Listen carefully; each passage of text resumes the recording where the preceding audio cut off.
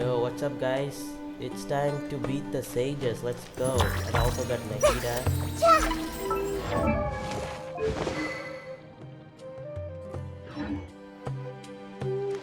Oh, of course. Candace, we're here! Has everyone arrived? Everyone is already waiting inside. Well, what are we waiting for? Let's join them! Please, wait a moment. I can't wait to beat the sages. Before attending the meeting, I hope you can promise me one thing. What do you need? Promise me that you won't commit to anything too reckless. What do you think? Okay.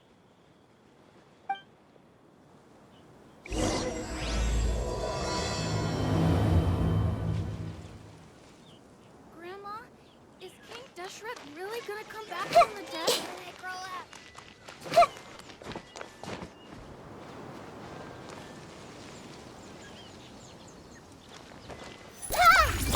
Join the Aramites.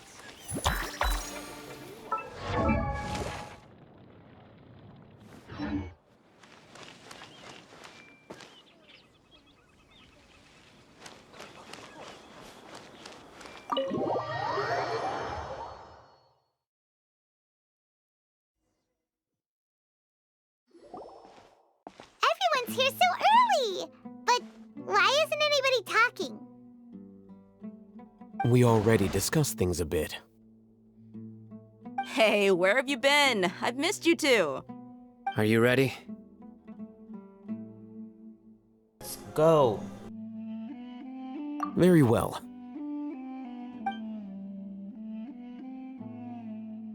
Are you sure this is gonna work? I gotta admit, it's bold. Color me impressed. It's worth a try. The point of discussion is to arrive at a solution. Let's cut the small talk and move to the next point.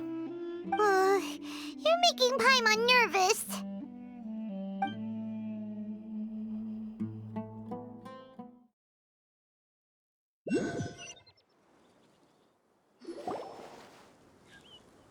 You're finally done. I have some other stuff to take care of. Catch you all later. Come on, don't give me that face. I know what you're going to say. I'll be careful. That's what I wanted to hear. Take care. Well, traveler, Paimon, judging from your expressions, the meeting must have been quite productive. You can tell? I'm not that good at scheming or strategy, but I can sense people's emotions. And based on your reaction, things must have gone quite well. Paimon's a little worried. Hopefully nothing will go wrong. To be honest, I feel the same. But you're already some of the most capable people I know, so you have my trust. Candace gave us a compliment. Your deeds speak for themselves. Candace, we stayed behind to tell you that, although you won't be coming with us, we'll be sure to remember your words. I'm very glad to hear that. I've said the same thing to everyone here today as I said to you when you arrived. Your safety is the most important thing. Only when you're safe can the plan be successful. So please, take care. You're welcome. And thank you for taking my advice. Good luck with everything. I'll be here in the village praying for you.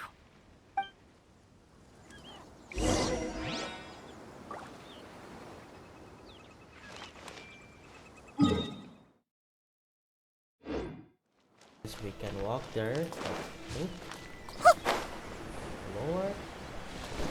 I'm gonna keep my nahida for level 1, so I might switch her because I don't want her to increase. As you guessed that. Sounds good. I'll go make some preparations. Okay. I'll hate them! Have you finished saying your goodbyes? Yeah! Also, Candace told everyone to be careful. Yes, she did. But I think my point also bears repeating. Our plan is not child's play. We won't be able to achieve anything if we're simply careful. We must go beyond that and fully commit ourselves to it.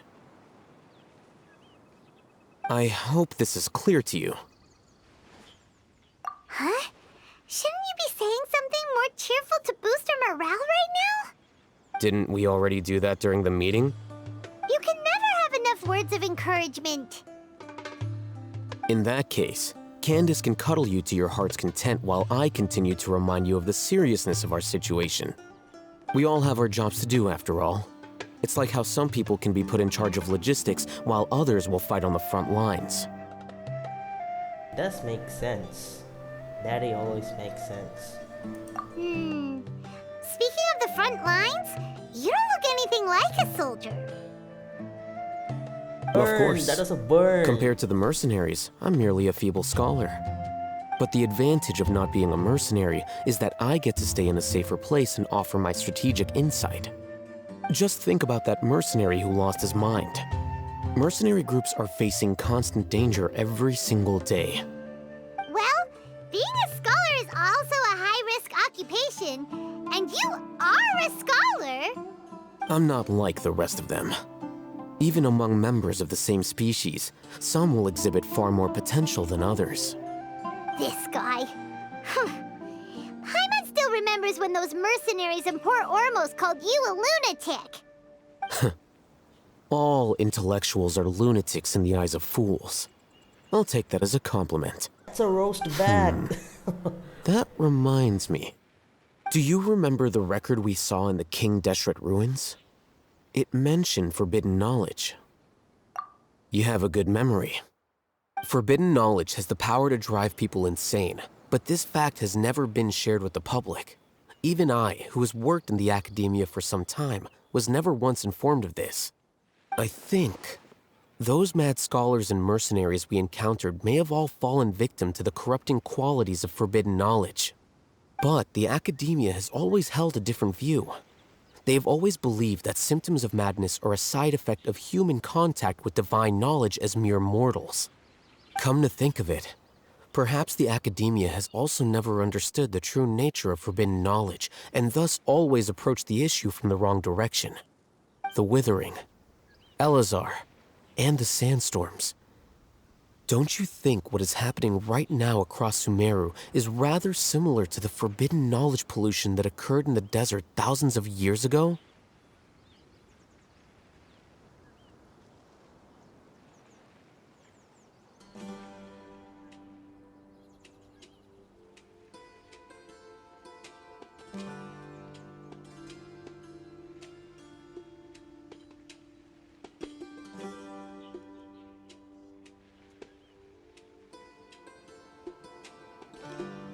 But Paimon thought that Irminsul's disease is what caused the withering in the sandstorms. At least, that's what Tainari told us. Wait a second. Could it be that... Ah, you've connected the dots. The cause of Irminsul's illness may precisely be the pollution from forbidden knowledge. But if that's the case, what should we do? This is huge! Wait. Why do you think Lesser Lord Kusanali would have a solution to this situation? You mean, it's related to the scene you saw when you passed out in the Avidia forest? That whole, the world forget me thing? In that case, it's imperative that we rescue Lesser Lord Kusanali. Only by working with her to save Irminsul can we completely resolve the problems Sumeru currently faces. To make sure we're still on track, I would like to check on the state of some of our preparatory work. Where are we going? To an Eremite base. Alright, now we go to an Eremite base. Where's that? It's freaking long. Hope there's a fast travel. Unlock. Okay, I did unlock. Nice.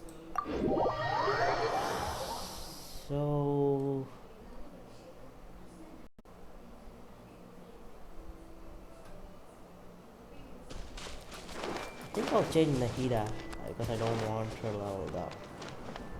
Okay, see, I'm already getting increased levels. Okay, when she reaches,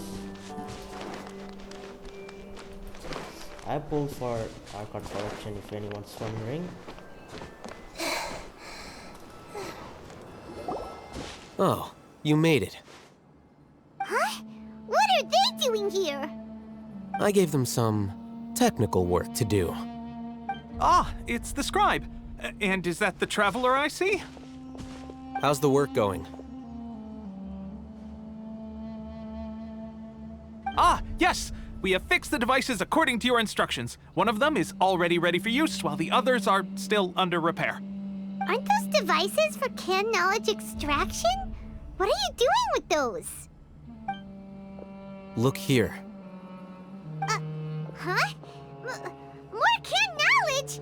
Are you going to put more weird stuff into her head again?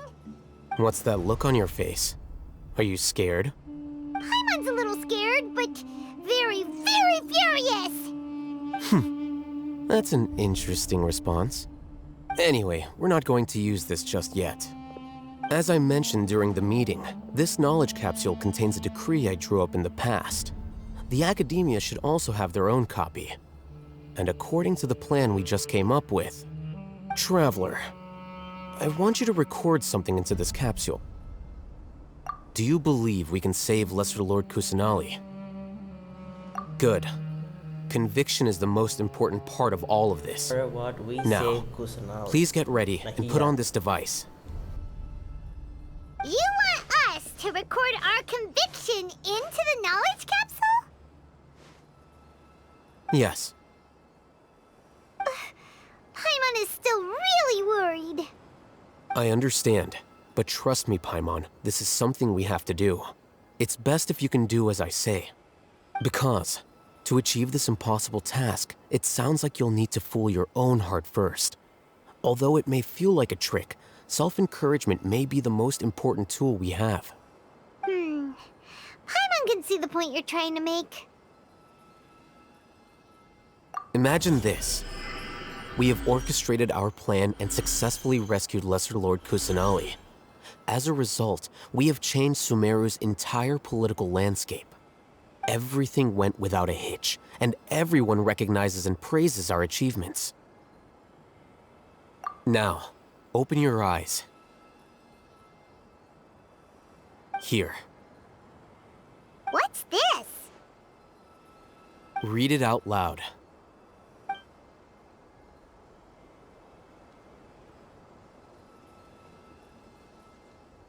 It's done. Is your head okay? Does anything hurt? It's just a recording. There should be no negative effects. Oh, Paimon, What chill. is the point of doing this? Paimon doesn't get it. Of course you don't get it. And that's Paimon. perfectly fine. In any case, these capsules aren't meant to be used by you. Huh? What do you mean? Have you forgotten?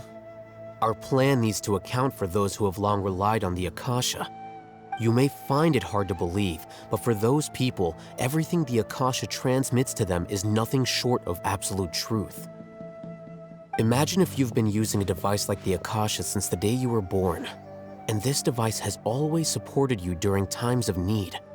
After all that time, what do you think you'd become? A fool? A machine? A slave to orders. And that's why rules are so important. In addition, those who understand the rules can delineate boundaries and identify gray areas. But why would you need to identify the gray areas? You could say that those kinds of ambiguous zones can be very interesting. One might even say they're advantageous in the right hands. Things you're interested in are really out there. Are all Sumeru scholars like this? Anyway, that's enough chit-chat. I'm going to take those two to work on some small projects. You can head to Caravan Rebot and start preparing for the next step. Small projects? We're going to tinker with the Akasha terminal and make a few modifications.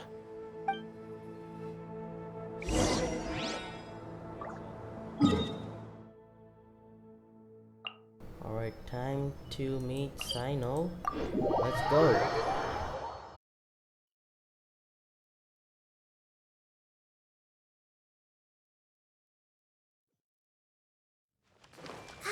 The weather is lovely and warm. Things are... I thought we agreed on a plan. How can you go back on your word? The plan is too radical and carries a high risk for casualties.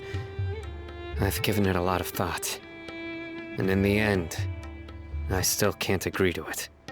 But it's still the best plan we have. As a former Matra, you of all people should be able to see the bigger picture and recognize the innate advantages of our plan. I did. And that's how I saw the danger behind these so-called advantages. Al-Haytham's plan is even more radical than I imagined. Huh? Why are you guys arguing? My friend, you're just in time. Why don't you help me persuade Sino? He's turned against our plan. We agreed to work out a plan at the meeting. As mercenaries, you're familiar with the local environment, so you'll take care of the specifics. But then, you went to Al-Haytham for suggestions. Had I known Al-Haytham would give you those kinds of suggestions, I would not have agreed to the plan. Look, you already know that we're all on the same side here, don't you? Mercenaries place a lot of importance on their bonds of friendship, but also will not hesitate to make sacrifices if they deem the situation to be sufficiently dire. I'm sorry, but as things stand, I can't accept your principles. Seems you really do understand the ways of the desert. Traveler, Paimon, this is also something you should know. Rahman's plan is to have me work with the Caravan Reebok guards in my capacity as a Matra. We will arrest the mercenaries and escort them into Sumeru City. Wait, how can we work with the guards? We can't get through that wall easily, remember? Caravan Reebok would never let so many unregistered members of the Eremites enter Sumeru City. My plan will clear us of any possible suspicion, and also let us enter the city as a big group. There is no better way. That also sounds like something Al-Haytham told you. Am I right? Doesn't Al-Haytham know how dangerous this plan is? Of course he does. He told me, there is no perfect plan, but this can get the job done. He also said that with the help of Sino and the Traveler, our chance of success would increase significantly. I never blindly trust anyone, and I've always had a good eye for people. I think he made a number of valid points. It's my own choice to trust you. If I make the arrests alone, I can control myself and prevent you from getting hurt. But I can't guarantee that kind of discipline from the guards. To make the whole thing more convincing, you'll need to resist to some degree. Casualties are inevitable once push comes to shove. I'm okay with the deaths of enemies. But now that we're allies, I'm against the meaningless loss of our own. I can't believe a Matra would actually care about us. I've lived a hard life, and I can say that people like you are hard to come by. I've always treated my allies with honesty and respect. They have the right to know important things like this. Now you're making this hard for me. Hey, is there something we can do to help? I knew you would say that. We can help fight some of the mercenaries, which should reduce the number of times you'll have to struggle directly with the guards. That should help at least a little bit. Sino, on behalf of my people, I thank you for your kindness. But this is a mission we cannot turn our backs on. We strongly value the lives of our friends, but the goal we are about to achieve is even more important. We have no fear of casualties, because we crave the spoils of victory. So please, lend us your support. We will show you the determination of us desert dwellers. Well, Now that you've put it that way, I can no longer refuse. But remember, you need to follow the plan and not do anything reckless. Candace made it very clear that we can only achieve our goals if we can ensure our safety. Since you and I both recognize the significance of this operation, there should be no more animosity between the followers of the Dendro Archon and those of King Deshret. Everyone's life is equally important. Okay, you have a deal. Let's do this for our shared dream. The guards should be stationed in the courtyard nearby. You can find them there. I think I'll reduce the music a bit. It's like too loud, don't you guys think? I'll keep one that. I think that should be good.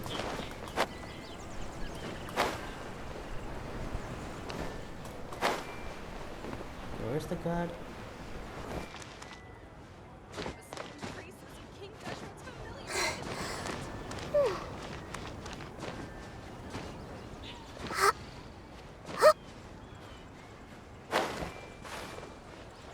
Was clumsy. Guards! General Mahamatra! To what do we owe the honor? Keep your voice down. This is a secret operation. I'm going to arrest a large criminal gang near this location.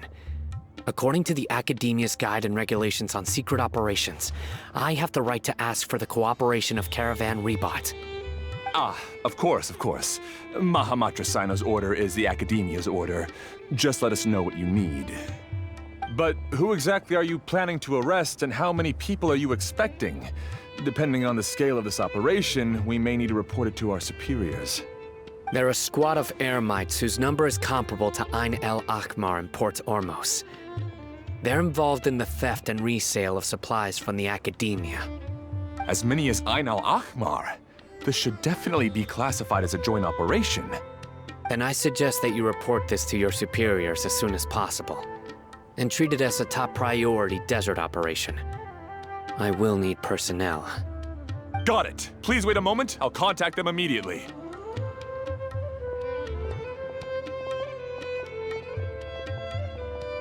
Because this is work. Because I trust you. Paimon can't believe you're still in the mood to chat. This whole thing has Paimon scared stiff. Aren't you even a little worried? What if these guards already know that you have betrayed the Academia and are no longer their General Mahamatra? Even if that guard doesn't know, their superiors might, right? We discussed this, remember? The Caravan Rebot operation is of great importance. But don't worry, the guards there shouldn't know that Sino has stepped down.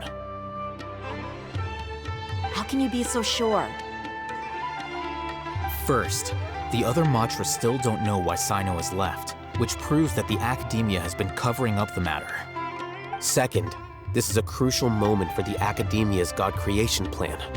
If something were to happen to the General Mahamatra, it's bound to attract a lot of unwanted attention.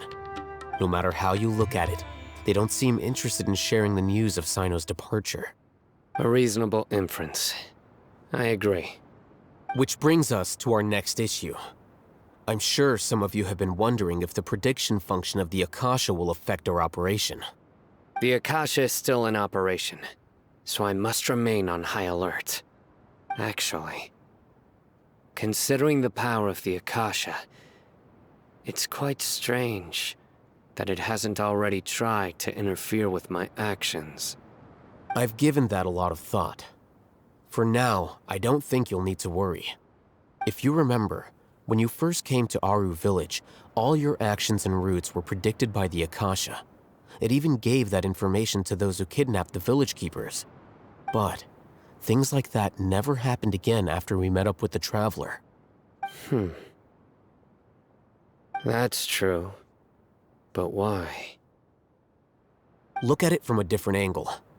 Why do you think the Akasha will predict your actions? Because my personal data has been entered into the Akasha.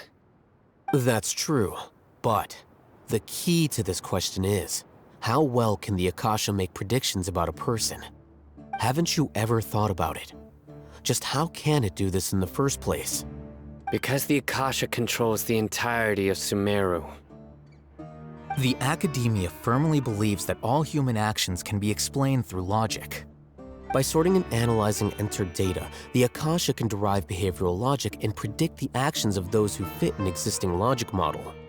However, at the risk of sounding like an advocate for fallacies, can everyone truly be considered logical at all times? Emotions are part of our behavioral logic, but can you guarantee that every experience of the same joy or pain would be equally intense? How can our feelings and opinions be predictable down to the letter in every single instance? Sino, in the past, you've always worked alone. In the absence of another person who could sway you or your thoughts, the Akasha could produce predictions that were similar to your real-life behavioral principles. Decisive and principled, you were used to solving problems alone. That's why the Akasha could figure you out. But now, you've joined a team. And I believe the Akasha hasn't yet figured out the full composition of it. Our thoughts and logic have intermingled and weaved themselves together to become a complicated, chaotic mess. Any one of us could potentially disagree with another. The Akasha lacks data on these interactions, and it's impossible for it to predict your actions in the future based on your decisions in the past. After all, there's probably a limit to just how much we can be modeled or controlled by data. So, in my opinion, you're probably safe for now. Makes sense to me. I agree. The Akasha is not alive, and I don't think we can be completely controlled by something without a mind of its own. Is that so? I guess there are things that even the Akasha cannot calculate, and people will not be forever trapped by the past. Paimon's so glad that this is settled. Next time, pay attention during our meetings. Will do. Just remember to stay vigilant. Footsteps! General Mahamatra, we were not expecting your presence here.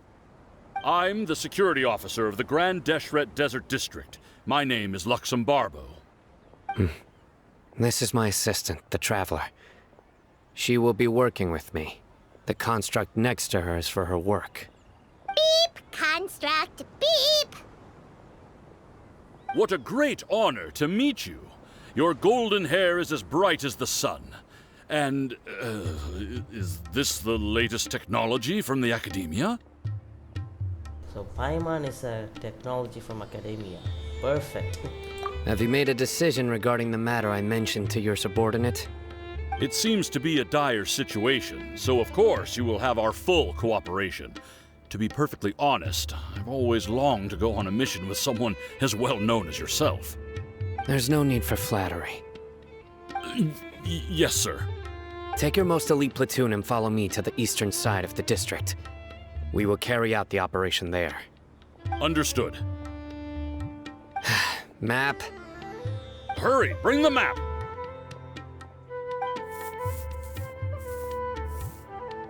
In 2 days, we will engage Rahman's Eremites and capture all of them.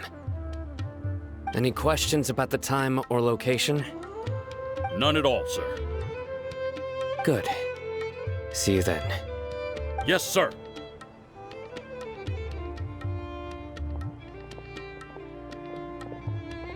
Maybe hanging around the General Mahamatra isn't so bad after all. Everyone's so respectful towards us. This is all due to the absolute authority of the Academia. And now, we're going to strike back against that massive pillar of power. Get ready. We will move out in 2 days.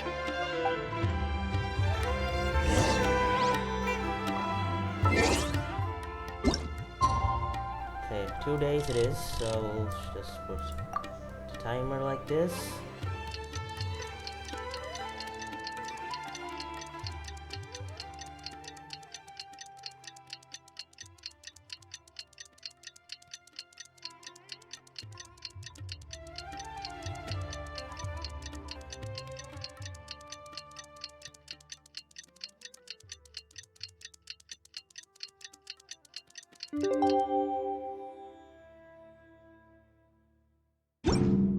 What they say is true. It's time for the operation! Let's go meet Sino in the desert! Let's go meet Sino.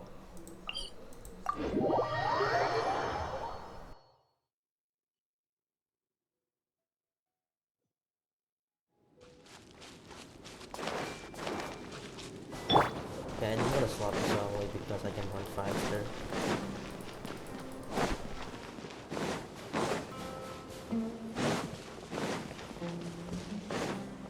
Look!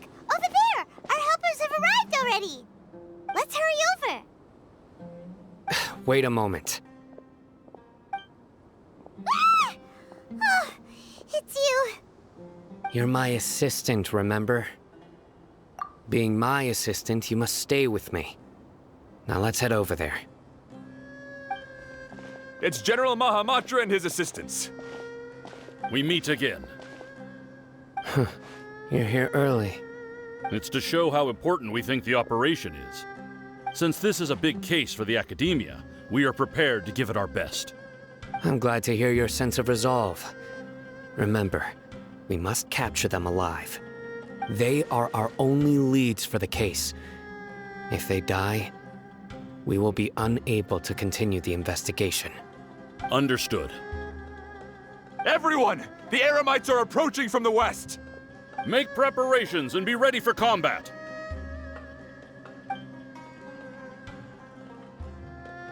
Halt! Oh? What a warm welcome!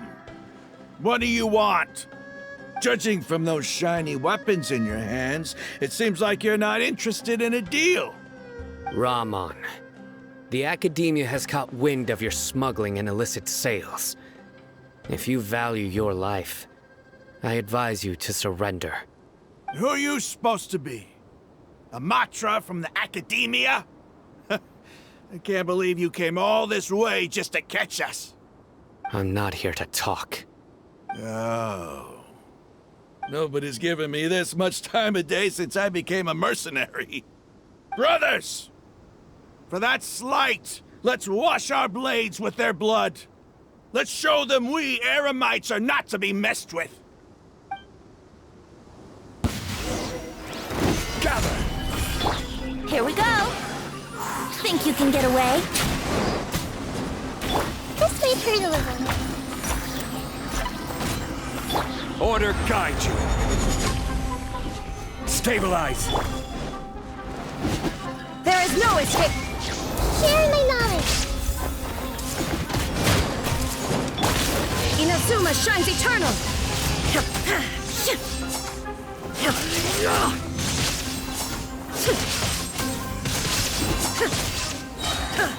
Illusion shattered!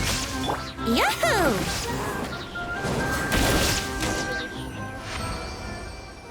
It's over. Ah! We have subdued them. The operation is now over. All Eremite mercenaries and related personnel in the area have been arrested. Ah, you pitiful Dendro Archon dogs! You'll regret this! I'm afraid you'll regret it first. King Deshret will curse you, and you will all! Silence! Oh, Restrain them and take them back to Caravan Rebot. Count their numbers and send them to the Academia as instructed by the General Mahamatra. Yes, sir!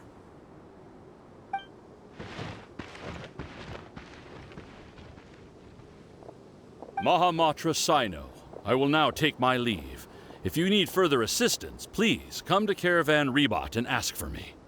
Understood. You are dismissed.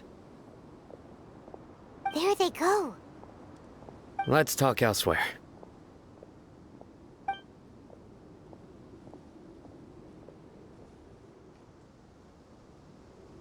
This part of the plan went really well.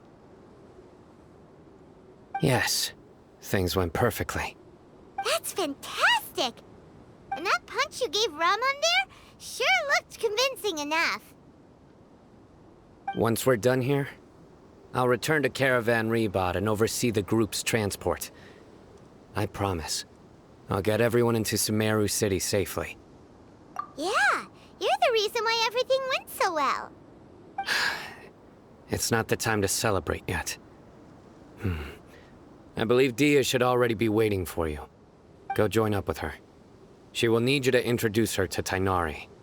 Speaking of which, is it really okay for us not to share the full plan with Tighnari? What if he'll feel miffed about it and refuse to work with us? I have a very close relationship with Tighnari. Given how well we know each other, I believe my message alone should be enough to bring him to our side.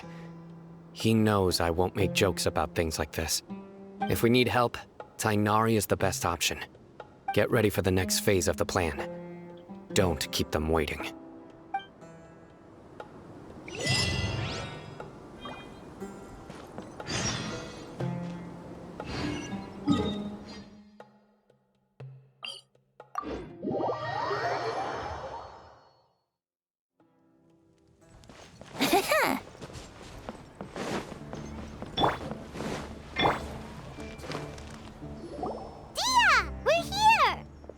It's about time. Didn't you say our part of the plan is the most important of all? And here you come rolling in late. In the time it took you to get here, I already did 5 laps around the place, downed 7 drinks, and even did some clothes shopping. Sorry. We didn't mean to keep you waiting. I just wanted to fix your attitude and rub it in a little. After all, you took your sweet time getting here, and we've got important stuff to take care of. I just like seeing that serious look on your face. All right, I'll stop. All joking aside, I'm glad you're here. Let's get moving and take care of this as soon as possible. But where should we start? Our responsibility is to get a status update on the Fatui Harbinger known as the Doctor. We need to make sure he won't get in our way when we rescue Lesser Lord Kusanali. Dealing with an institution that controls all of Sumeru is already hard enough. If the Doctor were to crash the party, it would be next to impossible for us to achieve our goals. Yeah, we sure don't want him showing up. Ooh, he really gives Paimon the creeps. Right? Hearing his name just reminds me of those stuffy old geezers in the academia. I'd rather not have to deal with someone like that.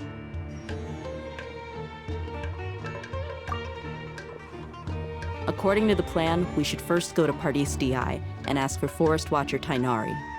If all Hatham and Sino's sources are solid, then we can be sure that Tighnari still has the Academia's trust. So, we'll find Tighnari and convince him to get us the latest intel on the Doctor. Then, depending on what we learn, we'll make any necessary adjustments to our plan. The sages have placed spies everywhere on the other side of the wall. I'll follow you as a bodyguard. You should be honored. I don't offer my services to just anyone you know. But Paimon thought mercenaries would do anything for Mora. That's certainly true. But when multiple employers are vying for your services, you should always go with the best offer. Let's see. If I were to charge you a bill, I guess I can apply a discount. How much more do you want? Paimon's not sure we can afford it. How much do I want? Hey, how about paying me with a smile? What do you say? I haven't seen you smiling much recently. If you ask me, someone like you must look lovely when they smile. Come on, give me a smile so that I can be less worried. Looking good! I hope this pretty smile will become our lucky charm. There are many kinds of smiles, but only a truly joyous one can bring blessings to others. Let's consider this smile a down payment for our future victory. Let's go. It's time to pay a visit to Pardis Di.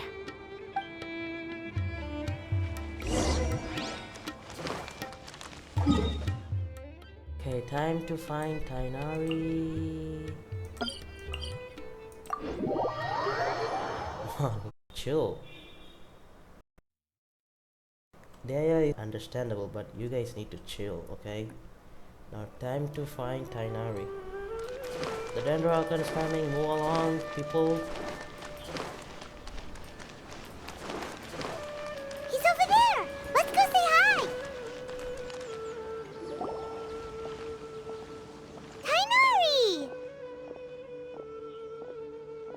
Ah, Traveler, Paimon. And you are? Hey there. This is our friend Dia. She's an Eremite mercenary. A mercenary? You must have some big news for me. It's something really important. Please help us out. All right, then follow me.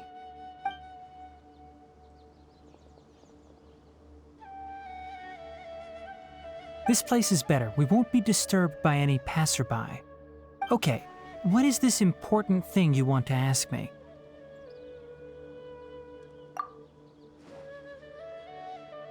The doctor, huh? He's that strange-looking Fatui Harbinger with the mask. Paimon thinks he has blue hair. Yes, I know him.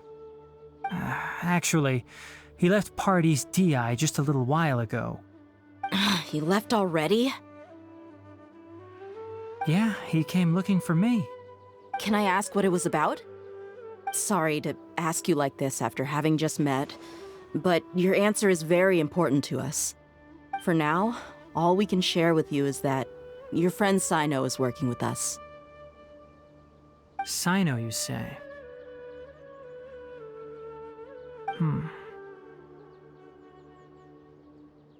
I see. So that's why he hasn't been at the Academia. Okay. I will answer your questions and will assist you any way I can. You don't have to tell me everything that's happened. Sino's name really does work wonders. You're not even a little worried that we might have made it all up? Despite having just met you, I can sense that you're the serious type. Between you, the Traveler, and Sino, none of you strike me as the type that would conspire to deceive me. You don't need to tell me anything you don't want to. I'll also get straight to the point. The Harbinger you mentioned came to me because he wanted to take the scholar Hypatia away with him. Hypatia? Why would he want her? And what do you mean by take away? Is he planning to leave Sumeru? Yes. He told me his return to Snezhnaya is imminent.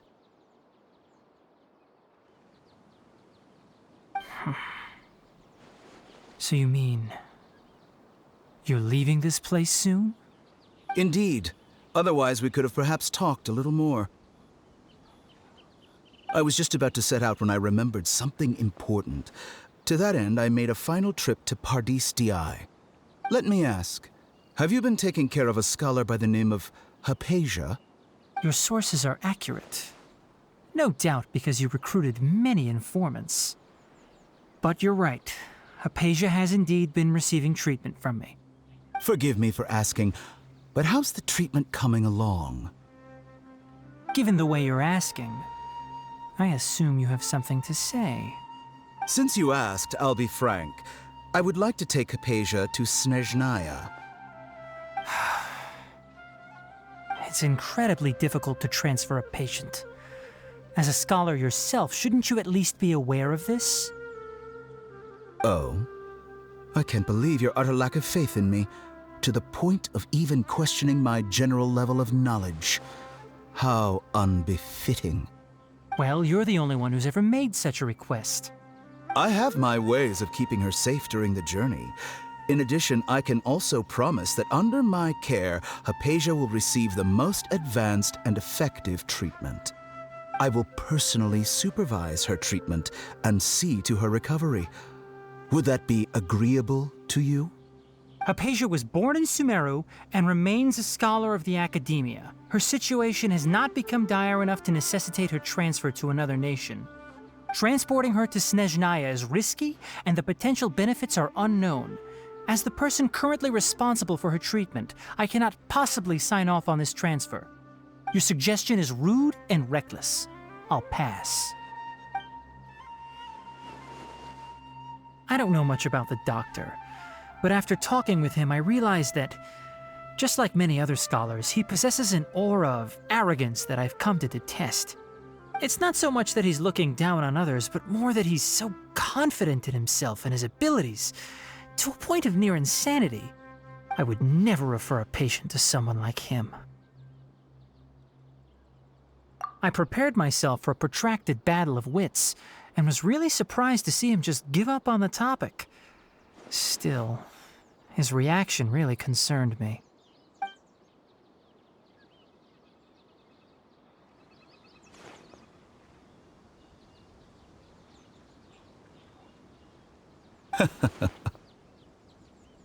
I see, I see. Of course, your opinion makes perfect sense. You're still young, but already quite stubborn. I must say, you are not like what I had expected. Under normal circumstances, I wouldn't just let you off the hook like this. But unfortunately, I'm in a hurry today, what with Her Most Noble Majesty the Tsaritsa calling for our return. Luckily, there is still some time left for me to take care of everything before I leave. It's just as the Academia said. You're a responsible and gifted scholar. Sadly, even with all of that, you're still lacking a bit of shrewdness. And that's also why people like you can never realize that sooner or later, everyone must pay the price for what they've learned.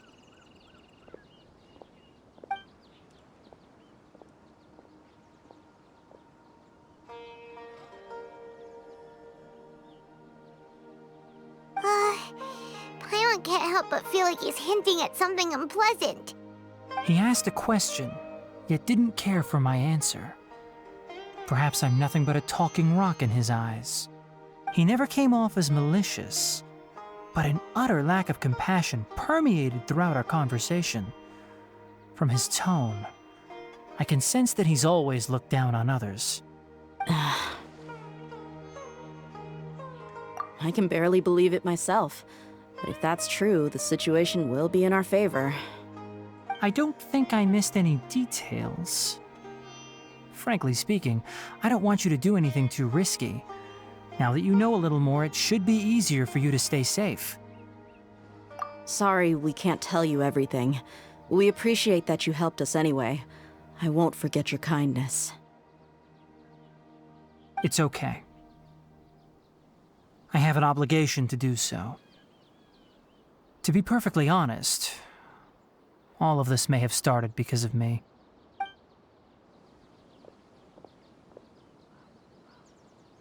Recently, my master wrote several letters to me, asking me to return to the Academia and assist him with his research. Hasn't he already asked you several times before? Yes, but there's something off about this most recent batch of letters. The handwriting and tone are both familiar, but some details have been omitted. My master will occasionally leave a few dots on the back of the letter. 1 dot means that he wrote the letter on a sunny day, and 3 dots stand for a rainy day. This has been a habit of his for many years, but I didn't find any dots in his recent letters. I believe something may have happened to him. I get it.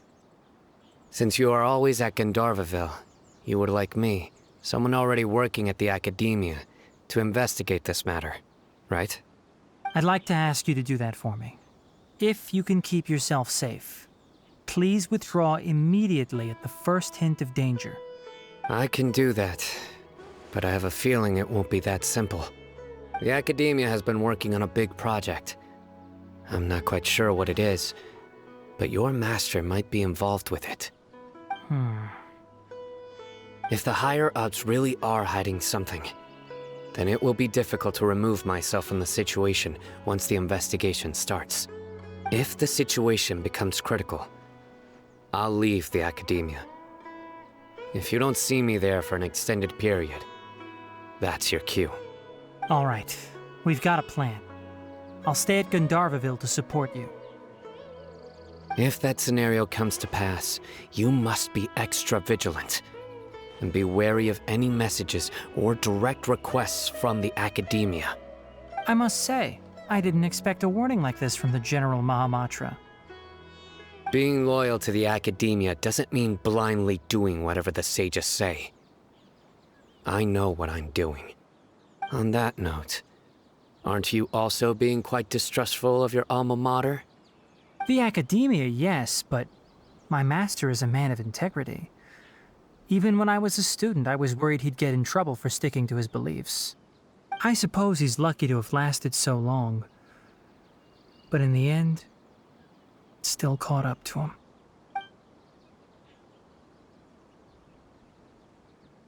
I see. So you noticed something was up with the Academia from the very beginning.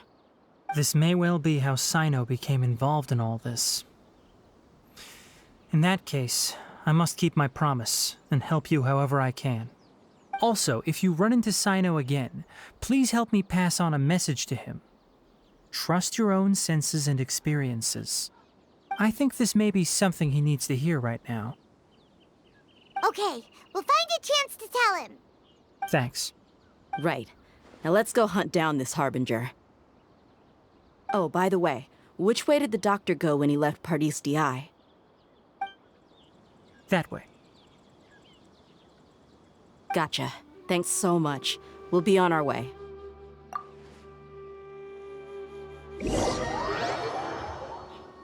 Thought we might fight the doctor for a bit to Snezhnaya, but seems like... According to Tighnari, the doctor is leaving Sumeru soon. I want to check if the doctor was actually telling the truth. He also said that he'll take care of everything before he leaves. What did he mean by that? We need to be extra careful when dealing with a person like him. Just to be safe, let's chase him and see what we find. But we have no idea where he went! How can we start chasing him? We'll do it the mercenary way. I'll find leads as we go. All you have to do is just follow me.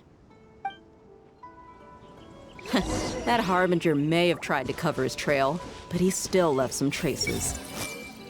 Or perhaps he never even thought about concealing his whereabouts.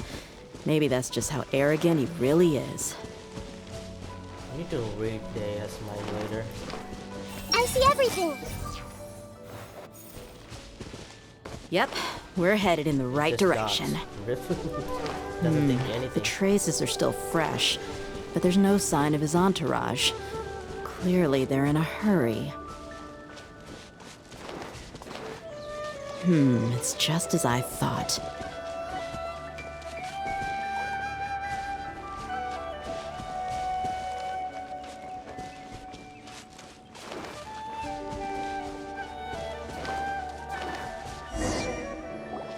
We can stop here. I think I know where the doctor went. To the south of here is Port Ormos, which seems to be where they're headed. Port Ormos? They're going to leave by boat? That's right. Let's go to the port and have a look for ourselves. Okay, Port Ormos it is. Let's just fast travel there. Any idea how long is this? The time?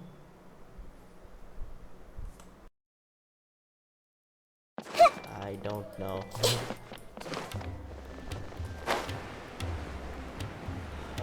Need a new glider for her. I didn't change the glider.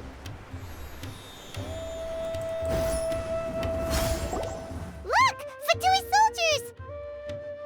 Thanks to Dia's tracking skills, seems we found the right place! Shh! Don't draw their attention. The port is crawling with Fatui soldiers. Let's keep going and see what we can find. Now this is a proper farewell ceremony for a Snezhnayan Harbinger. The Lord Harbinger is leaving. I've still only seen him once or twice. I used to hold a position in our homeland, and back then, the doctor spoke in a very different way from the way he speaks now. Maybe the way people talk in Sumeru has rubbed off on him? It's always like that when you spend too long away from home. When he gets back to Snezhnaya, perhaps it will also take him some time to get used to the life there again. Huh? But, sir, that can't be right.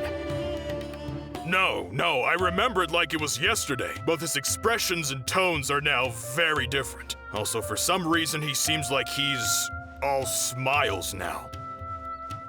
You must be mistaken. Nobody's supposed to look happy when they're on a business trip.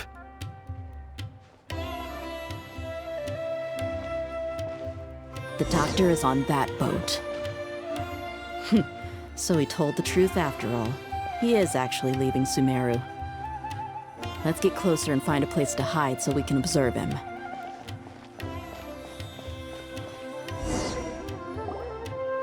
This place'll do. We can hide here while we keep an eye on the boat.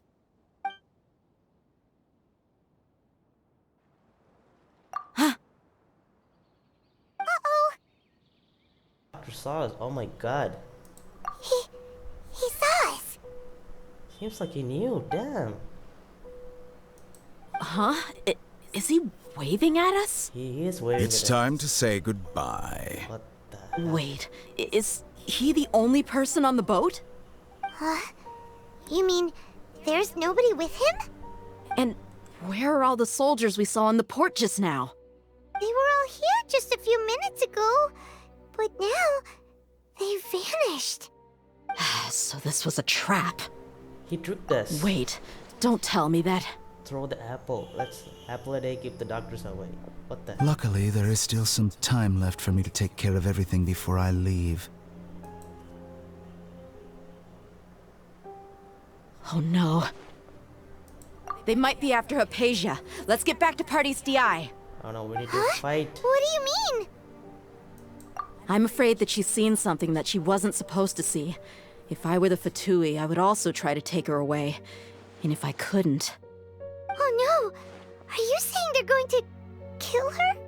No, we're not gonna let her. Let's go! kill her. Come on, let's go. Full power.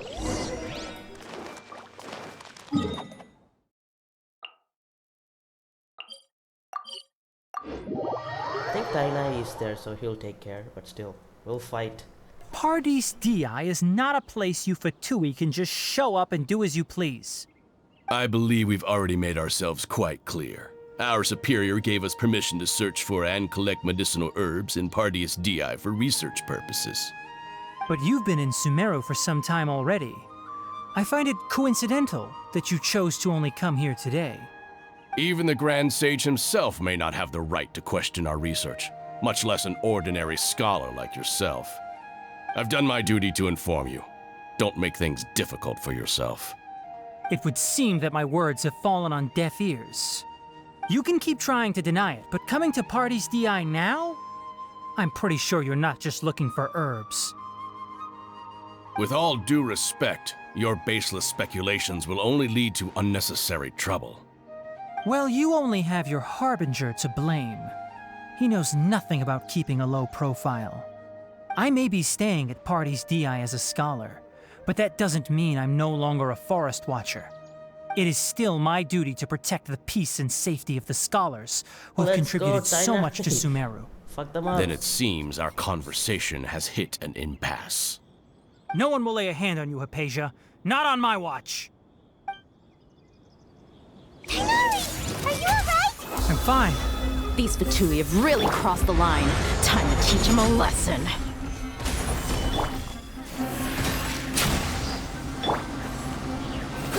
Grow! Shine down! There's no use resisting! Give us Hypatia! Keep dreaming! Yeah, Tainari, beat him up! The doctor's orders are absolute! Yeah? You've been someone's lapdog for so long that you don't know anything else now!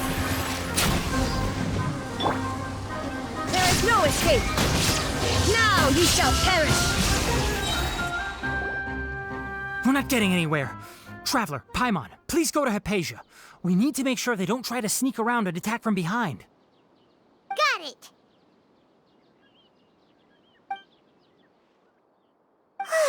Hypatia's still here. Doesn't look like anyone's broken in. She's safe.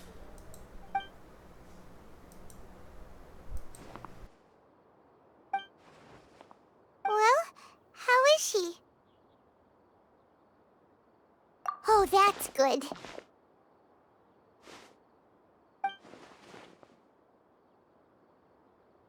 So, you think this is over?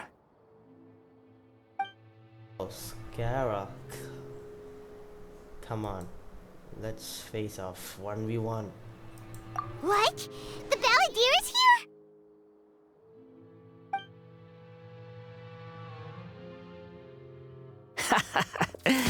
I've missed that look of abject horror. You've given me that look every time we meet. But, where is he?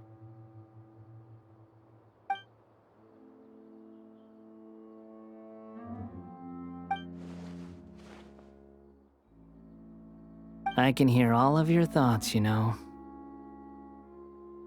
Don't you remember? I already saw you the first time you came to Parties DI and made contact with Hypatia. I didn't need to do anything. It is her honor to be able to connect her consciousness with me. Who are you talking to?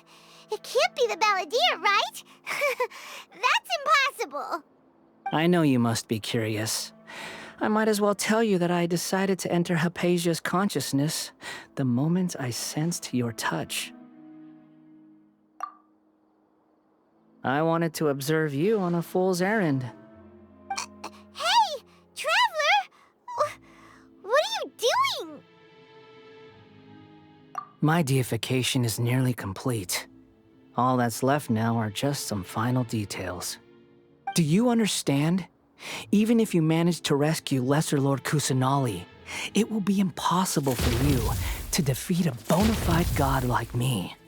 Is it wise I'll to bring force your that mom to beat childlike your god ass. into a divine battle against me? Scholars consider the god of wisdom to be the sum total of their faith.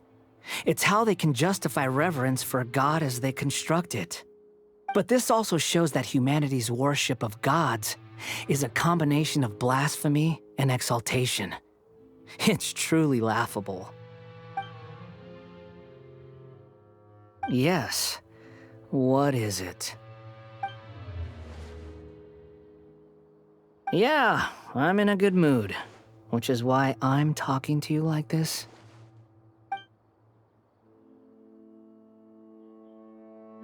What do you mean?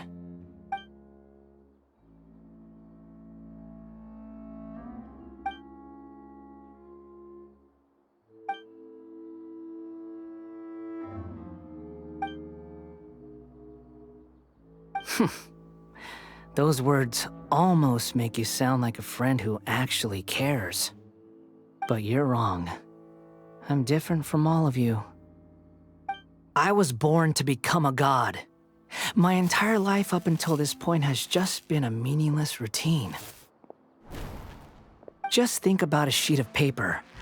By itself, it holds no meaning. The content recorded on it is what gives it value. All I had recorded down before were some painful memories and boring human feelings. Such senseless drivel should have been erased a long time ago. Indeed, to me, the sight of you fools in your futile struggles is far more amusing. Tell me, just what has this world done for you to protect it with such zest and conviction? I'm connected to your consciousness, so I can hear what you're thinking and sense the depth of your determination. This is a good conversation we're having. So here's a word of advice.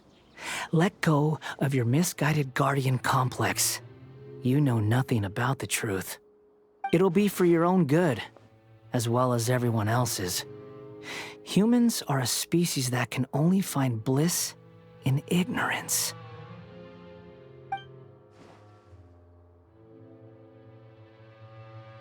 Ah, you've seen my affection for her. If you were in my position, I think you'd feel the same way. She peered into my consciousness and saw my past. Someone like that is qualified to become my first follower. All gods need followers. So Hypatia has been chosen. Her appearance heralds my imminent arrival at the throne of divinity, while her worship shall become my glory. You're doubting me again? No matter. Soon, you'll know what kind of authority you're challenging. 1v1 me. Who wants to hurt my devout follower?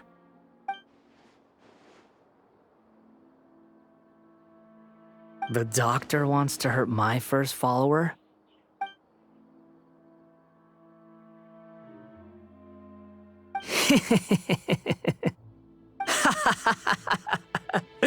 How very amusing.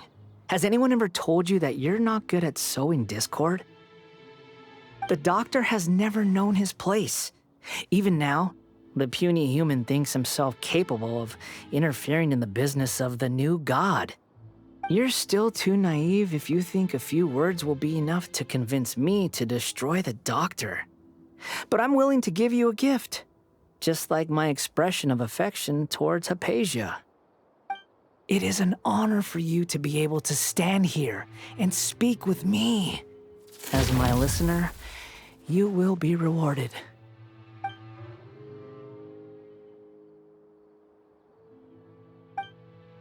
Both good things and bad things can be called gifts. After all, gods have never needed to be reasonable. Ah! Paimon hears thunder! That person Paimon couldn't see was the Balladeer? Oh, he sure chatted with you for a while. Where is the storm headed? That means anyone outside is in danger! Let's go! Tighnari and Dia still must be fighting!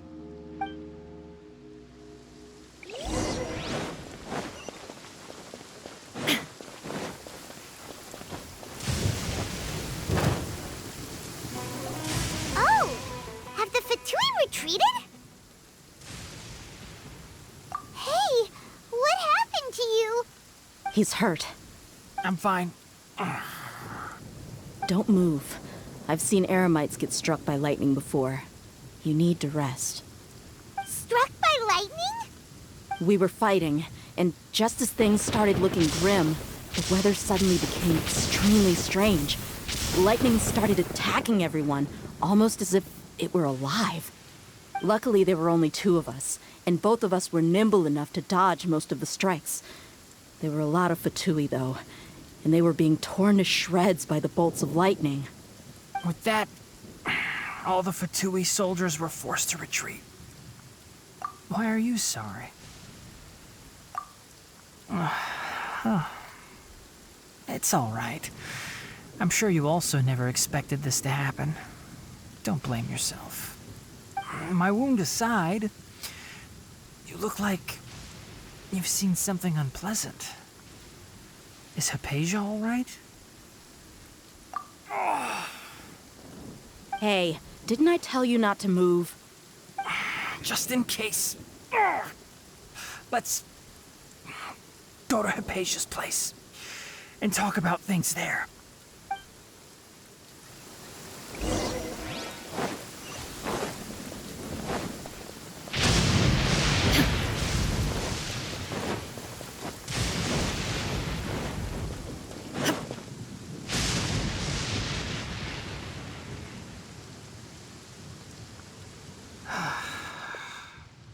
Thank goodness she's fine. Hey, how about taking care of yourself first? I understand my condition. The wound is not fatal. I'll be all right. Ugh. The more you understand medicine, the worse of a patient you become. I know. They always think they can push through the pain. Oh, he sat down. Let me rest for a bit. Sorry, traveler. Now you may start.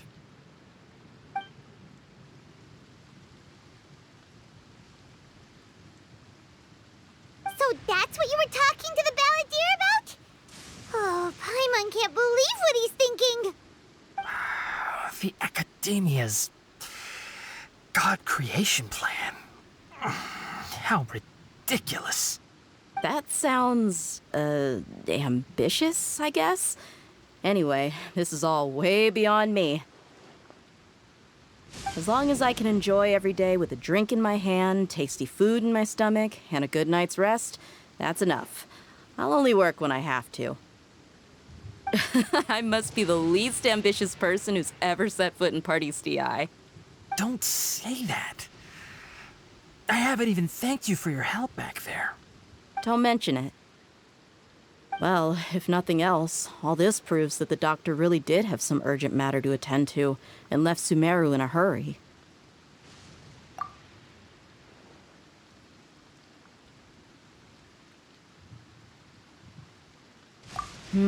Maybe the Fatui want to cover up some secret of the Balladeer. Is that why they tried to seize Hypatia? You said the Balladeer claimed that Hypatia has seen his past. So, what could be there? Have you noticed? The Balladeer is not happy with the doctor's actions. He thinks the doctor has no right to consider himself as his equal. So, if the doctor was to show up again, would the Balladeer zap him with lightning? Based on what the Traveler has said, I think he would. Having the doctor gone benefits him as well as us. In other words, we've successfully completed this stage of the plan. The doctor is out of the picture now. Yay! That's a big accomplishment! Yeah, Paimon, not yet. I'm also happy for you. Thank you for the help, Tighnari. Make sure you rest up for now. Yeah, rest up, cat guy. Yeah. All right. Okay, that wraps things up for us here at Party's DI. Traveler, it's about time we rendezvous with the others at the Grand Bazaar. So doctor's out, the only one Let's left continue to keep a is low profile. Balladeer. You can head there once you're ready. We need to beat the shit out of Balladeer.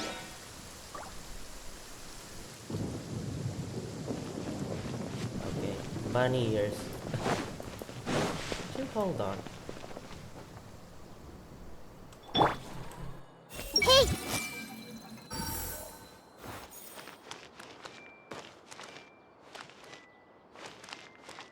I see everything! All dots for everyone, huh? So sad. Okay, we move time. I think it's 19:07 tomorrow. Wait. Jumpy bowling wall. Everyone have like different names for Tighnari. You can have a list of nicknames for him, to be honest.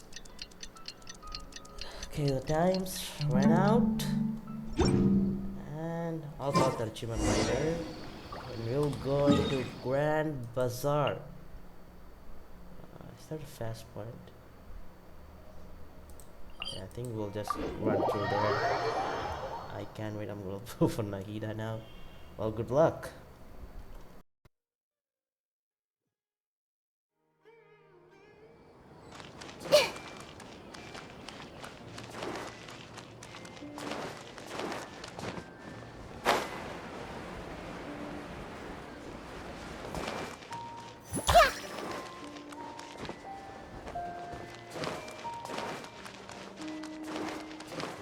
That's what happens if we have a small character running. We'll literally take the entire time running up.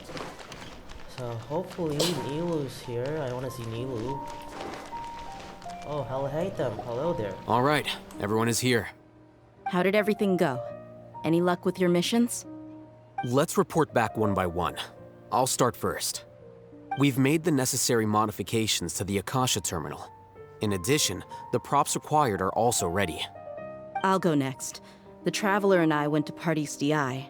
The situation was a bit complicated, but we found Tighnari.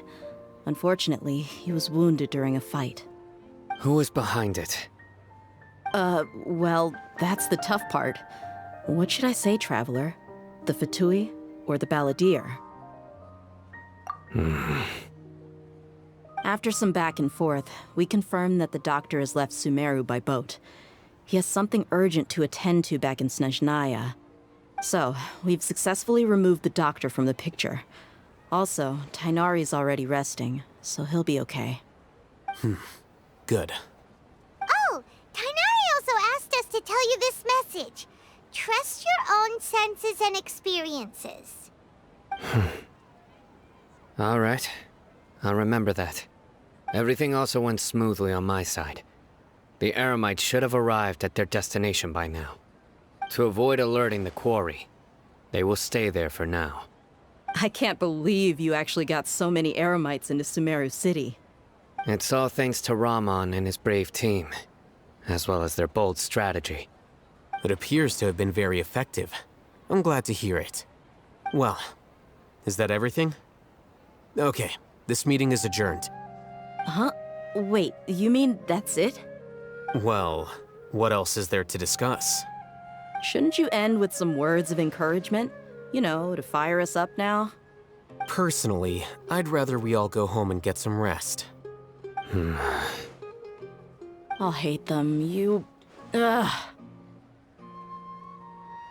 Oh, and if you wanted someone to say something to that effect, then I must reiterate that I'm here to strategize and not to lead. So you should find someone more suitable to do that. But I thought all of you academia big shots were great speakers.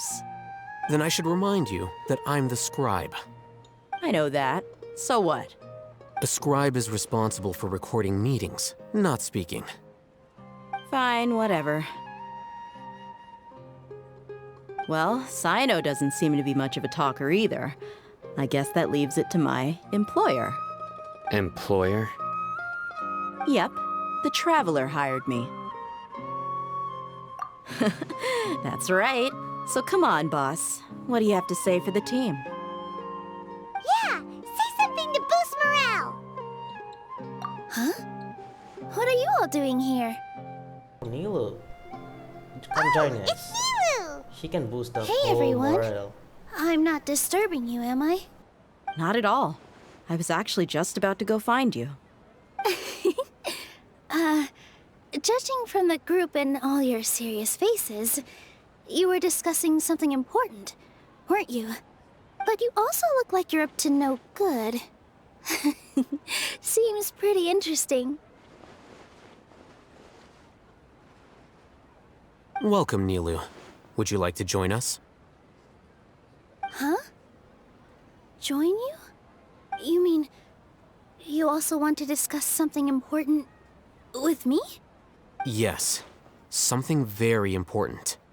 Nilu, are there any breaks in your performance schedule in the upcoming days?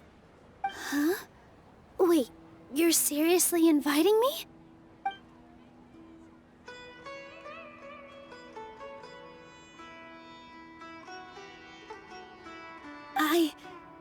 I can't believe my ears. You are truly the bravest and most passionate people of Sumeru, well, that I've ever met. Ahem. Oh, right. The Traveler and Paimon are not from Sumeru, but you are awesome as well. That's right! I must admit that I'm a little scared, but I'll try my best for Lesser Lord Kusanali. If I can somehow use my abilities to help you, then count me in. Remember, believe in yourself. Okay, I'll get my friends at the Grand Bazaar to help us tomorrow. Just remember not to say too much. Be discreet. Yep, you got it. All the preparations are done. Now, can we finally conclude this meeting? So, have you thought up what you'd like to say, boss? Yep, it's a grand plan and we're all super awesome!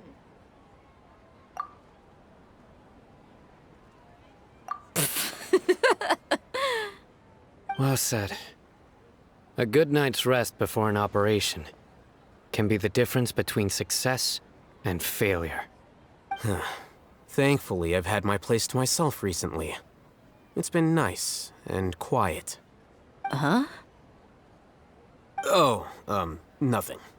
Alright, let's all go home and get a good night's sleep so we can be up early tomorrow. Okay, so I guess that means it's time to say goodnight now. Yep, good night,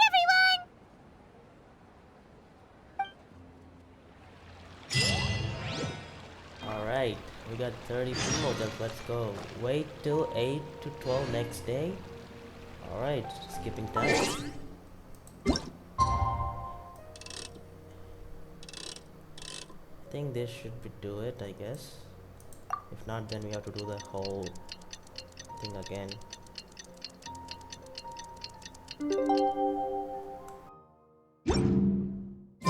Today's the Academia's Neogarbaha Day. We can finally put our plan into action. Alhaitham should be waiting for us. Let's go to the Academia and find him. Yeah, I'm gonna just TP here easily. Hello, you two. Today is the day. Sleep well? Let's go. Not really. Paimon got too nervous thinking about today and didn't fall asleep until the sun was almost up. What about you, Alhaitham? Naturally, I slept just fine. After all, a good rest should be considered part of the plan, since energy is an important resource. You just want to show off how calm you are. It's crucial to dissipate any tension before we execute our plan. The only thing you're doing is being annoying. Anyway, do you need me to go over the game plan again? Our target is Grand Sage Azar's office. Everyone in the Academia knows that's where the Grand Sage's console is. Only they can operate it. Many restricted commands and operations are executed via that console. I'm sure that console has a way to free Lesser Lord Kusanali. You know, Paimon's been thinking, what kind of technology could let the sages imprison even a god? That isn't something they could have accomplished with their scholarly talents alone. In the Sanctuary of Surasthana, there's a device of Greater Lord Rukkhadevata's that she once used to isolate herself while meditating. 500 years ago, the Grand Sage at the time modified the device so that it can no longer be controlled from the inside. They were effectively trapping one god with the power of another. So, how are we gonna get to the Grand Sage's office? Don't forget, today is Neogarbaha Day, arguably the most important day to the Academia. The sages and core Academia personnel are busy loading the latest batch of research developments and legal decrees into knowledge capsules so that they can be entered into the Akasha. All the Darshan's researchers have their noses to the grindstone, and the Academia's grounds are flowing with all sorts of people. It's the perfect time for an infiltration. When the Grand Sage leaves his office to supervise the entering process, that's our cue to access the console and free the Dendro Archon. Well, yes, that's just the visible side of our plan, after all. If precedence holds, the Academia should have already started preparing for Neogarbaha Day. Everyone should be in position. All that's left is for us to lead the charge. Let's go. Let's go. So are we just gonna walk in through the front door, or...? Yes. Were you expecting a stealthier approach? Paimon can't think of a good comeback. Alright, it's all on Alhaitham if things go south.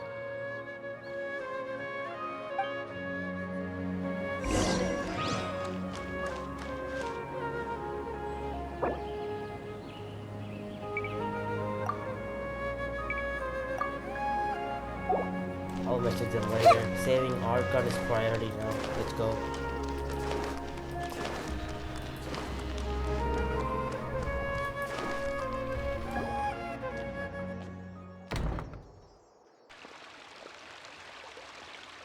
Scribe? Please, wait. Are you Scribe Alhaitham?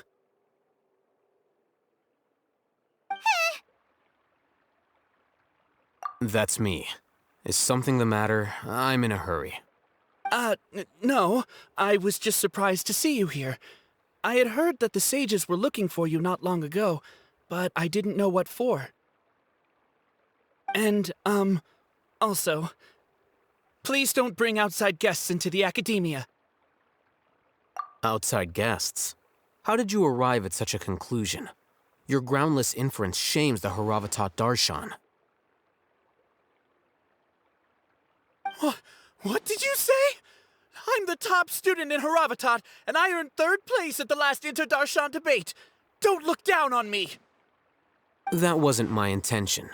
As your Haravatat senior, I just assumed that you possessed a greater aptitude for critical thinking.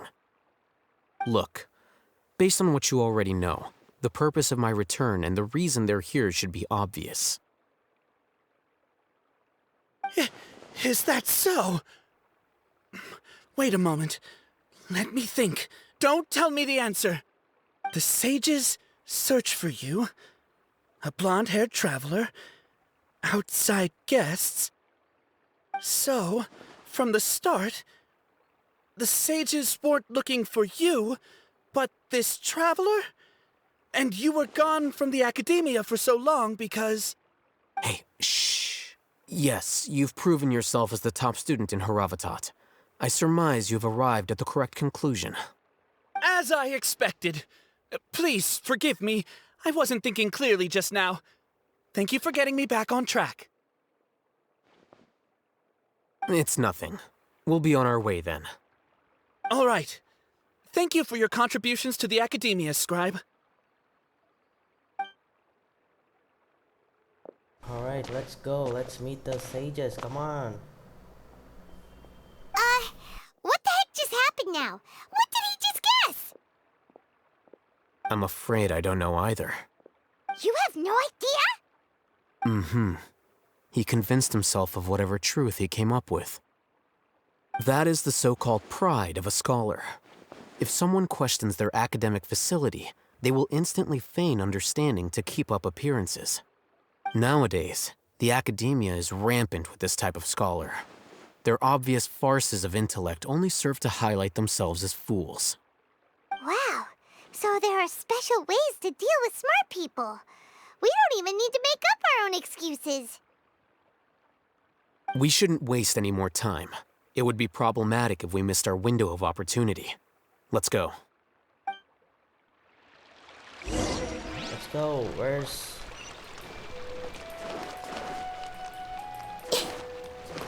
Come on. Oh, finally I think we get to operate that lift. Hopefully. I think that's the place where we fight Scaramouche for boss.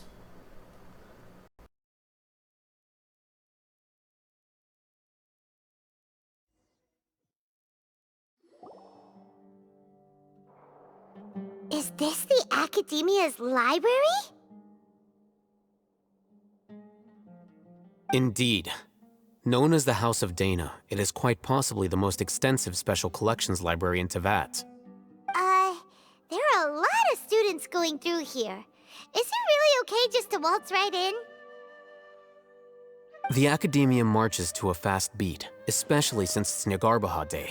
They're all occupied with their own matters. Just act natural. Now, hurry along.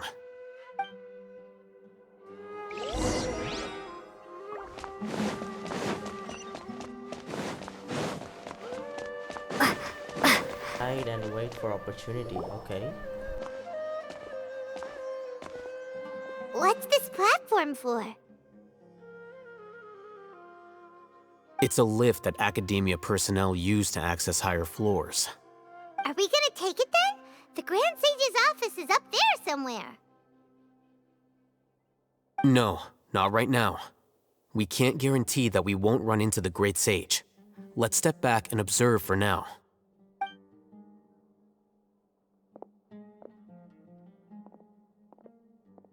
You think the Grand Sage will exit from there? And after he does, we'd sneak past him? Oh, Paimon thinks that's really dangerous. Who knows? However, if we can confirm Azar's current location, our operation will be much safer if we... Allow me to offer you a hint. If you wish to know his location, look behind you.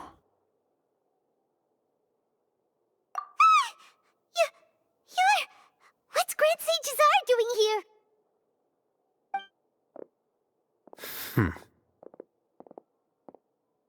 Do not tell me you believed the Academia would not grow suspicious of you after such a prolonged absence, Scribe. An eyewitness had informed me of your whereabouts, so I came to personally welcome you. Great Sage, I didn't expect you to care so much about me. I'm truly flattered. I'm sure, But compared to you, I am far more interested in these two unexpected guests. You are the Traveler and Paimon, correct? It's a pity that only now have I been afforded the opportunity to formally meet two of Sumeru's most esteemed guests. I do apologize for my lack of decorum. Stop now, I'll let you go. Easily. Excellent. You immediately initiated discussion instead of attempting to prepare some perfunctory excuse. You clearly understand the situation at hand, and have no intention of making a reckless stand. The foot traffic here renders this place unsuitable for discussion. Please, follow me to my office.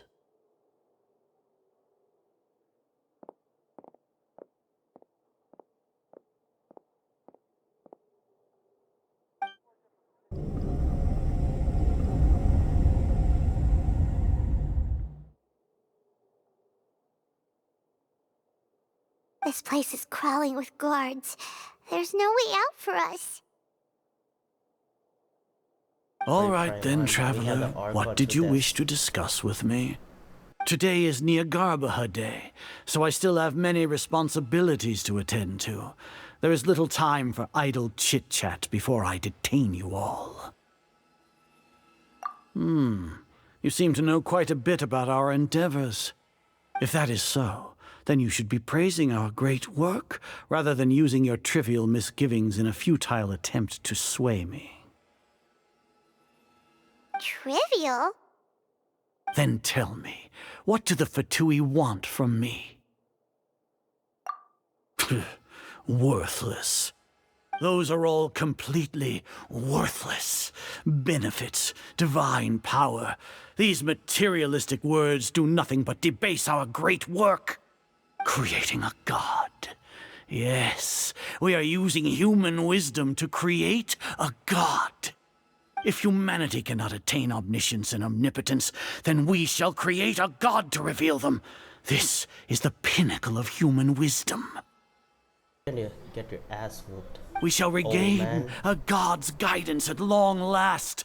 No longer will we flounder in the interminable void of consciousness and knowledge. Even Ermin's soul will be freed from its plight. For our nation of scholars, this is the ultimate aspiration. No cost is too great to realize it. You will never understand the rapture of having a god be born within your very hands. With your degree of knowledge, you cannot even comprehend such an emotion. Lesser not Kusanali. What the fuck? She's a god. You old man, stupid, dumb ass. Gods exist on a plane that far eclipses humanity's. Lesser Lord Kusanali. What can she even do? Care for the people? Fend off sandstorms? Fabricate silly fairy tales? These are but child's play for the academia. Does that make us equal to the gods? We are a people favored by Greater Lord Rukkhadevata. Though I may have personally not seen it, our forefathers bore witness to true wisdom. The ascension of the Lesser Lord has brought nothing but bewilderment to the scholars. They all ask, is that truly what true wisdom is supposed to look like? With that in mind, it is better to keep her isolated in the sanctuary of Suristhana, so our academy will not become embroiled in turmoil. What a pathetic justification! Do you really think that only the super smart or powerful should be able to call themselves gods? As per your judgment, Grand Sage, they are indeed dangerous individuals. Not only are they acting against the academia, but their ideologies have the potential to lead scholars astray. Looks like there really was merit in my assignment. Alhaitham? Are you talking about us? Anyway, I've brought them to the academia as ordered, but it took some time and trouble. Oh, that reminds me. Here's the investigation report you had requested. It's a summary of my time spent with the Traveler, an array of information about her ready for your perusal. I'll hate them. So you're still on the Academia's side. I'll hate them sold us out. What We the finally started fuck? to trust you.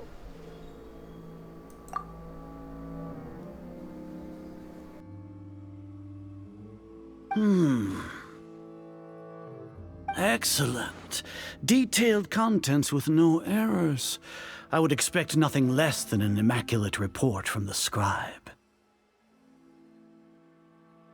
As it is Niagarbaha Day, I'll enter the information on you into the Akasha. Surely you know what that means. We'll be monitored, just like Sino. With the Akasha's calculation prowess, all of your actions will be predicted with an accuracy of at least 98%. Furthermore, your data will be updated in real time whenever new information presents itself. To put it into words you can understand, wherever you go, you will be walking under an invisible leash. This is Sumeru's greatest penalty for dishonest persons. Are you not familiar with the concept that great responsibility begets an equally great suspicion? In any case, you are Sumeru's most concerning external variable. Locking you down will greatly decrease the chance of any undesirable outcomes coming to pass. You're despicable! Come on, let's Despicable. fight. Perhaps from your perspective, but I suppose you had mentally prepared yourselves for this, no? Your ploy was to sacrifice the traveler here, was it not? Lord Azar, I know what you're trying to say, but I've been following your plan this entire time. Why are you doubting me at this juncture? Must I delineate your entire plan? Very well, I will spell things out. First off, I received an eyewitness report that you were spotted with the traveler to Caravan Ribat. However, you immediately departed for the desert and escaped surveillance range. Judging by the time, you all likely encountered the truant General Mahamatra in the desert. Am I correct? Maybe Paimon shouldn't have mentioned Sino just now. The Academia had not received correspondence from its scribe for a prolonged time. You were also in the company of the Traveler, a close associate of Lesser Lord Kusanali and General Mahamatra Sino, who had defected from the Academia. With their instigation, what was the probability that you would betray the Academia? Rationally speaking, 50%? 70%? What do you think? Regardless, that's only a guess. The facts are that I've brought the Traveler right before you, and I gave you my report. Indeed, your boldness deserves praise. To think that despite status as an outlander, the Traveler is still willing to sacrifice for the sake of your plan. If I'm correct, you have a contingency plan to save Lesser Lord Kusanali and ruin our great work. Sneak into the Academia on Niagarbaha Day, using Alhaitham's status as the scribe, for there is a good chance that an opportunity to save the Lesser Lord will arise. Should your intentions be discovered, Alhaitham will turn traitor and sacrifice the Traveler, thus proving his innocence. He can then stay inside the Academia and continue searching for a way to proceed forward. As for Sino, according to the Akasha's calculations, he will soon return to the Academia and confront me in person. I suppose this is also a part of your plan? You'll see me as a traitor regardless of what I say, no? Even if you impugn me, it would have little effect on you all. You misunderstand. Losing our scribe would irreparably damage the Academia's regular operations and the development of Sumeru's future academic systems. However, under the current circumstances, even that is trivial compared to what we stand to gain from our great work. You said that I betrayed the Academia, but you, Azar, you've betrayed all of Sumeru, betrayed its Archon. So flight has turned to fight at long last. Guards! Let's finish this.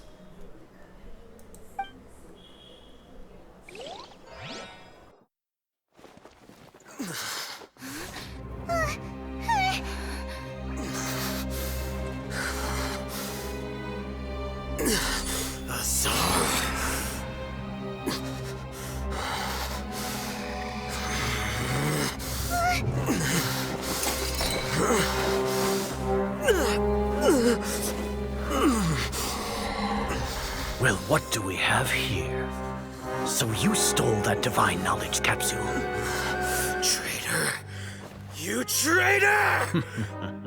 Even the most rational scholar will yearn for the power of a god in a moment of desperation. Aren't you doing the exact same thing as me, Alhaitham? Unfortunately for you, no god will lend you their power. Azar!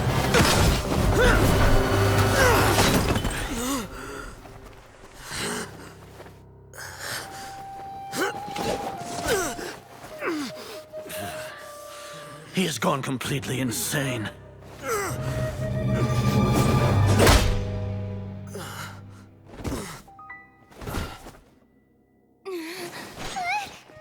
Take him to the Matra and exile him to Aru village. Then find someone to take these two to the confinement room. I'll deal with them later. Oh, let's fight. Grand Sage, we've finished all required preparations for Nyagarba Why are we Day. not fighting? We may begin to enter the capsules now. Excellent. You may begin.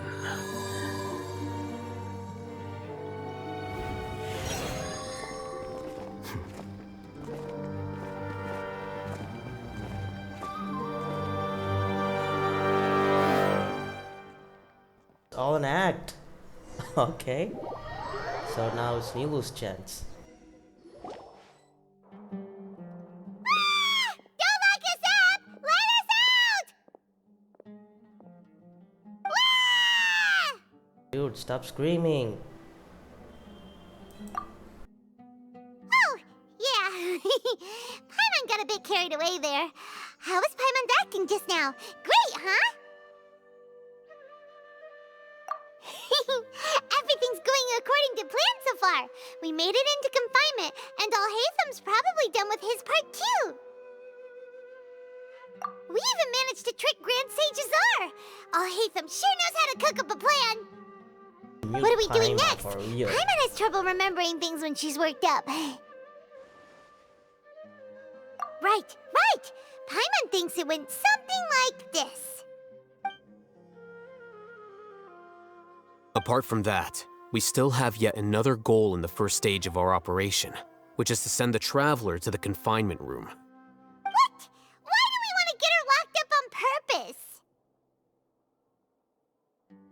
She's always been the person the sages are most afraid of, as well as the greatest obstacle to the successful implementation of their plan.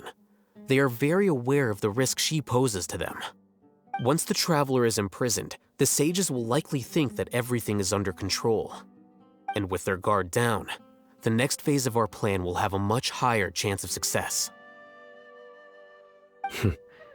I can already see the pompous looks on their faces. Oh, that's a super tricky plan. But Paimon still thinks it's not really worth it.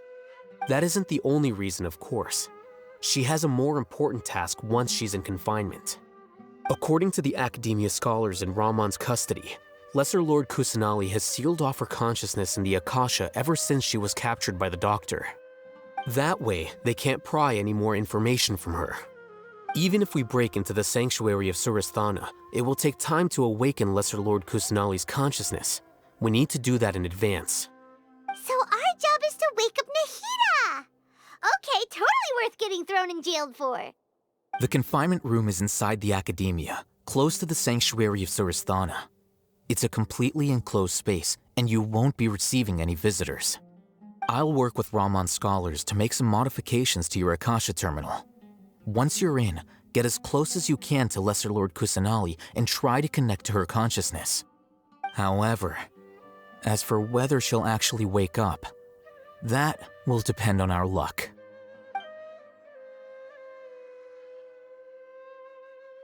Oh, no near your Akasha terminal today.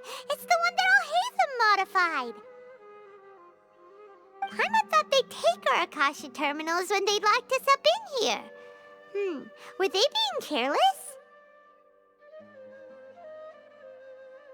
Alright, so what now? Sounds easy enough. We can finally talk with Nahida after all this time.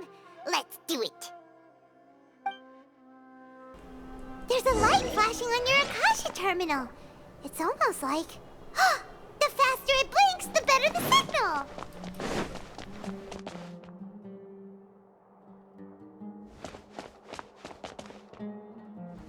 Which area is it we should... Oh, I think it's this. Here? No signal again. Is it getting jammed?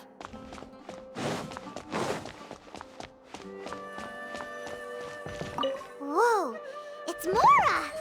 Ooh, Mora! No, Paimon. No, Paimon, we're not here to hunt for treasure! Exactly.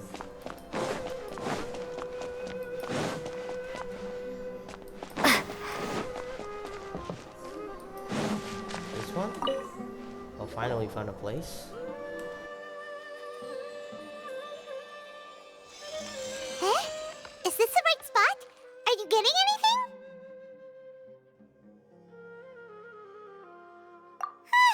Please work!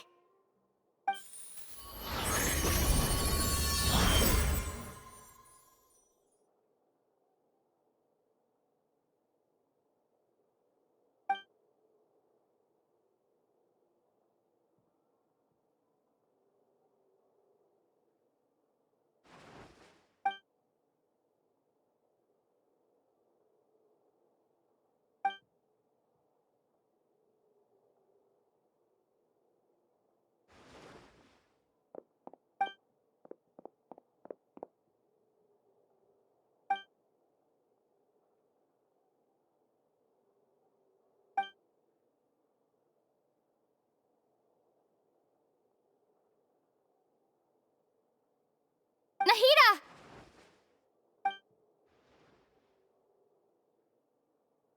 Hey, Nahida!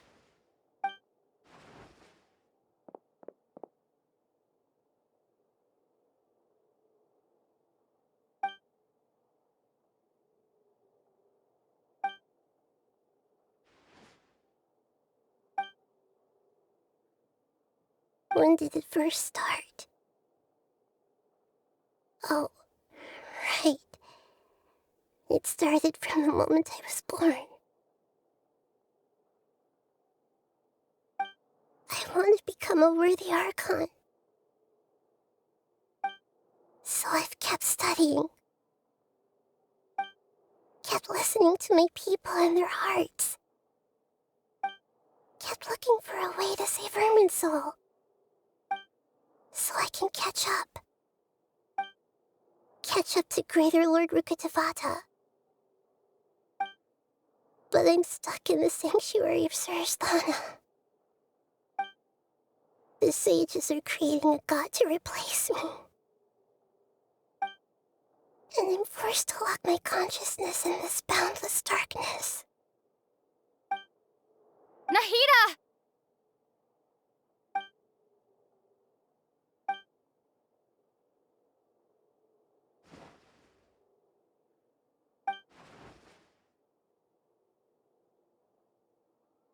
Nahida!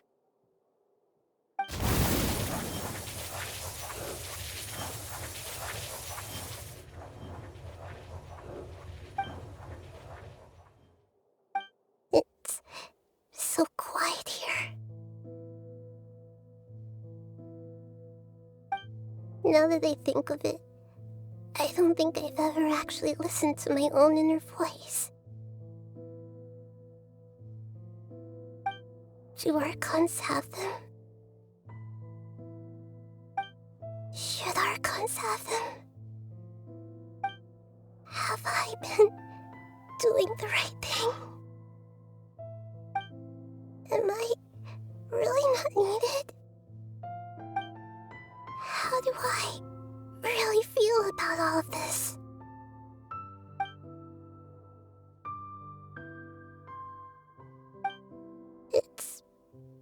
so quiet here.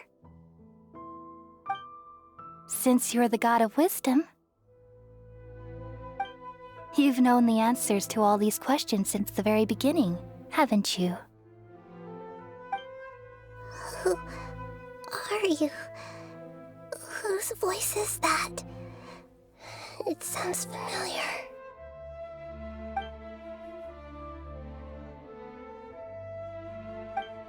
You're right, though.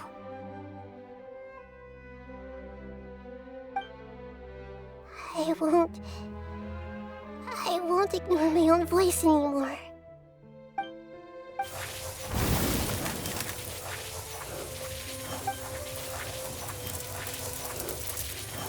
Nahida!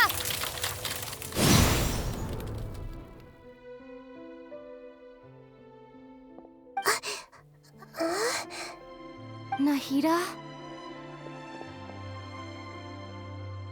Did you wake me up? Thank you. Why are you here? We're here to rescue you. Are you alright? I'm fine. It's just...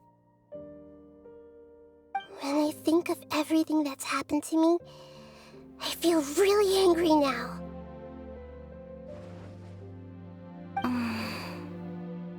You should have been angry ages ago.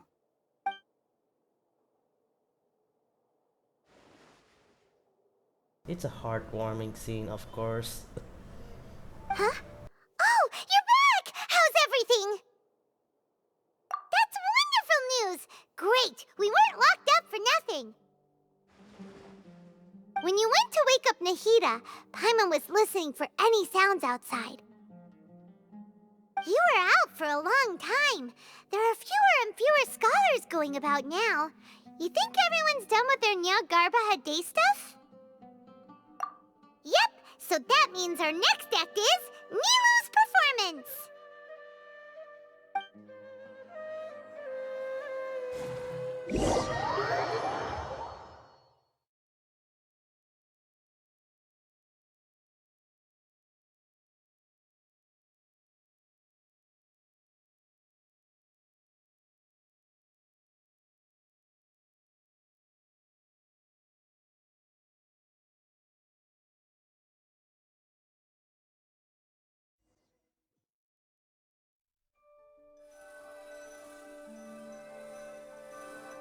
Nilu, are you sure about this?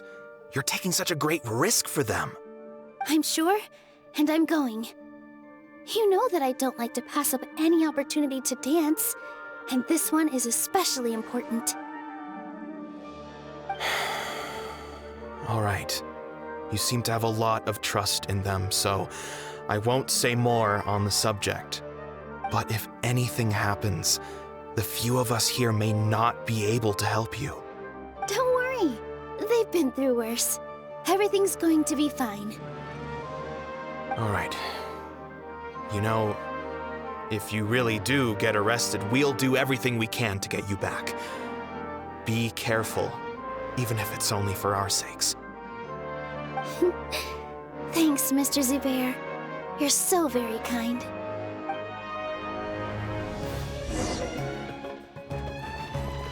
Oh, nice. Look at that. We get to play as Nilu now. With all my strength!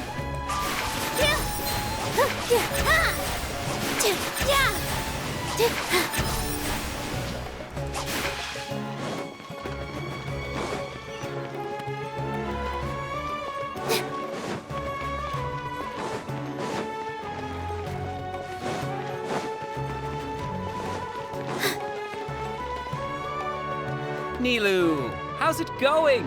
Nervous? Definitely more than usual.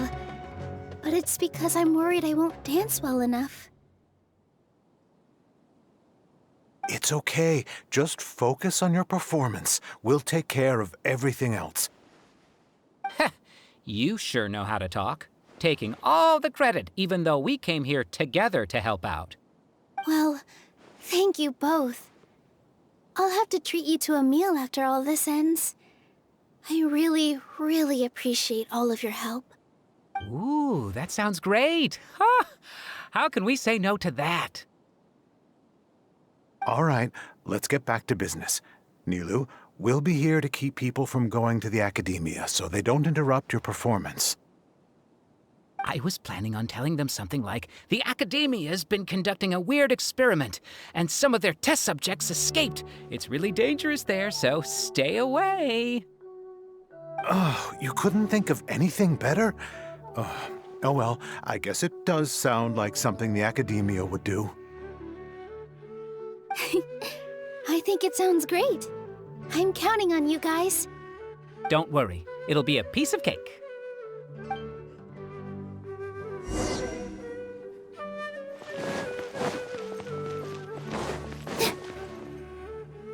Hey, Nilu! Sorry, it's great to see you, but I'm really busy right now. Our Bait People Away with Yalda Candies plan is working beautifully. Do you want some candy? We have more than we can give out. Vihar, thank you so much for doing all of this. And even dressed up as the Knight of Flowers, no less. I'll pass on the candy, though. I cut back on sweets in the period leading up to a performance, and I'm about to start one. You have a point. The stage is cleared and everything's ready, so you can start your performance at any time. Yeah, thanks to you. I'm really grateful. All right, time to hit the stage. You're welcome. The honor's all mine, since I'll have such a great view of the show.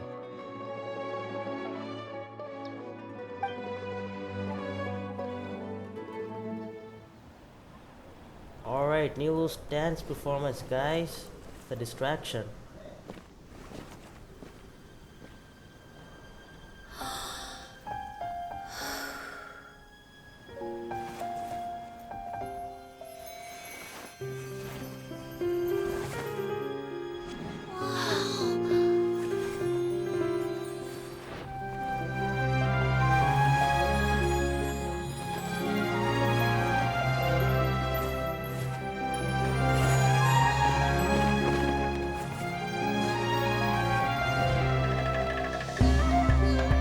I've never seen a performance like this. This is incredible. Yeah, but I heard that public performances like these have been banned. I can't believe she's doing this here.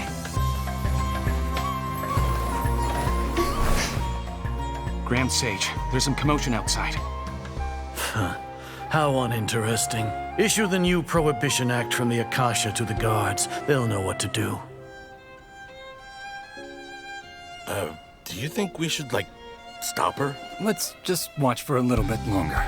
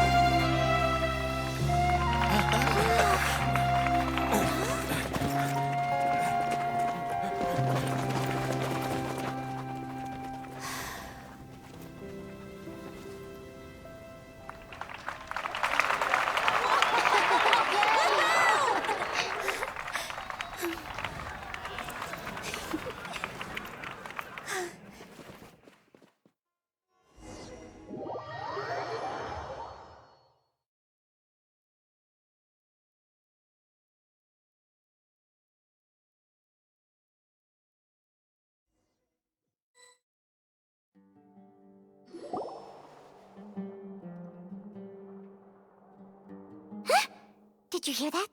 It sounds like a lot of guards just ran by. Does this mean the plan has moved on to the next stage? Yep. It's great that everything seems to be going well. Come to think of it, when did Alhaitham replace the knowledge capsule that was about to be entered into the Akasha? Oh, so that's when he did it! Paimon was too nervous to notice. Speaking of, didn't Alhaitham also yoink the divine knowledge capsule from that mercenary leader in Port Ormos when everyone else was distracted? It's a time-tested trick of his. Why are we complimenting him? Yeah, he's smart and all, but he still makes Paimon's blood boil. Jealous Paimon. Let's review our plan for this stage again. Can someone It's not break like us we have out of anything here, else please? to do right now anyway, and it'll help us feel more Don't confident. like being trapped. Paimon I want to remembers fight. that Nilou's task was supposed to go a bit like this. Now that Lesser Lord Kusanali's consciousness has been forcefully sealed, the core figures of the Academia and their guards have started to wear their Akasha terminals again. With the Doctor's technological support, they think they have nothing to fear. How despicable of them to rely on such a person. But this is also our chance. I was originally asked to draft the knowledge capsule for the Artistic Performances Prohibition Act when I was still at the Academia. It should be on the Grand Sage's desk right now, and will be entered into the Akasha during the next Nyargarbaha Day. Are they really going to stop all artistic performances? That's horrible! I'll make an identical knowledge capsule, but this time, I'll smuggle some misleading information into it. We only need to find an opportunity to switch the capsules. Once it's been entered into the Akasha on Nyargarbaha Day, if someone were to be seen performing in public, the sages would definitely use that opportunity to announce the ban, and so the misleading information will be disseminated amongst the guards. Sure sounds complicated, but it seems like if everything goes well, we'll be able to get rid of all the guards in the Academia without any effort. That's pretty clever, getting right into their heads. I just have one question. Even if we manage to get the misleading info out to the guards, how can we be sure that they'll believe it? People who are used to relying on the Akasha become less inquisitive, and their ability to distinguish truth from misinformation is significantly reduced. They will view everything the Akasha releases to them as the unequivocal truth. The Akasha will turn humans into machines. I've seen it happen many times. Yikes. Good thing I didn't wear it for long when I was working in Sumeru City. At first, I thought it was a good thing too. By the way, this plan still requires a performer, right? Do you have someone in mind? Nilou of Zubair Theater. I know her really well. We can trust her. I'm kinda hesitant to ask her to participate in a dangerous plan like this, but we can ask her in person. All right. After the guards in the Academia are gone, then it'll be time for me and my stowaway brothers to shine.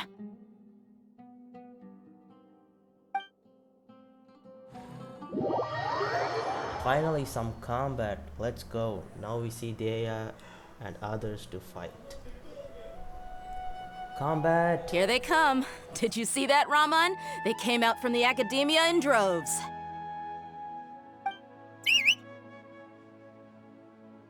After laying low in the city for so long, this is the moment we've been waiting for. My brothers have already sprung into action. We couldn't do anything to them inside their coop, but outside the Academia, this is our hunting ground. With a lioness like you, the prey sure won't be able to run far. We still need to eliminate the guards as soon as possible. If we give the sages enough time to realize what's happening, the plan's doomed. All they've done is to sit on their cushy salaries and twiddle their thumbs all day while we fought and struggled every day in the desert. The only advantage they might have is their numbers. Speaking of which, most of the guards who report directly to the Six Sages belong to the Corps of 30, but they have a completely different reputation. Following those blasted sages every whim, throwing away all the principles of being a mercenary. As someone in the same profession, I'm obligated to teach him a good lesson today. Indeed, the trap has been set. All we need to do is lead them there. All right, let's each take a road and herd those scattered guards back into one place. Make sure to attract their attention. Isak will be the key. You gave such an important task to that child. Will he be okay? It'll be fine. Isak was so determined to help, so let's put our faith in him. Besides, even if he's caught, the guards would be too scared to do anything to him. They've never seen Lesser Lord Kusanali in person, after all. You've got a point. Anyway, I think I see them coming. Let's head out. Good luck.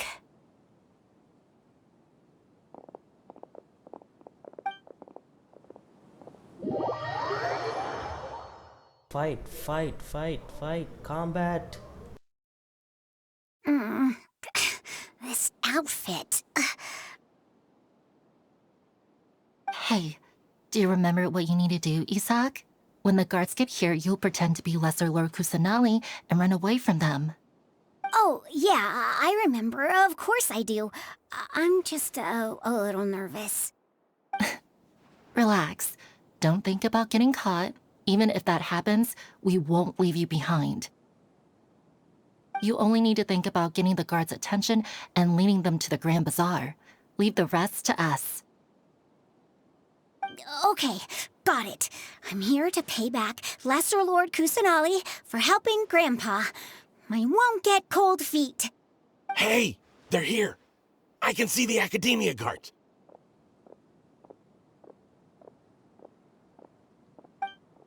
All right, it's time, Isaac.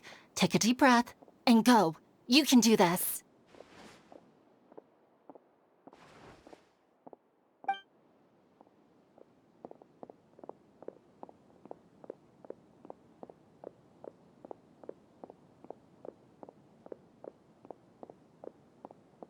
This Archon quest is Why really is there a guard interesting. over there? Did he already run ahead of me? This is different from our plan. But there's no time. I need to make a choice. Oh, this feature is nice, actually.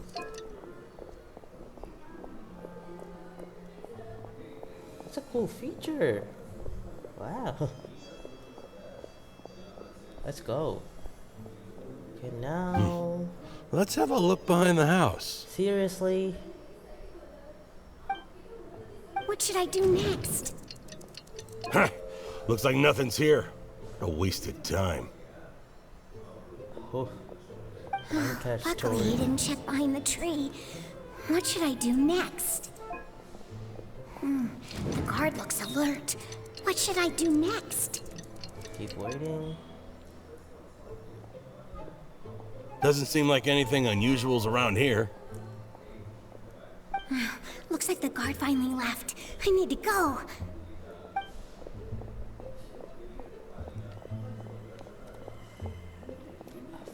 Fast, Isaac, fast. You need to be more faster. Hey! Lesser Lord Kusanali is over there! Stop!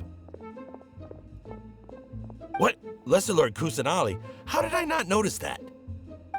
They found me. This is bad. Where should I go? Isaac. Hey! Lesser Lord Kusanali is over there! Stop! What? Lesser Lord Kusanali? How did I not notice that? So that's the first gate? They found me. This is bad. Where should... The target suspected to be Lesser Lord Kusanali has escaped into the Grand Bazaar. Assemble and arrest her! Okay, so right. So we're leading them to Grand Bazaar. Okay, now it's the fight. Let's go. Where did she go?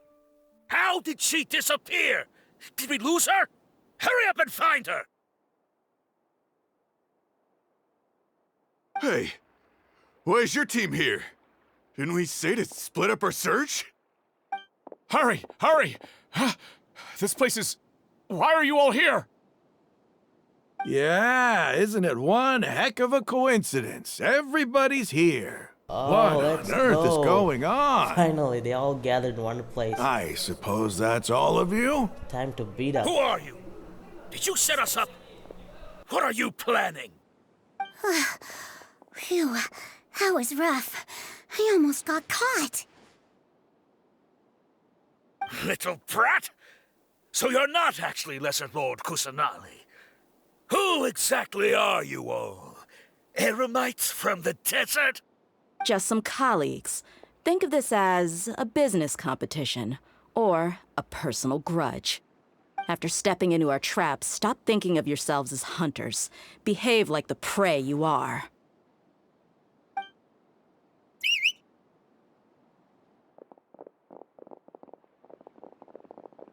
Let's go, people. Fuck them up. Finally. How's that possible? This is Sumeru City, but mercenaries from the desert somehow ambushed us! You've spent all your time hiding away in the academia. This place has long since become our hunting ground. Brace yourselves! Get to play as Dea, please. We get to play as Dea.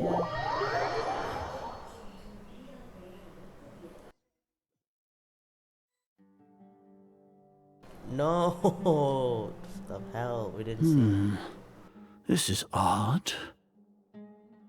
The academia has quieted down after the conclusion of the Niagarbha Day ceremonies, but it's much quieter than usual.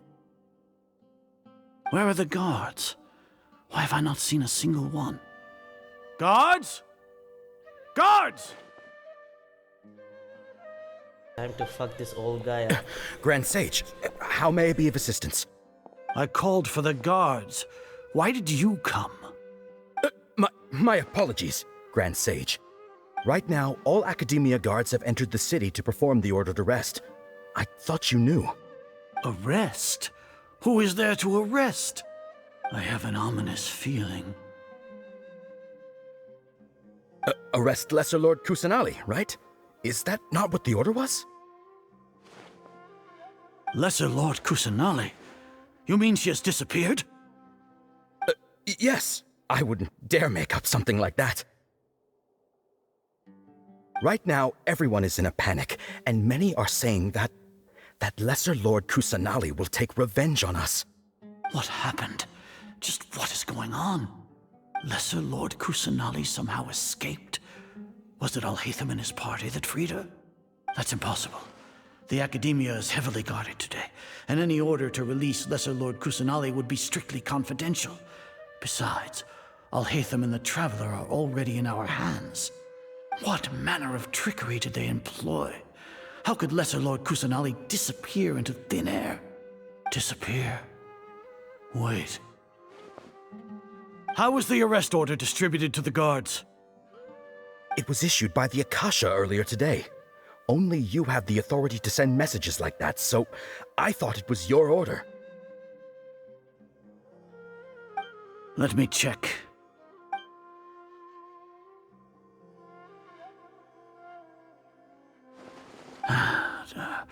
Here.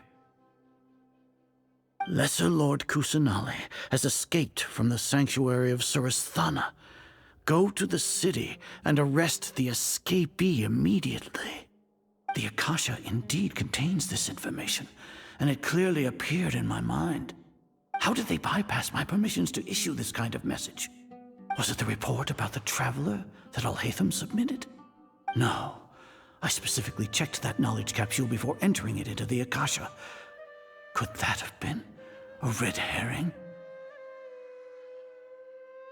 Well, even if I figure it out now, it won't make any difference. The important thing now is to confirm Lesser Lord Kusanali's status. Have you been to the sanctuary of Surasthana to confirm that Lesser Lord Kusanali has indeed escaped? Confirm? No, I haven't.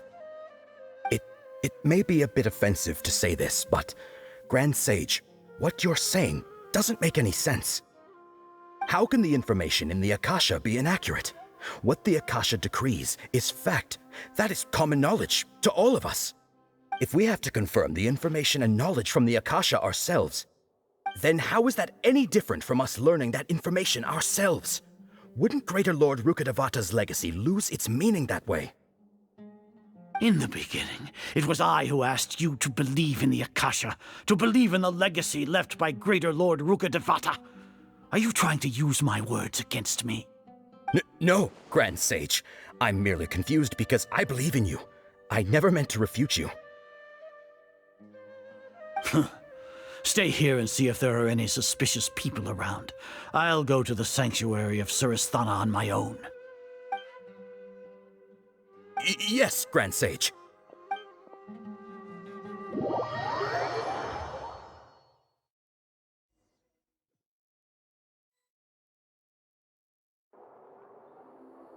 Lesser Lord Kusanali has escaped from the sanctuary of Surasthana. Go to the city and arrest the escapee immediately. How can that be? Stop thinking about it. Stop. It must be a trick of theirs. as long as I personally confirm it. Ah! Impossible. That's impossible. There must be something wrong with my eyes.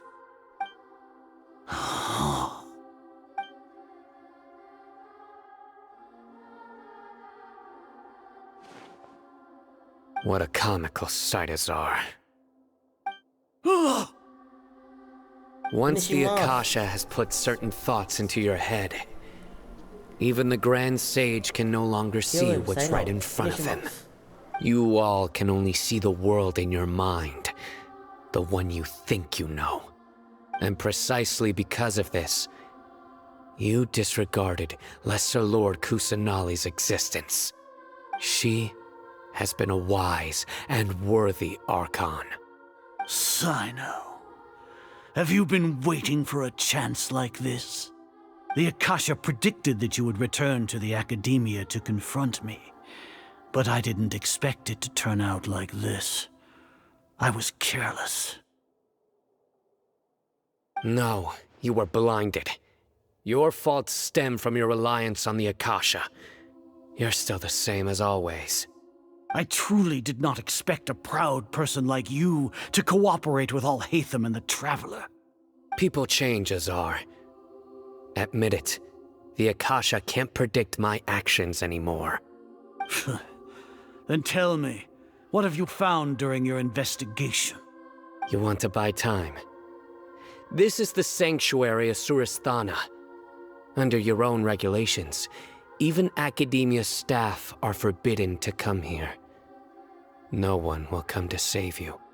As for the investigation, I've at least confirmed that you are guilty of insurgency against the Archon. A serious crime. So what? Did you do all of this so I would plead guilty in front of you, General Mahamatra? No. I want you to plead guilty in front of the Archon herself. You once said that I had no standing to judge you. So now, how about judgment in the name of a god? Oh, let's go! How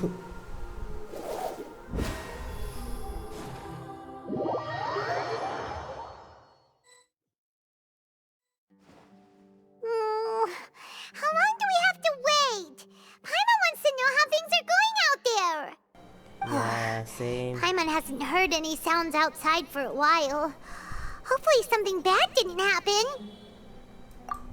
Yeah, but aren't you scared that we might be locked up in here for the rest of our lives? Thinking about it, at least Paimon has you.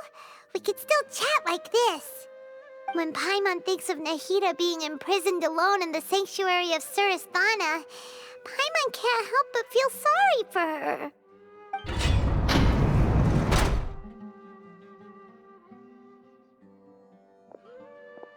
Here comes your savior. Oh, Dea, thank you. Yeah! Paimon just knew you would come to rescue us!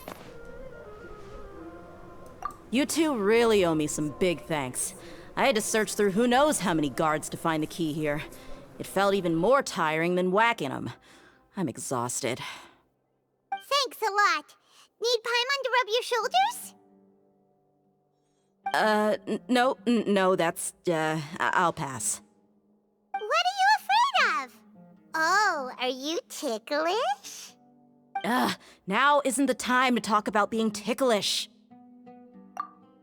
Things in the city and on Cyno's side are both going well.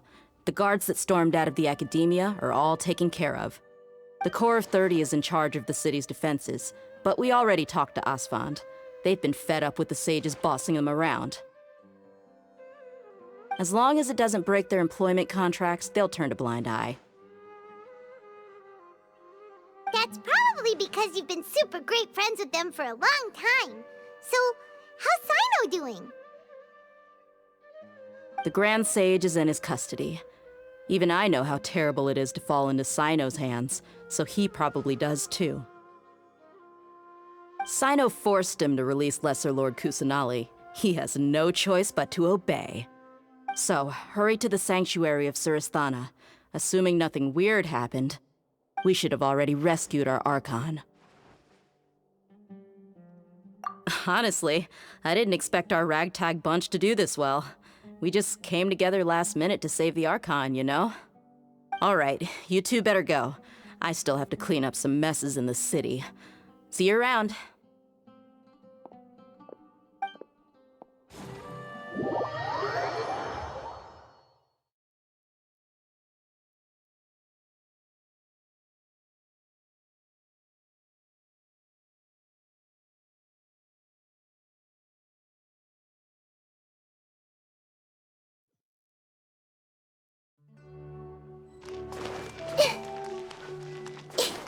We're going as Nahida to meet Nahida. How awesome. Finally, we can go through this door. Let's go. Been waiting for ages to do this.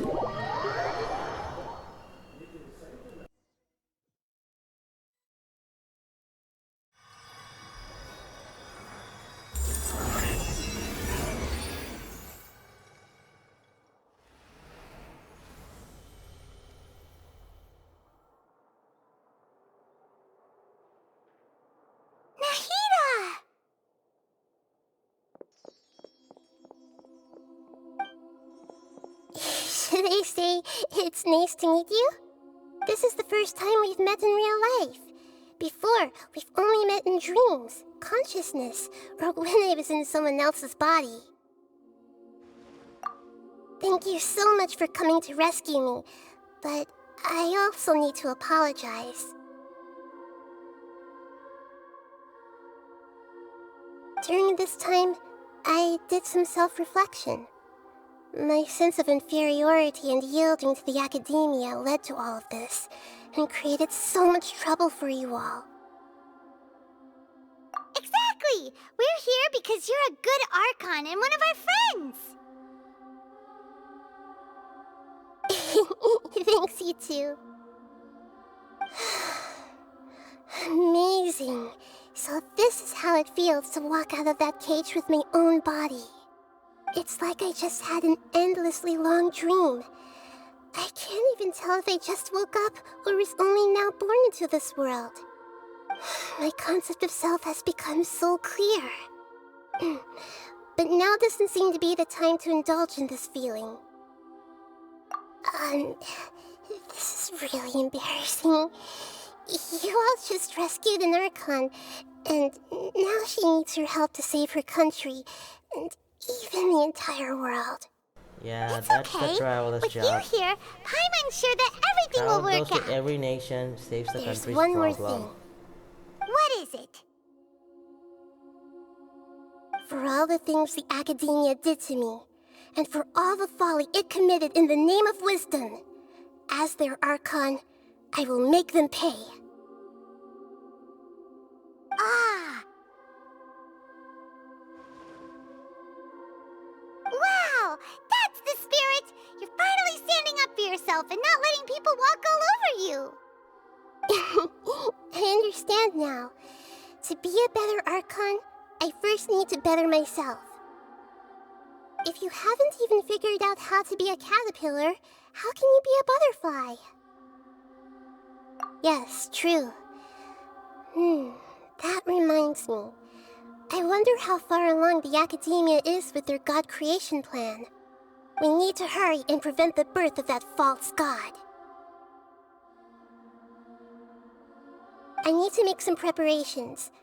Since I'm now free, I can establish a direct link to the Akasha and control it. First things first, I need to remove the restrictions that the doctor put on me in the Akasha. After that, I'll make some adjustments and revoke the sage's permissions. The Akasha will then be like how it originally was, only operable by the Archon. After all, the academia betrayed Greater Lord Rukkhadevata's trust. This might take some time.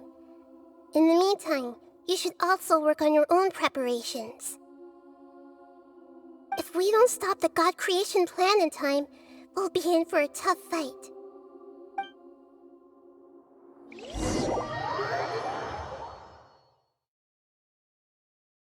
You might as well prepare for a fight! When we're done, we can take a walk around. After all, we missed out on a lot of stuff when we were locked up.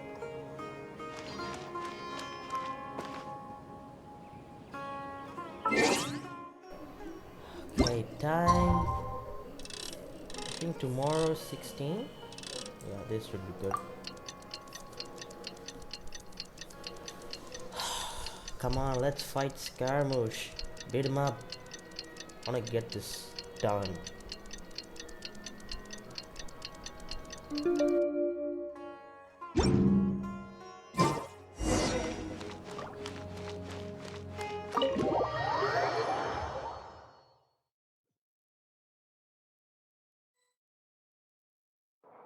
How's it going, Nahida? I'm done with the parts that needed my involvement to complete. Although it's my first time working with the Akasha like this, its internal structure and operation procedures are easy for me to understand. Greater Lord Rukkhadevata's design is truly brilliant. Oh, also, this is for you. Huh? What's this little floaty thingy? It's a small device I put together just now. You can think of it as an upgraded Akasha terminal. You may not need it right now, but it should be helpful in certain situations. Wait! This thing has the same characteristics as Paimon! We're both small things that float! Oh, all the things that make Paimon special got copied! When Paimon appears with the Traveler from now on, people won't remember Paimon because she isn't unique anymore! Wow, we got an upgraded Paimon. Let's go. It's alright, Paimon. It can't replace you. It's only a flying device, but you're the Traveler's irreplaceable friend. You're so good at comforting people, Nahida. If only the Traveler was as smart as you. I was simply telling you what I feel to be the truth. I wasn't trying to comfort you. Nahida, you're natural at this. What you just said made Paimon even happier. By the way, there's something I need to confess. Even though I'm the Archon and in control of myself again, I'm not very good at fighting. You may have heard that an Archon's power is derived from their people's faith. However, I'm not as well loved as Greater Lord Rukkhadevata. If we get into a situation where combat is our only option, I'll have to count on you, and I'll do my best to provide support. Don't worry, Nahida. We got Raiden Shogun, Venti, Zhongli, all with us. I'm glad I can rely on you. So the God of Wisdom isn't good at fighting? That actually sounds about right. I've located where the false god is. Time is of the essence, so let's skip to it.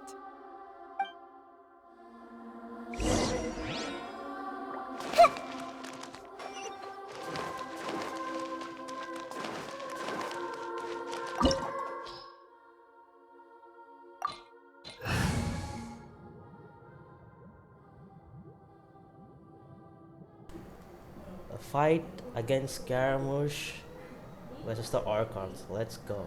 We're taking his mom to beat him up.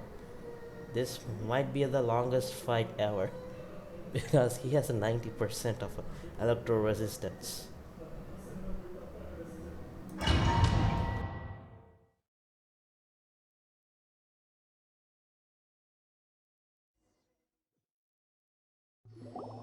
What is this place? Is this really the way we need to go? Wow. Who would have thought there'd be a place like this hidden right slap bang in the middle of the city? The sages wanted to realize their god creation plan without being discovered. The safest and most convenient way would be to build within the academia itself. That's true. They were already hiding one god, so why not two? Judging from the structure here, the project is a huge undertaking. The sages really saw the god creation plan as their ultimate goal. But this place doesn't look like it could have been constructed by the academia alone. The Fatui under the doctor sure didn't hold back. They provided a lot of technological support. Yeah, or else they wouldn't have been that generous. Is that it, though? I've always felt that this doctor is different from the academia sages. He doesn't seem to share their sense of urgency. Instead of being interested in the end product, it's like he's enjoying the experimental process. The Fatui Harbingers are all such weirdos. So, the doctor being weird is actually normal. So, this Fatui that they're trying to turn into a god is called the Balladeer? We had previously come into contact with his consciousness. He harbors particularly strong obsessions. One is the desire for a gnosis, since he was created to be the vessel for one. The other obsession is probably related to his past. I can't quite explain it. Paimon knows that he was a prototype puppet for the Raiden Shogun before he became a Fatui Harbinger. That's why he wants a gnosis so badly. There's no way he'd willingly be a test subject. Now with that temper and ego of his. It sounds like you know the Balladeer quite well. I see. Tell me more about him and what he's like. The more we know now, the better we can plan for and react to any future situation.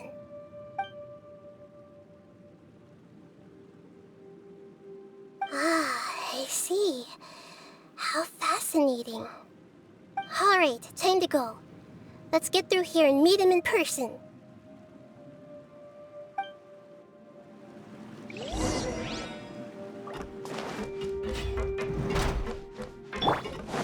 Time to work! Gather!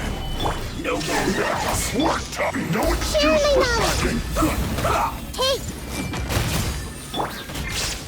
Torn to oblivion! I will end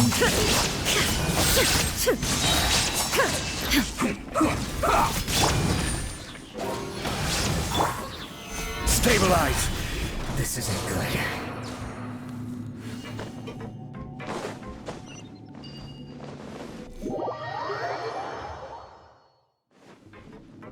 I was jumping, okay, and then I got into an unmovable cutscene and I just fall off and lost every burst. Hey, don't do this, guys. It looks like we can climb up these pipes.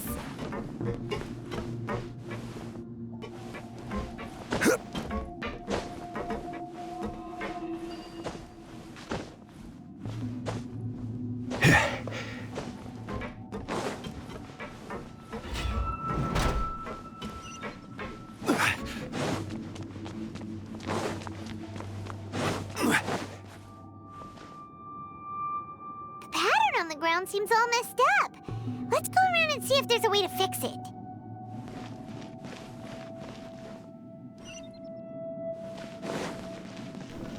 A puzzle, which I'm not really good at.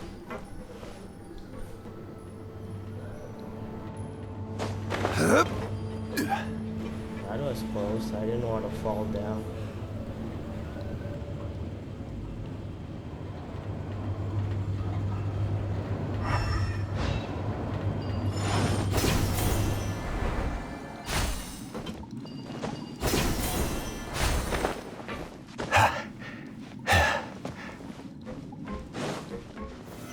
Solidify! No more words.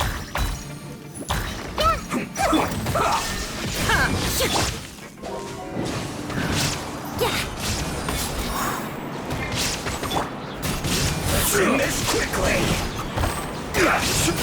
Committed to memory. Stay right there. Gather. This may hurt a little. Illusion shattered. I guess this is it.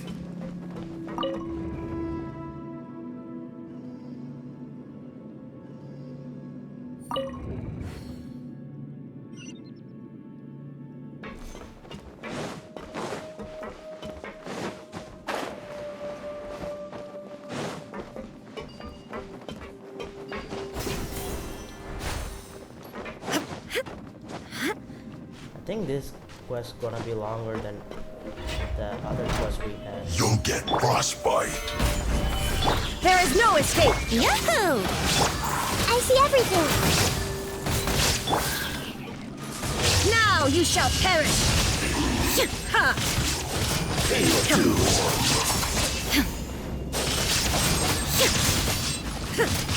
Let's play! Solidify!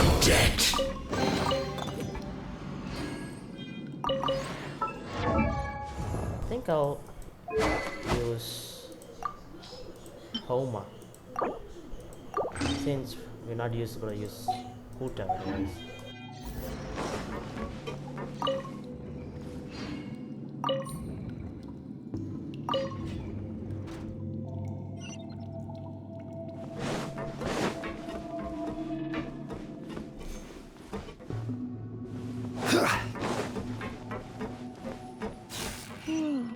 The cart is stuck.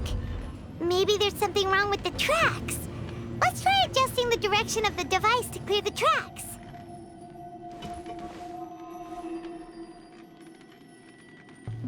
It seems like we have to time this jump or else it's straight death.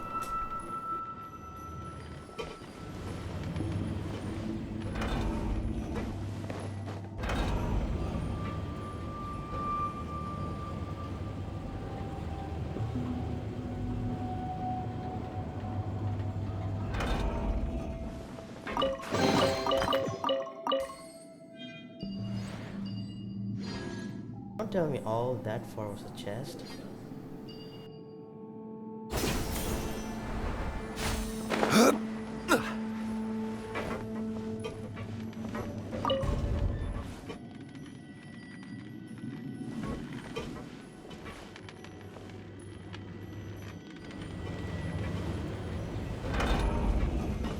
It was actually for the chest.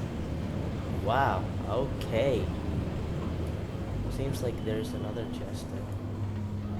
I think we can just jump off and glide, but for safety reasons, I'm gonna get here. This is order. Shine down! Yahoo! Let's move. Everyone hold hands!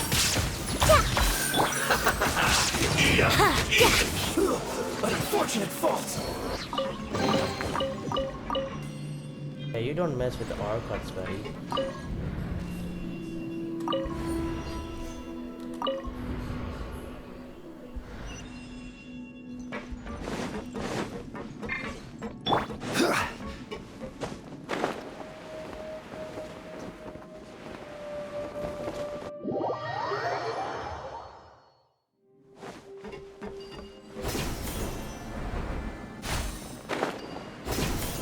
Don't talk about that.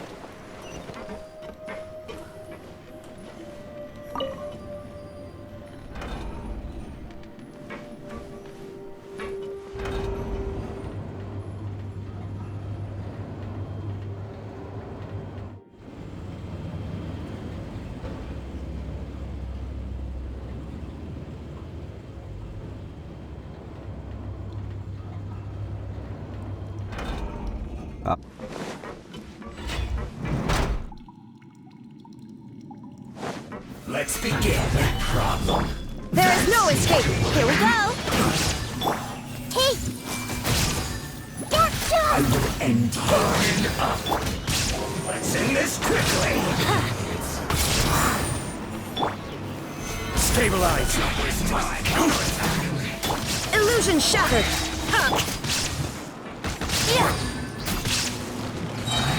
I will have order. Solidify. Come at me. Yahoo! Time for takeoff. You can't run. Well, there is no escape. I miscalculated.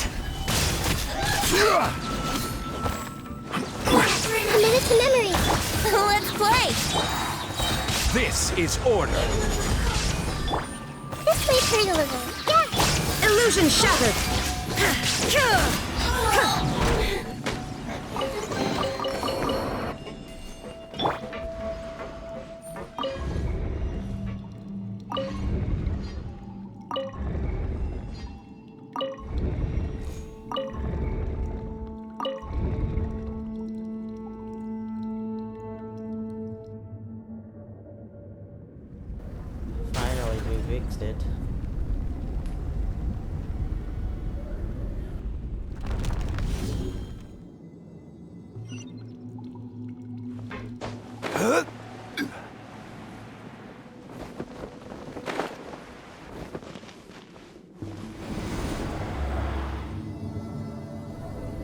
Time to meet Scaramouche.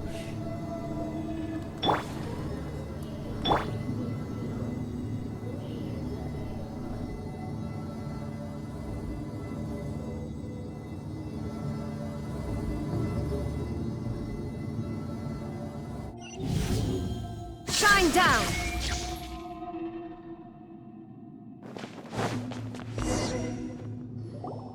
Looking at its operational status, we must prepare for the worst.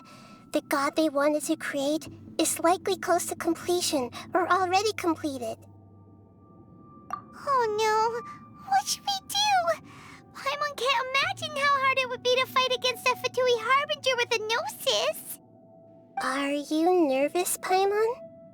If you really want to know, of course Paimon's nervous! Aren't you too, Nahida? Yes, I am. This is probably the first time I faced with a calamity of this degree since my birth. I feel not just nervous, but curious as well. Curious? Curious about what? Curious about our fate. To me, everything we perceive in this world, everything we learn, and everything that happens to us is considered knowledge. And if it's a form of knowledge, then it can be understood. However, only fate is about that which has yet to occur, so it has always drawn my curiosity. So to me, fate is the ultimate knowledge. That's also why I love observing humans and all the things that happen to them. It all brings me great satisfaction. And now, at long last, I'm not just an observer anymore. I will personally experience my own fate with you by my side. Isn't this such a wonderfully exciting thing? Ah, so that's what you mean. Paimon thinks she understands what you're feeling. Agreed. Okay, let's continue on. I can sense his aura from here.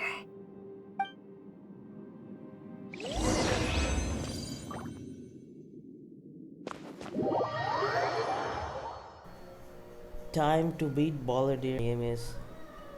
Let's do it.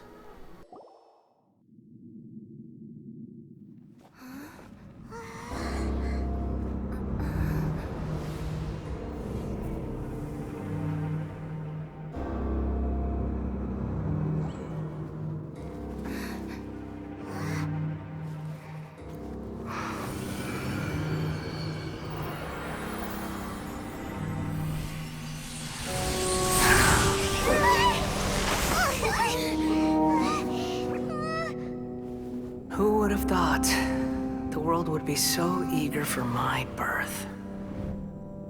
I remember you, Booer, the god of wisdom, and standing beside you, the traveler. Is he all-knowing and powerful now like Greater Lord Rukkhadevata? No, I can't feel the same kind of divinity I felt from the Greater Lord. It seems that the sages didn't get the chance to infuse the divine knowledge capsules into him.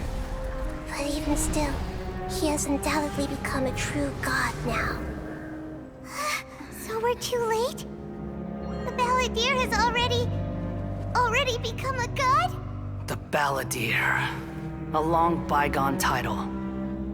When my spirit ascended to divinity, I felt as if I had existed for the same number of epochs as heaven and earth. Looking back, the existence of what once called itself Kunikazushi appears infinitely small and ugly.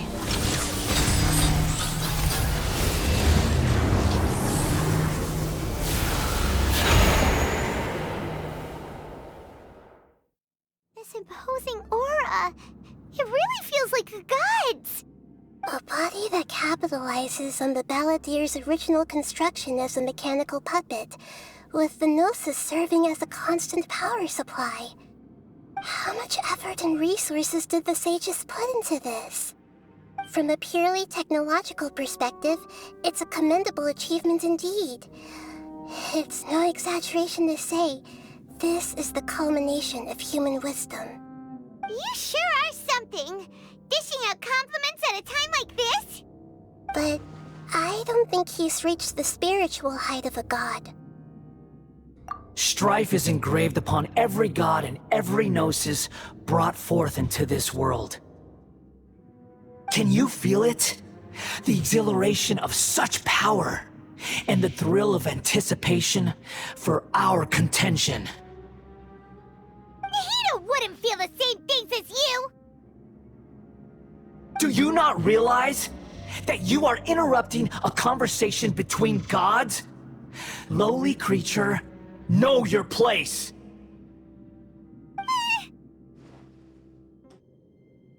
The strife engraved upon a gnosis. You're talking about the Archon War. Tevat's current peace was not easily won. I didn't personally participate in the Archon War, but the way I see it, all those losses were meaningless, driven by the demands of the laws. There's no point in bringing it up again. Is that so? Yet I am deeply disappointed that I was never allowed the fortuity to personally participate in the Archon War. This is a first. Encountering a god in this world who does not crave power. No wonder your own people have abandoned you, God of Wisdom. Your judgment is as your existence. Unsubstantial. Your own mother abandoned you, bitch. This is where everything ends, Booer. The God of Wisdom. You should know that wisdom cannot solve every problem. Like now, where your only option is to face me in combat. Come! Let us reenact a scene of the Archon War. Come and inaugurate my birth as a god. Finally, the showdown. Churn! Stabilize! Commit it to memory!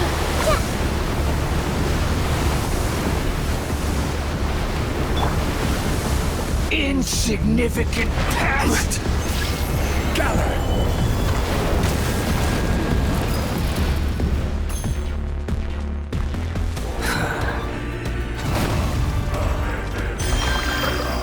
Feeble human!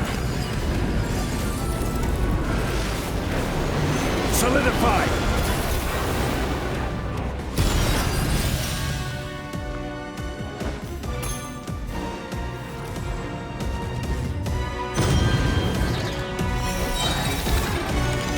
At my command, you shall fall!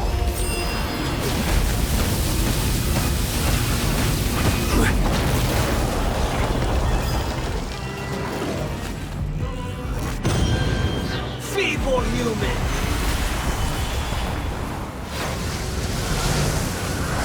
I will have order! Illusion shattered! Inazuma shines eternal! Insignificant pest!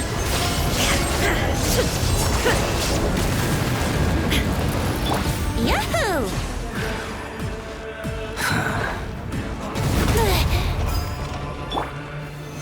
My endless cycle begins!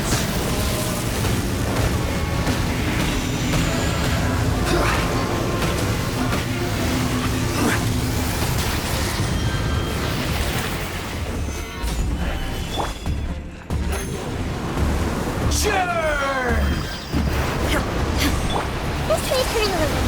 The Temple of Wisdom. Think you can get away? There is no escape!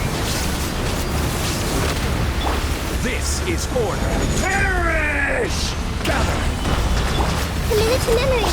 Torn to oblivion!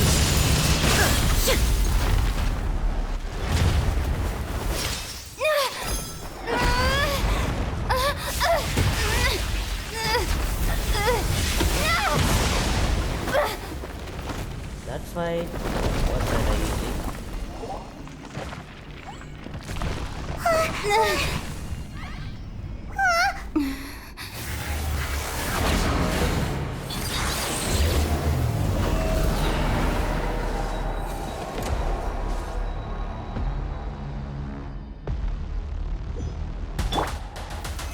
Solidify! Tremble! Here we go! Burn Shine to down. oblivion!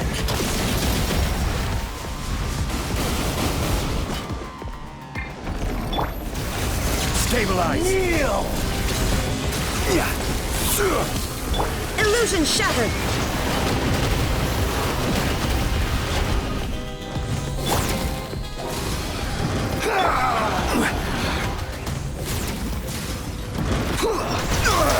Nothing to fear. Solidify! Shine down! Brace yourself.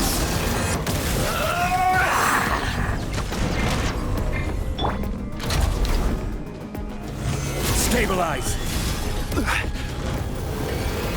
Reality is pain!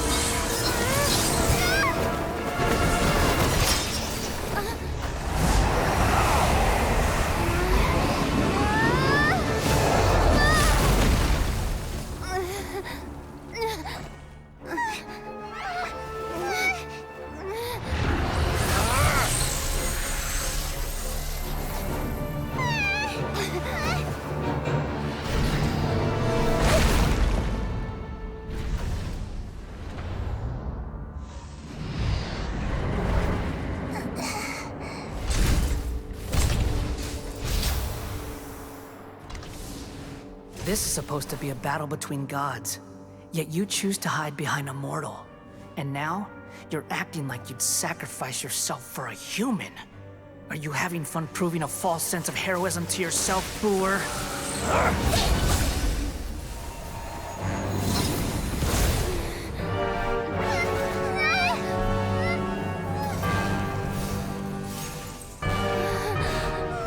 The data collection is almost complete. Do you even know how many times you've tried to take my gnosis from me?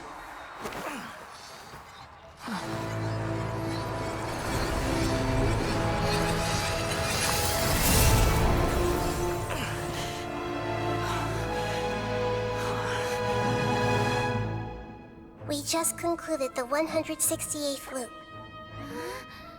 Did you know that in the effort to create you, the people of Sumeru were forced to live through the exact same number of Sub-Zerus festivals and Samsara cycles? The power of dreams. When did you use it on me?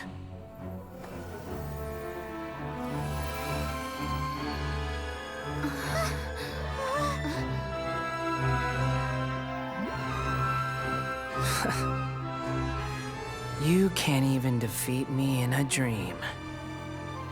What do you hope to achieve with this little trick? Come, Traveler. Just like before. Allow me to awaken the memories in your dreams. All that battle experience! It's more than that. Compile everyone's wisdom in the name of the Archon. That is the original function of the Akasha. I've sent everything that happened just now to the people of Sumeru in the form of knowledge. I've asked them to help you find a way to defeat the false god.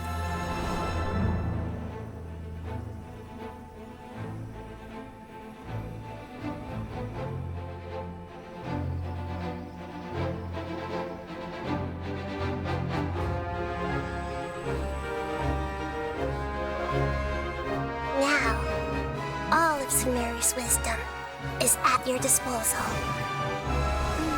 Let's go. Whoop his ass. Meaningless tricks won't save you.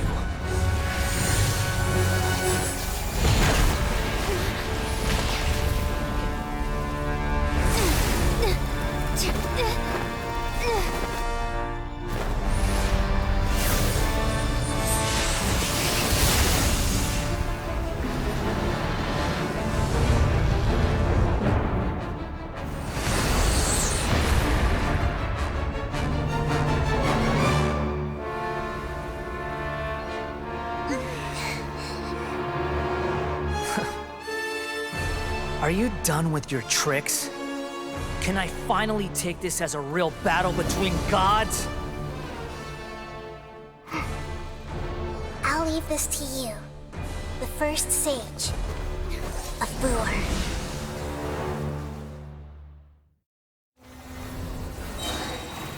A thousand eons, mine to dominate!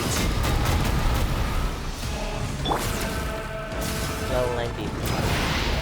Burn to oblivion! Make yourselves at home. I see everything. Kneel! Order guide you. Solidify. Time for takeoff.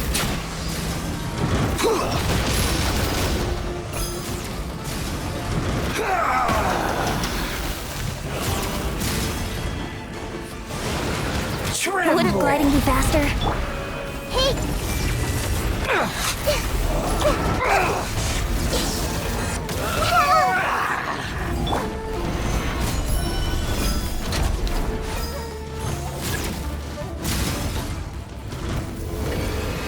Reality is pain!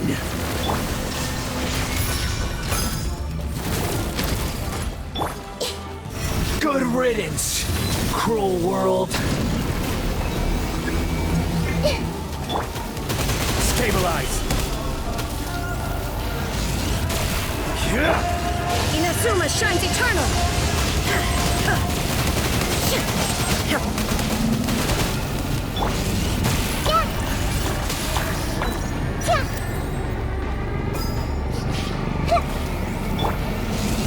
Gather!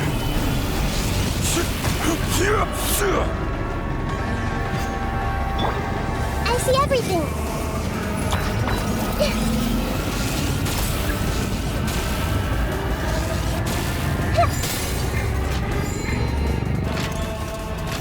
Your new god awakens! Now, your eyes have been opened.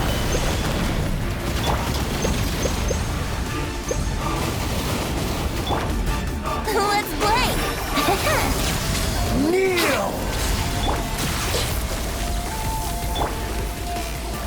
Gather!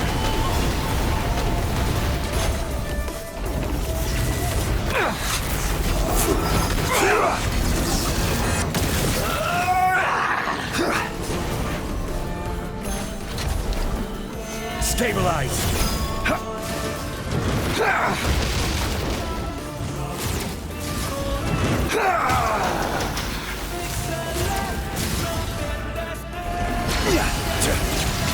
Kneel! Solidify.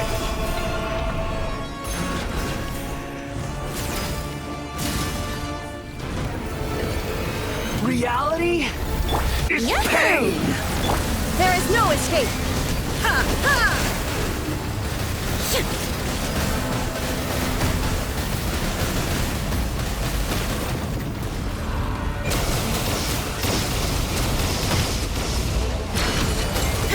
Ha! Illusion shattered!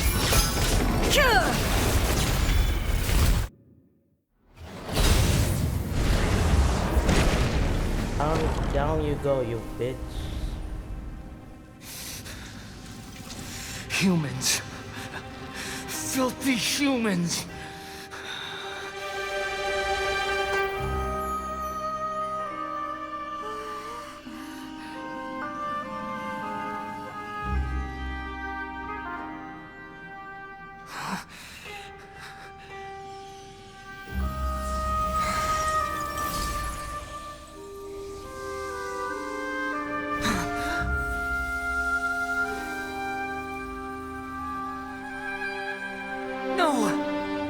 Wait!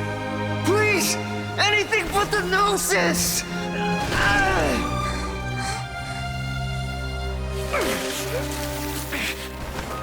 That's mine!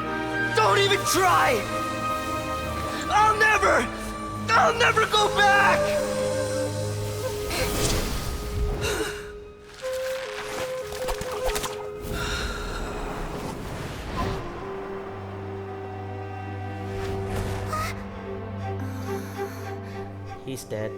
Rip. Huh? We haven't yet found the answer to the most important mystery. Irminsul is still waiting to be saved. With the power of another Gnosis, we may now finally understand the last memory of Greater Lord Rukkhadevata.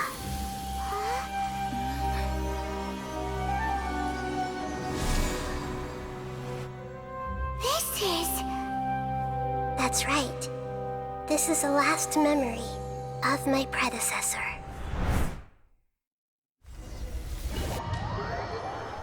Oh, things are getting very, very interesting. Seems like we have for now in our protection. Actually, 2 Gnosis.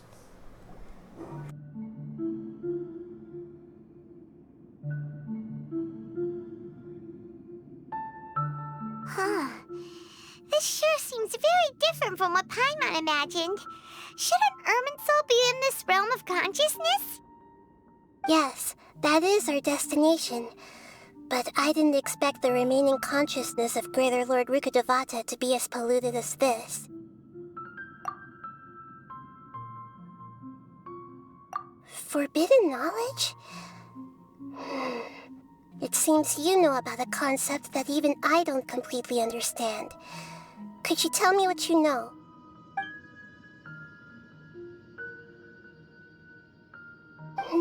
Your inference seems logical enough. Forbidden knowledge once polluted the desert thousands of years ago, but was successfully repelled thanks to King Deshret's self-sacrifice, and Greater Lord Rukkhadevata nearly exhausting her power. Then, a second instance of forbidden knowledge pollution occurred during the Conria Cataclysm 500 years ago. But I'm afraid it is much more serious this time, with Irminsul itself already in danger. So, if we're in the remaining consciousness of Greater Lord Rukkhadevata, and it's also been affected by forbidden knowledge pollution, then does that mean, in order to save us, Greater Lord Rukkhadevata? Yes. It's very possible that she sacrificed her life in the fight against forbidden knowledge. She didn't completely eradicate forbidden knowledge, but if it weren't for her actions, the pollution would have been far more rampant over these past 500 years. The way that everyone, including me, has forgotten everything about forbidden knowledge may very well be due to her restoration of Irminsul. Aww. Do you feel sad, Nahida? I'm just sharing her pain. The pollution of her consciousness here is severe. There is madness, chaos, and pain all around us. Did she fight to resist the forbidden knowledge pollution in such terrible conditions, all the way up to her last breath? She even used her last remnant of lucid consciousness to leave a clue for us to follow. Yes, her words were distorted by forbidden knowledge, so that's all we could hear. But now, we have a chance to find the answer to this mystery. We can cross the polluted consciousness until we found the right path to meet with our lucid consciousness. And then, we'll let Greater Lord Rukkhadevata tell us the truth in person. Each of us need to be mindful of the state of our own consciousness while we are here. Even with the Gnosis' protection, we must always keep a clear mind. Otherwise, we could go mad at any moment. That's so scary. Don't worry. It should be easy enough for you to keep that mind of yours clear, Paimon. Let's go.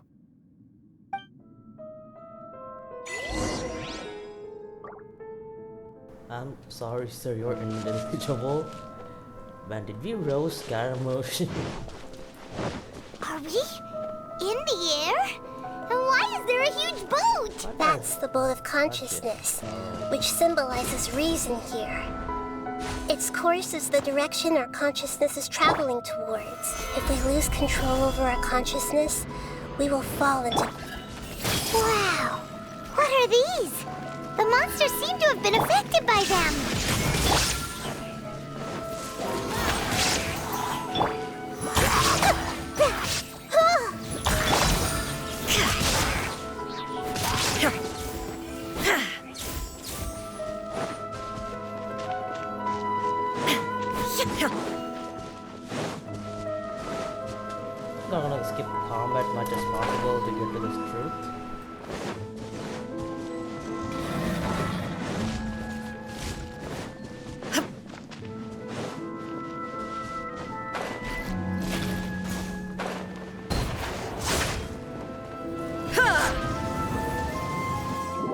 I chose to self-sacrifice me. Never mind. Solidify! This may hurt a little.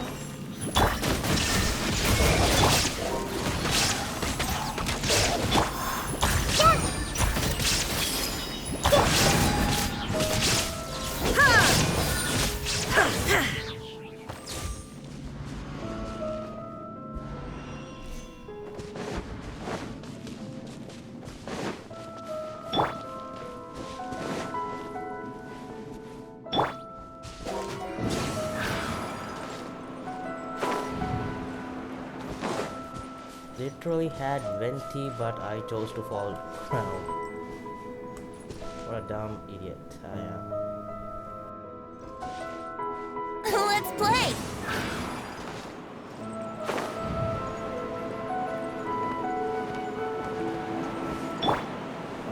Rise!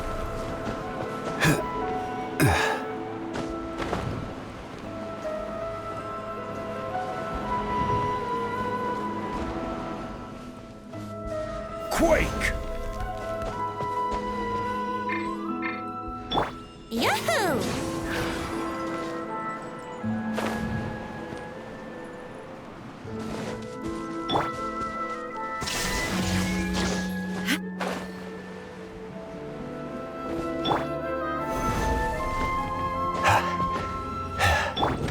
Here we go!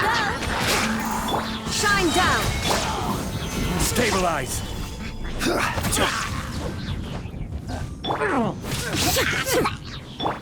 Committed to memory.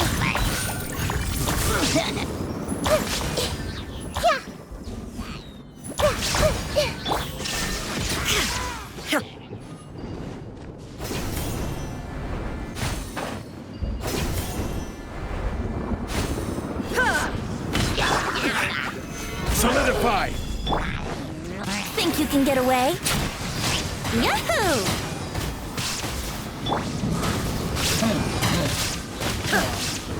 Illusion shattered!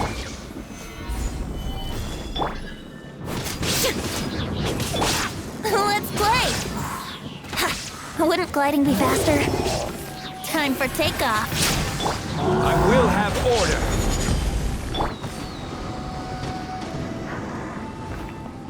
Now you shall perish!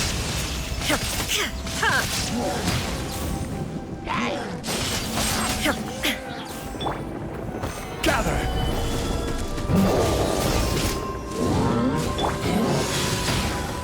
Order guide you! Grow! Inazuma shines eternal!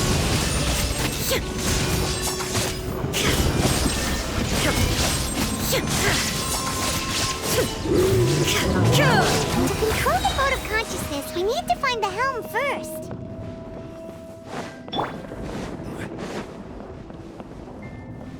That was a long fight. God.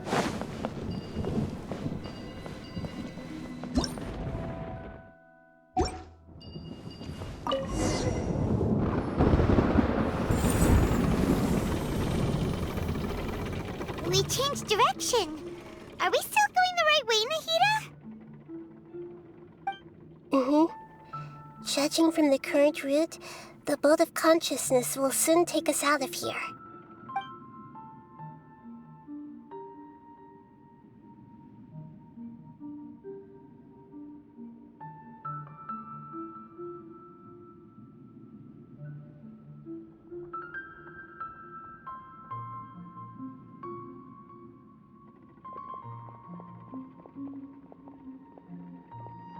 We'll be arriving at our destination soon.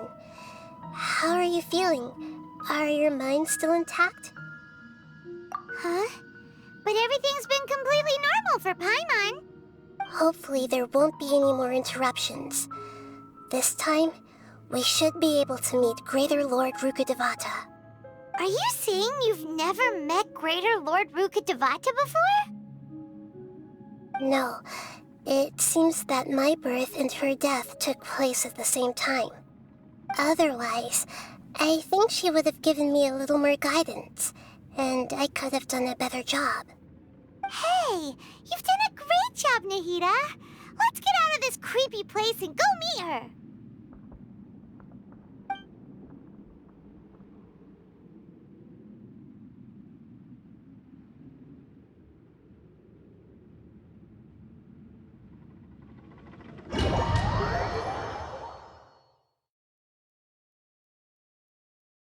So, is this the place you were talking about?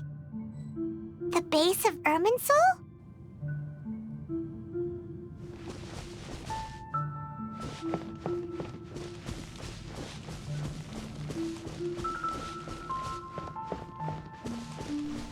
I can only walk. I can't use my sword, skill, anything. I can't even jump.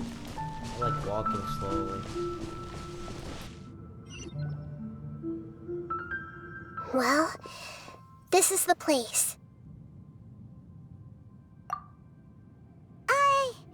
We're here to find Greater Lord Rukkhadevata, right? But the one standing over there is... Is that... me? She looks exactly like me. Are you Greater Lord Rukkhadevata? Yes, that's me. Are you surprised by my appearance? Irminsul and the surrounding lands have been reproduced here as they were years ago. But this is just a realm of consciousness. We are manifestations of the same nature. Hence why we would appear exactly the same. We're of the same nature. Why? Because you are me, and I am you. You are me in the new samsara. The new samsara? As Greater Lord Rukkhadevata, I'm the avatar of Irminsul. And you are the purest branch snapped from Irminsul. Imagine it this way. Even if a tree dies, its branches will eventually take root and grow, continuing the tree's life in another form. I'm merely the remaining consciousness of Greater Lord Rukkhadevata. The real me has presumably died a long time ago.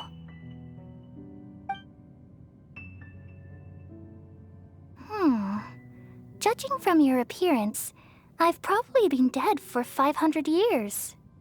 But you're finally here. My new self in the samsara. If this is true, then am I going to be a great Archon like you someday? Though we share the same nature, our fates are bound to be different. All things have their own fate. When a branch grows into a mature tree, it won't be the same as the original tree. That's why fate is the ultimate knowledge, isn't it? That's a great insight. Yes, very good. It's also precisely why you won't become like me. Really? But perhaps you may become an even greater Archon than I. I already see a determination in you that I didn't possess in my time, and the future that it leads you to will be yours alone. Along with the blessings from your past experiences. Don't worry. The growth of wisdom is like that of a plant. You only need to wait quietly for the flower to bloom. Come to think of it, the sages never had the faintest inkling of the meaning of wisdom. Thank you. Nothing makes me happier than discovering that the Archon I always admired was in fact myself in another fate. It's so nice to speak with you, Greater Lord Rukkhadevata. I've always wanted to meet you. The feeling is mutual. From the moment I snapped the branch off Irminsul and created you, I've also looked forward to talking with you. Could you tell me why you wanted to create me? And what exactly happened when you died? Ah, I see. You're here seeking answers, right? Everything that day, even the sky itself, changed into a color like this. At that time, the seven were all summoned to the nation of Conria. Except for me. I had a more important task to attend to. I had to protect Irminsul. The disaster occurred together with the pollution of forbidden knowledge. At that very moment, with my consciousness connected to Irminsul, I sensed something was wrong. the pain started to torment my mind. By the time I reached Irminsul, it was already displaying signs of corruption.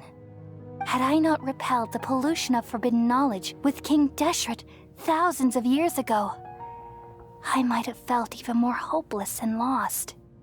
So what exactly is forbidden knowledge? It's a kind of knowledge that doesn't belong to this world, and a form of truth that can't be understood. It came from the very bottom of the abyss. Even I could never understand it. The world is constantly rejecting it, leading to all kinds of bad phenomena. If we allow forbidden knowledge to pollute Irminsul, I'm afraid the entirety of Teyvat could fall apart. So, there's knowledge that even the God of Wisdom can't understand? At that time, I knew I couldn't repel the forbidden knowledge with my strength alone. Which is why I created a device that compiled human wisdom and named it the Akasha. It's truly the world's most amazing invention. Thank you.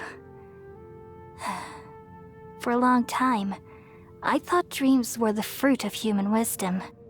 Though it was selfish to do so, I borrowed people's dreams using the Akasha. Then I compiled their wisdom and all of my own power. Well, did it work? Thanks to the wisdom of the people of Sumeru, almost all the forbidden knowledge was cleared from Irminsul. But things didn't go as smoothly as I thought. I had a terrible headache, which gave me an uneasy feeling. And then I remembered that my consciousness was also connected with Irminsul. It brought me knowledge and wisdom, but vile corruption as well. From the very beginning, my existence had been polluted by the forbidden knowledge. Oh no. How could that happen? I've experienced that pain in your consciousness. It must have been a horrible experience. Yes, but my feelings weren't important. The important thing was that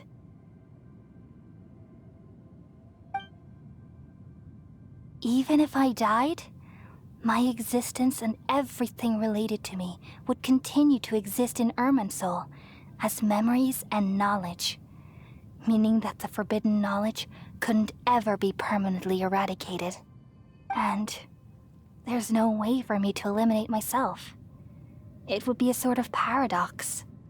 So, I took the purest branch of Irminsul as my incarnation in the next samsara, and left a trail of clues, all in hopes that you would come here and remove me and my pollution from Irminsul forever. Wait, no, I can't. So you realize what that implies.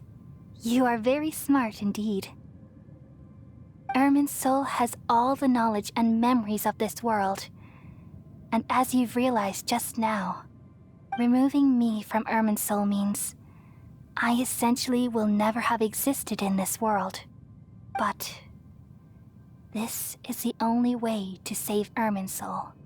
People love you so much, and they've missed you so much over the past 500 years. I am exactly the same. So how can we just forget you like this? Is there really no other way?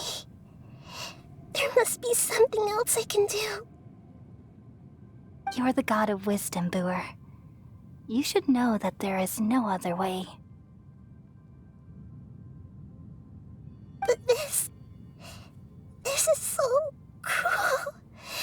I don't want to forget you. No need to feel so sad, Buer. As someone who delights in wisdom, you should feel joy at finally finding the answer. These are the words in their entirety, the answer you've been seeking all along. Let the world completely forget me.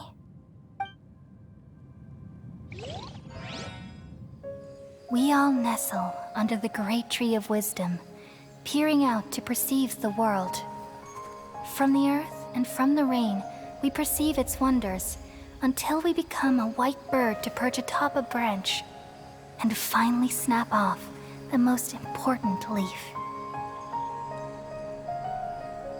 Once upon a time, I alone dreamed in this world. In my dreams, everybody would also dream after they fell asleep. Wild and wonderful thoughts would emerge from their minds.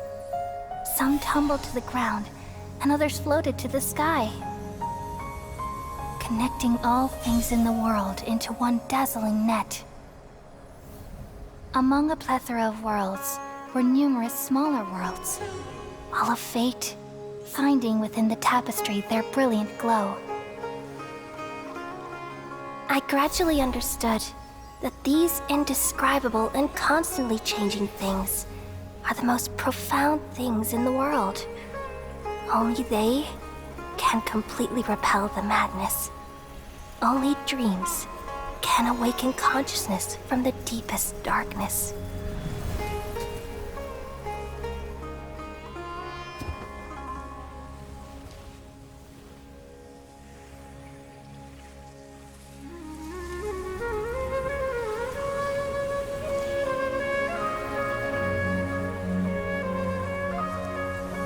I'm the one who posed this question, yet also the one who sought a solution. Saving the world with the dreams of the people used to be my answer. And now, you've also found your own answer, and I shall return all the dreams to the people.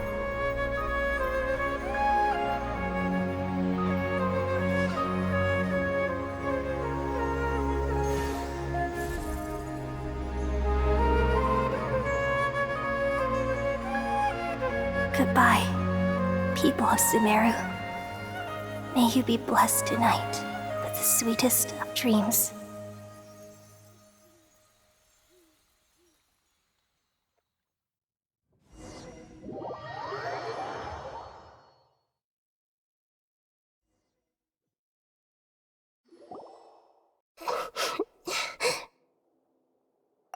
I'm alright.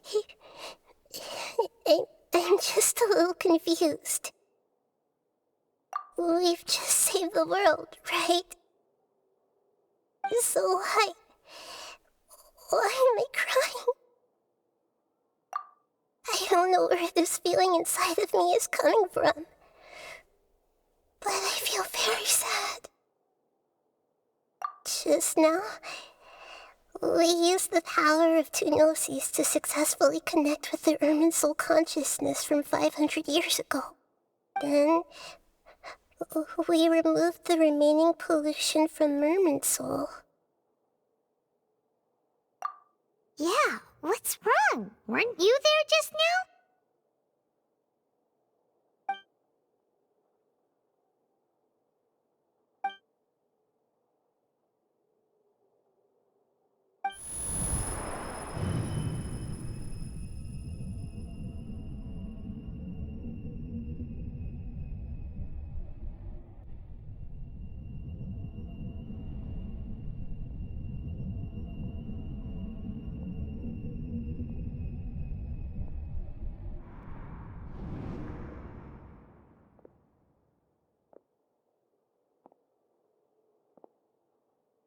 Huh? That sound. Traveler! Paimon! I've been waiting here far too long. But finally I have the chance to be alone with you. All the precious time I wasted has finally paid off. The doctor! What have you done? Just a type of sound wave that can quickly put defenseless people into a dream. As I expected, it doesn't have any effect on gods. This is the only thing of interest I found among the sage's research. I thought I'd take it for a little spin. Don't worry. I know you would never forgive me if I actually killed them. I'm here to negotiate with you. Naturally, I won't do anything dangerous that could potentially damage our relationship. Negotiate with me? I heard you had already left Sumeru. Why are you here again now? I left Sumeru, but I also stayed in Sumeru. Even the God of Wisdom is restricted by the habits of cognition. How disappointing. You mean there are many different versions of you in this world? An astute guess. Even the same individual will have different cognitions at different ages. A long time ago, I made a major decision in hopes of preserving all my perspectives of how I observed the world. Observation is the first step of any experiment, but observing the current world doesn't satisfy me. It lacks an important dimension, that of time. So I saved segments of all my ages and made them into independent individuals. That's all there is to it. Indulge me. How does the God of Wisdom find my method of seeking knowledge? It's an insult to the very concept of life. Life inherently has many rules and restrictions, each with its own significance and reason to exist. They can't be broken on a whim. Good. Amazing, even. Indeed, it's difficult for humans to make peace with themselves, not to mention oneself from a different period. Since you were in the academia, why wait until now to show up? You could very well have stopped us and helped that fake god. Simple.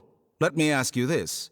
Would any staff member ever help the subject in the middle of an experiment?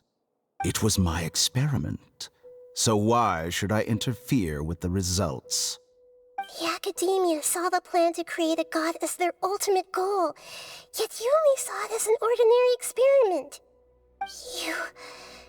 You really are crazy. If the experiment succeeded, you would have had a new god on your hands. How would you have faced your own god then? Would you still take the same stance? Would you still hold the same view of yourself? I'm first and foremost a scholar.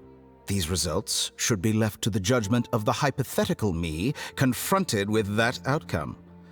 But you're right. And that's exactly why I'm disappointed with the conclusion of this experiment.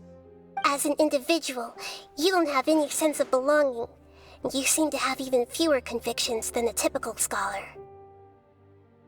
Oh no, I certainly have my own convictions. They just don't fit your standards, that's all. All right, that's enough conversation for today. The experiment is over, and it's time to tidy up the equipment and reclaim any useful materials. For example, the Gnosis. Lesser Lord Kusanali, you're an intelligent Archon. I'm sure you understand the disparity in our combat abilities at this time. Besides, you have no way to use that Electro-Gnosis in battle. Didn't you say you were here to negotiate with me? Somehow, it's starting to seem like you intend to take it by force now. I'm merely stating a fact. After all, I'm also a scholar. Naturally, I hope to show proper respect and dignity to the God of Wisdom. Your hypocrisy is built on absolute confidence. I understand your scheme, but... what if I were to destroy the Gnosis now and awaken the heavenly principles? Awaken the heavenly principles?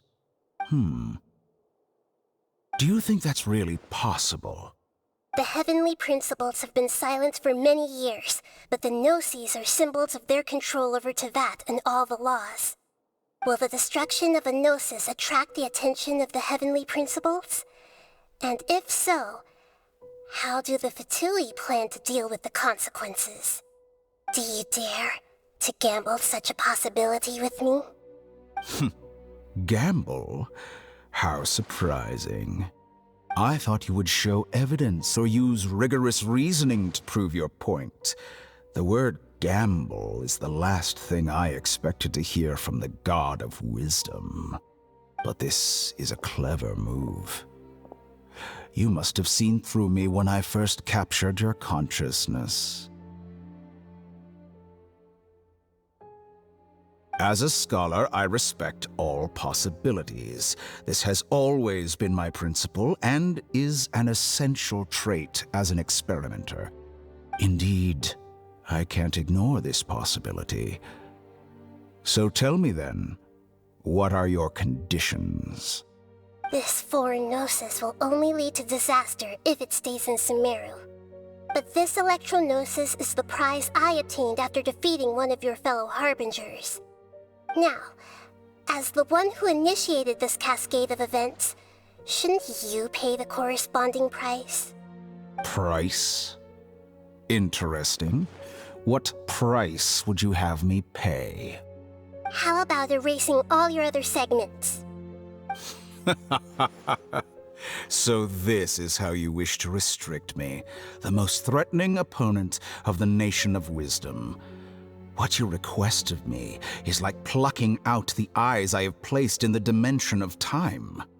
Segments are extraordinarily difficult to make. They require extremely rare resources and enormous amounts of time and effort, requiring me to destroy them all here and now. Bravo. A suitably wise decision on your part. Yes, how very interesting. Can I assume that you have long been wary of me? Among all the versions of me, this segment you see now is the most selfish.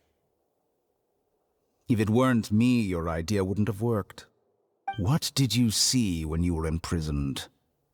You were observing me, and that's how you know I've long grown tired of their doubts and endless arguments.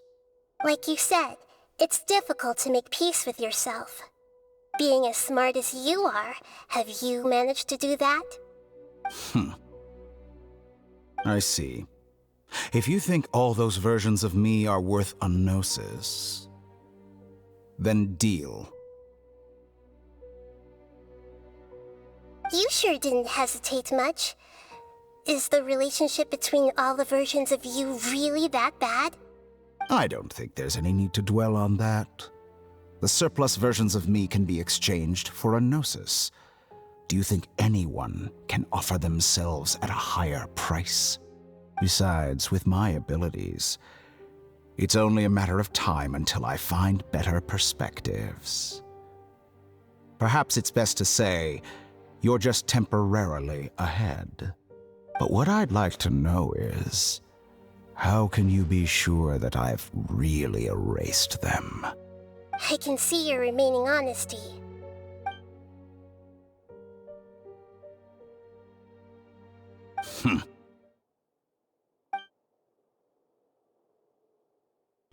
What a ridiculous decision! You can't be serious!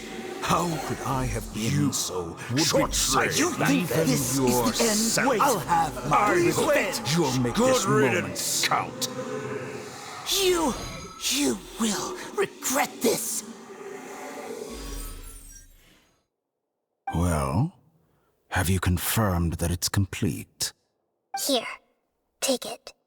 The future of Sumeru City will be in my hands alone. I will shut down the Akasha and let curiosity and the thirst for knowledge drive the realm of academics once again. There won't be any further gaps for you to exploit. It truly pains me that my academic achievements have never been appreciated in my homeland. Of course, I have no interest in being rejected by this city for a third time. Another chess piece.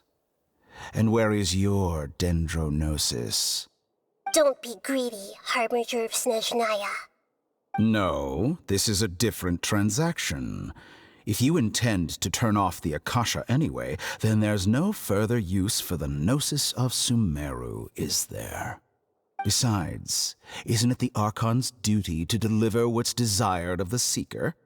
Oh, judging from your expression, you don't seem to find the idea very agreeable. Then let's think of it this way. Since you're the god of wisdom, how about I exchange some knowledge with you? People exchanging knowledge with the God of Wisdom is the stuff of legends. Yet here you wish to exchange knowledge for the God of Wisdom's property. Arrogant as that is, it has piqued my interest. Let me ask you, have you in all your mighty knowledge ever heard the rumor that the skies of Tevat are fake? Huh? That's the secret hidden by Ermin's soul concerning the truth of this world.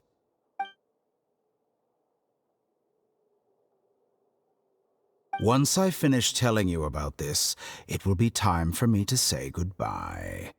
With negotiations, we've all gotten what we wanted. I'm very glad I got to meet you like this. Your arrogance may know no bounds, and convictions may mean nothing to you. But I'll still listen to what you have to say.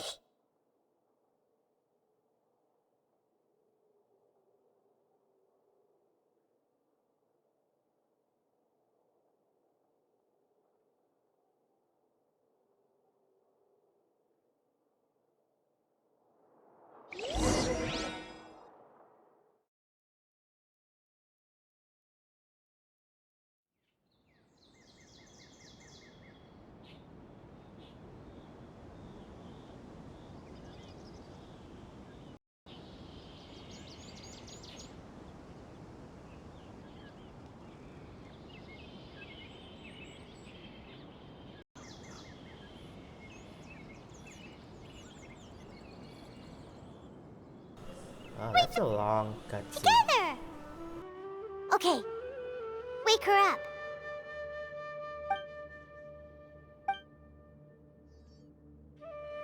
Are you awake? Kali says it's time for breakfast. Come on, get up! Good morning! How are you feeling today? Good to hear. It looks like we've recovered pretty well. Not even Tainari could stop us from going out now, right?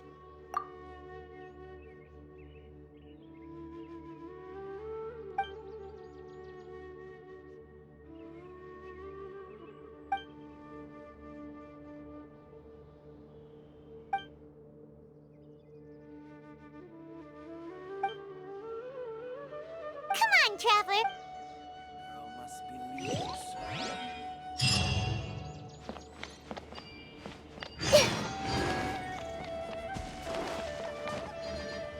Good morning. Looks like you're awake. Yep, yep. I prepared some breakfast today. Please have a taste. I hope you'll like it. It's nice to have you here so we can eat something yummy. Well, now that I've recovered from Elazar, I'm feeling better than ever. I can even prepare 4 or 5 meals a day now. And Paimon bets they're all delicious. Oh, by the way, someone brought a letter for you after you went to sleep last night. Nope. Paimon wanted to read the letter with you after you woke up, so Paimon didn't open it. All right, let's read it now. Oh, it's from Nilu! Ahem. We're going to hold a feast at the Grand Bazaar and celebrate Cyano's reinstatement as the General Mahamatra. As heroes of Sumeru, please be sure to attend. I'll wait for you. The date of the banquet is written on the back. It's in 2 days. Oh, I've also heard that you've become heroes here as well. That's amazing. Sometimes I'm really envious of strong and confident people like you. Oh, you're embarrassing me. Anyway, let's go to the Grand Bazaar to have a look. Oh, before you leave, be sure to inform Master Tainari. That was a long quest. Oh my god. And we lost noses to the Harbors again. They have 4 noses now.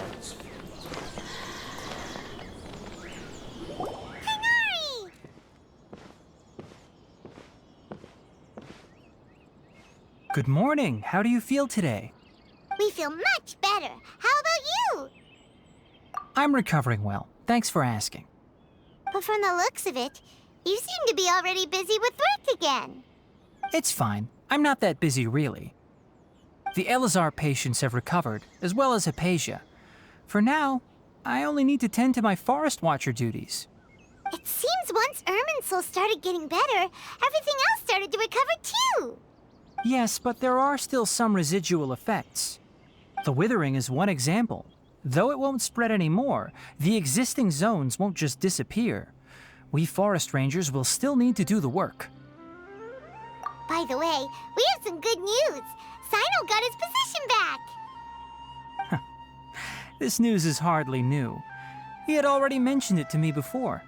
Huh? You mean he was already here? Why didn't he come to say hi to us? He visited once, but he was afraid of disturbing you while you were resting. He just asked me a few questions and left. Then you probably already know all about the celebration feast. Celebration feast? No, I haven't heard anything about that. Huh? But didn't Nilu say in her letter that they would celebrate Sino? He didn't tell you? Perhaps, or alternatively, he doesn't know about it either. Come to think of it, Sino doesn't seem like the type who'd enjoy a celebration feast. You and Kale are both Sino's close friends. Why don't you come to the feast with us? Kale has taken over some of my tasks these days. I don't think she'll have time for it. Not to mention me. You see, some VIPs have come to the forest recently. Huh? VIPs? Very important Paimons? Well, technically speaking, they are former VIPs. The sages involved in recent incidents have begun their training in the Avidya forest, and the people they had previously imprisoned have all been released. Huh? Yes, he's a little weak, but he isn't injured and his condition is stable. Lesser Lord Kusanali, in her boundless mercy, has decided to spare Azar and the other wrongdoers. Supposedly, they were ashamed of their shallow ideologies and have decided to dedicate the rest of their lives to cultivating wisdom in the Avidya forest. When they learned that Lesser Lord Kusanali had defeated the Balladeer and saved Irminsul, they were shocked at first, but also became happy, feeling that the sacred light guiding them on the path of discovering wisdom had begun to shine once again. As a result, work has increased for the forest rangers. That sounds really exhausting. There's nothing we can do, really. But that's another topic. Back to the matter at hand. Are you two planning to head out? Ah, right! We're here to request permission to head out. Would that be okay? You've recovered well. You may go, but be careful. Yay! Will do!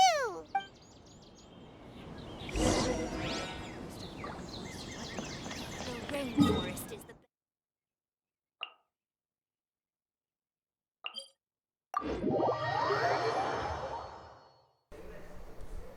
Come on, the quest. Can we finish this, please? We've been running for too long.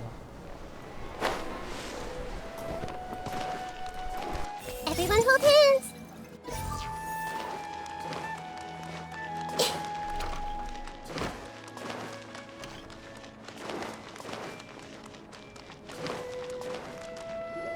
Well, there won't be any problems if the feast starts at that time. Everything has already been prepared. Mr. Zubair, I finished tallying things up here. Well, except for the guests. Is a simple reply really that much to ask of our guests? It's affecting our arrangements. Oh, it'll be fine. Besides, it never hurts to get things ready in advance. I was thinking the same thing. The feast will be held sooner or later, right? Hey, Nilu! Traveler, Paimon! We got your letter, so here we are! You're the best! The other guests haven't even replied yet. Huh? Are we the only ones that have arrived? Yeah, I had someone deliver letters to all of our guests. But maybe everyone is still busy with other things. Look, I get it. Sumeru is in an extremely important period of transition right now, but even if your friends are important figures, they shouldn't just ignore your request like this.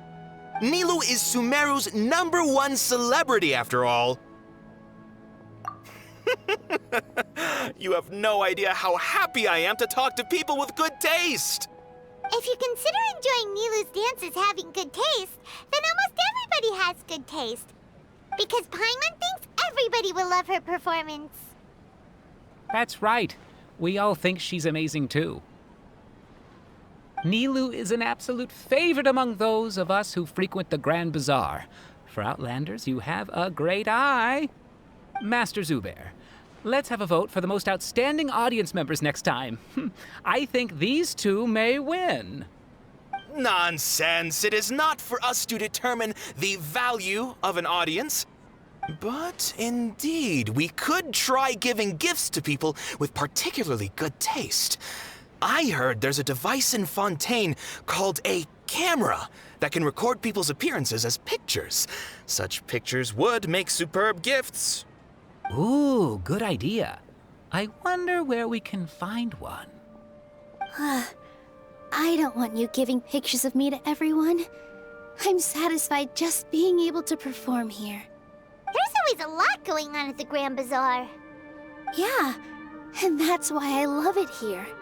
Traveler and Paimon, could you help confirm if the letters were actually delivered?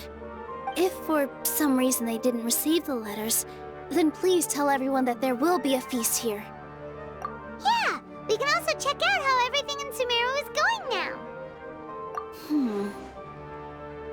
When I wrote the letters, I heard that Dia was in Port Ormos, and Alhaitham was at the Academia.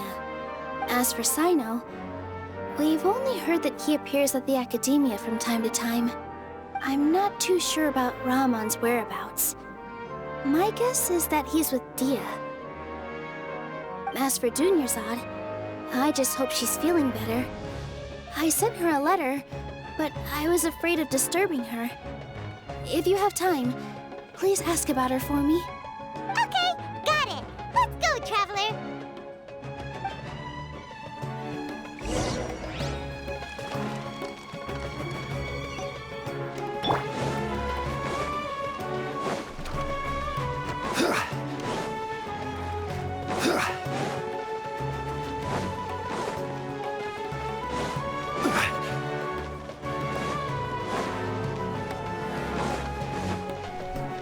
This one seems like it doesn't gonna end, does it?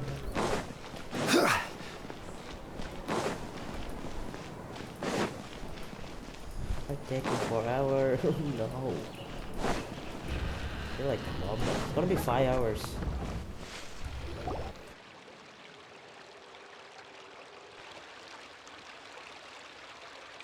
We haven't seen Alhaitham anywhere. Let's ask that person over there.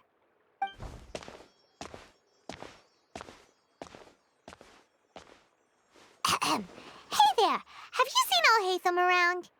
Yes, it seems Scribe Alhaitham has gone to the House of Dana. You should be able to find him there. But you're already the second group of people I've seen looking for him today. He must be quite the busy man.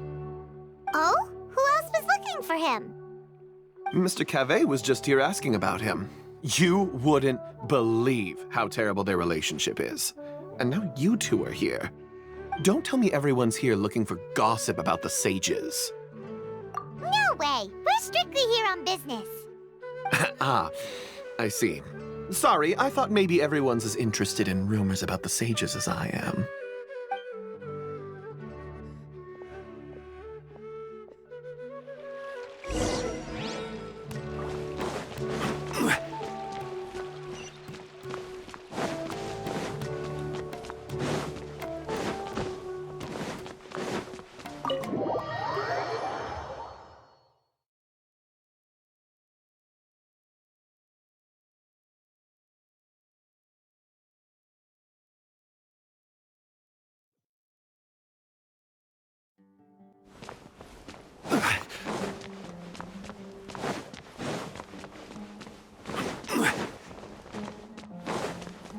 We finally get to see Kalpa. Alhaitham should be around here somewhere, right? Oh, he's over there! But it looks like he might not have time for us. Just put down that worthless book and tell me what happened in the Academia. This is not just some worthless book. Do you have any idea how difficult it is to find a physical book like this in Sumeru? It doesn't matter. It's probably just another thing that you used your authority to get your hands on anyway.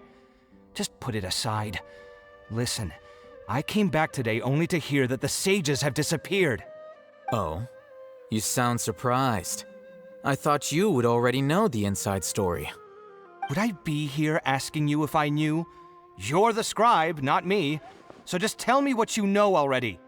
Well, I almost became a sage. Huh? Oh, don't sound too surprised now. You're the renowned Kaveh, light of the Ksharawar. Besides, as a master builder and craftsman, chances are you'll be appointed as a sage too. Why do I feel like you don't really mean it? Huh. What makes you say that? Why would you question my heartfelt sincerity? Maybe it's because you've never said anything good about me before. Yeah, well, I share a similar sentiment, and anyone who knows you as well as I do would surely do the same. Oh, you... See? This is why I hate discussing anything with you. Your ridiculous and arrogant attitude always gets in the way. It seems that you really can't stand my personality. Ha! What was your first clue? Well, then you might as well move out of my house. Are you threatening me? Stooping to a new low, I see. Ugh, and don't change the subject. You, a sage? What a joke. The academia might as well just close tomorrow. Are they having a fight? Forget what's going on with the academia. Haven't you been busy with your construction project? Tell me, when are you going to build yourself a mansion? Don't get me started. I get angry just thinking about it. So, what great building did our master architect work on this time? Like I need to tell you. Keep your nose out of my business. No, I think we deserve to know. Where were you when Sumeru needed you most? I was in the desert for a large project, but considering Haravatat's utter ignorance of architectural and aesthetic matters, you probably wouldn't understand. Which is truly unfortunate. I can only pity the man who doesn't understand the first thing about beauty and romance. Unlike a true... Hold on, wait a second. What do you mean by when Sumeru needed me most? Well, while you were out fiddling around in the desert, many people came together to save Sumeru from a crisis. Ha! And you think I'd believe that? Look, all you really need to know is that Azar and all his accomplices have all been overthrown. Huh? What nonsense are you talking about? It's no skin off my nose if you don't believe me. It's not like my Darshan was the one trying to apply for funding from the Grand Sage. Yours, though, on the other hand... You know what? I'll ask around. I'm sure someone knows what's going on here. You're dead if I find out you're lying to me.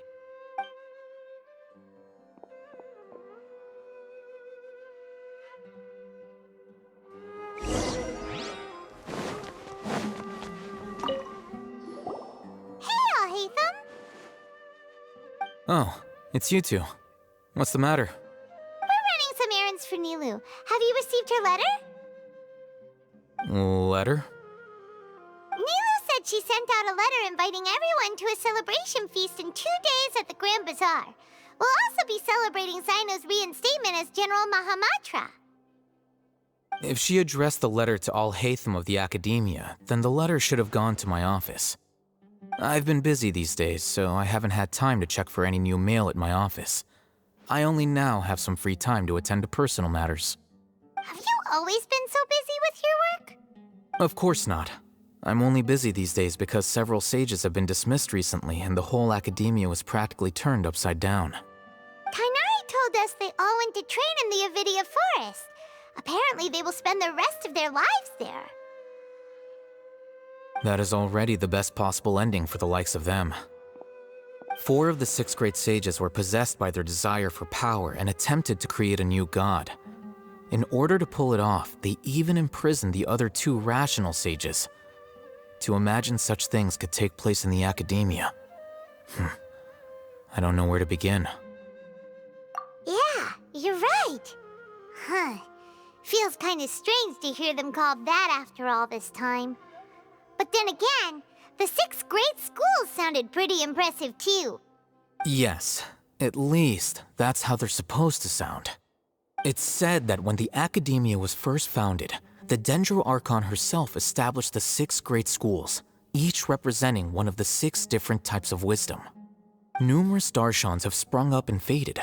Only the 6 Darshans attaching themselves to the 6 great schools have stood the test of time and obtained permanent seats in the Academia.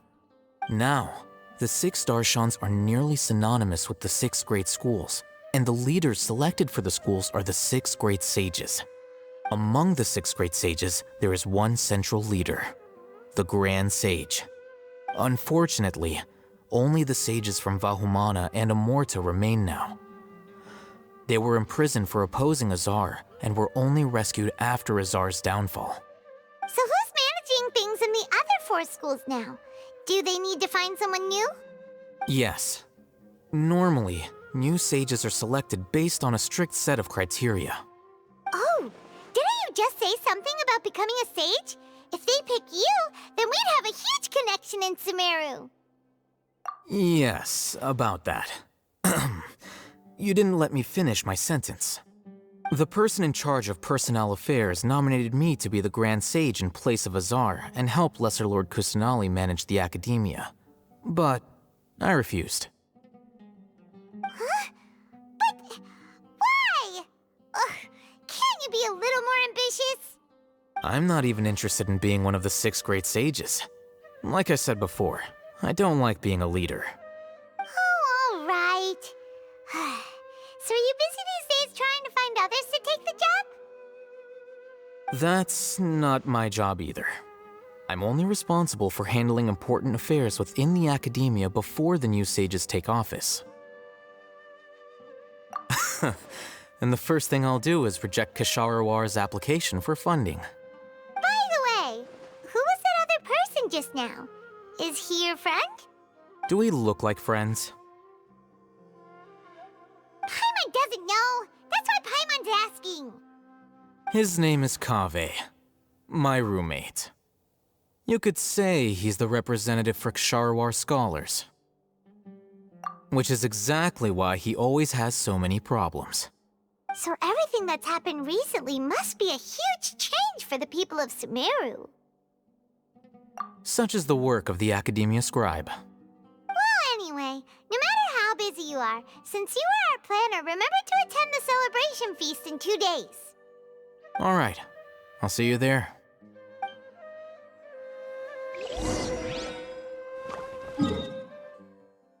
Now the port almost to invite the head. I think I'll just collide there. Close friends. Seem like close friends.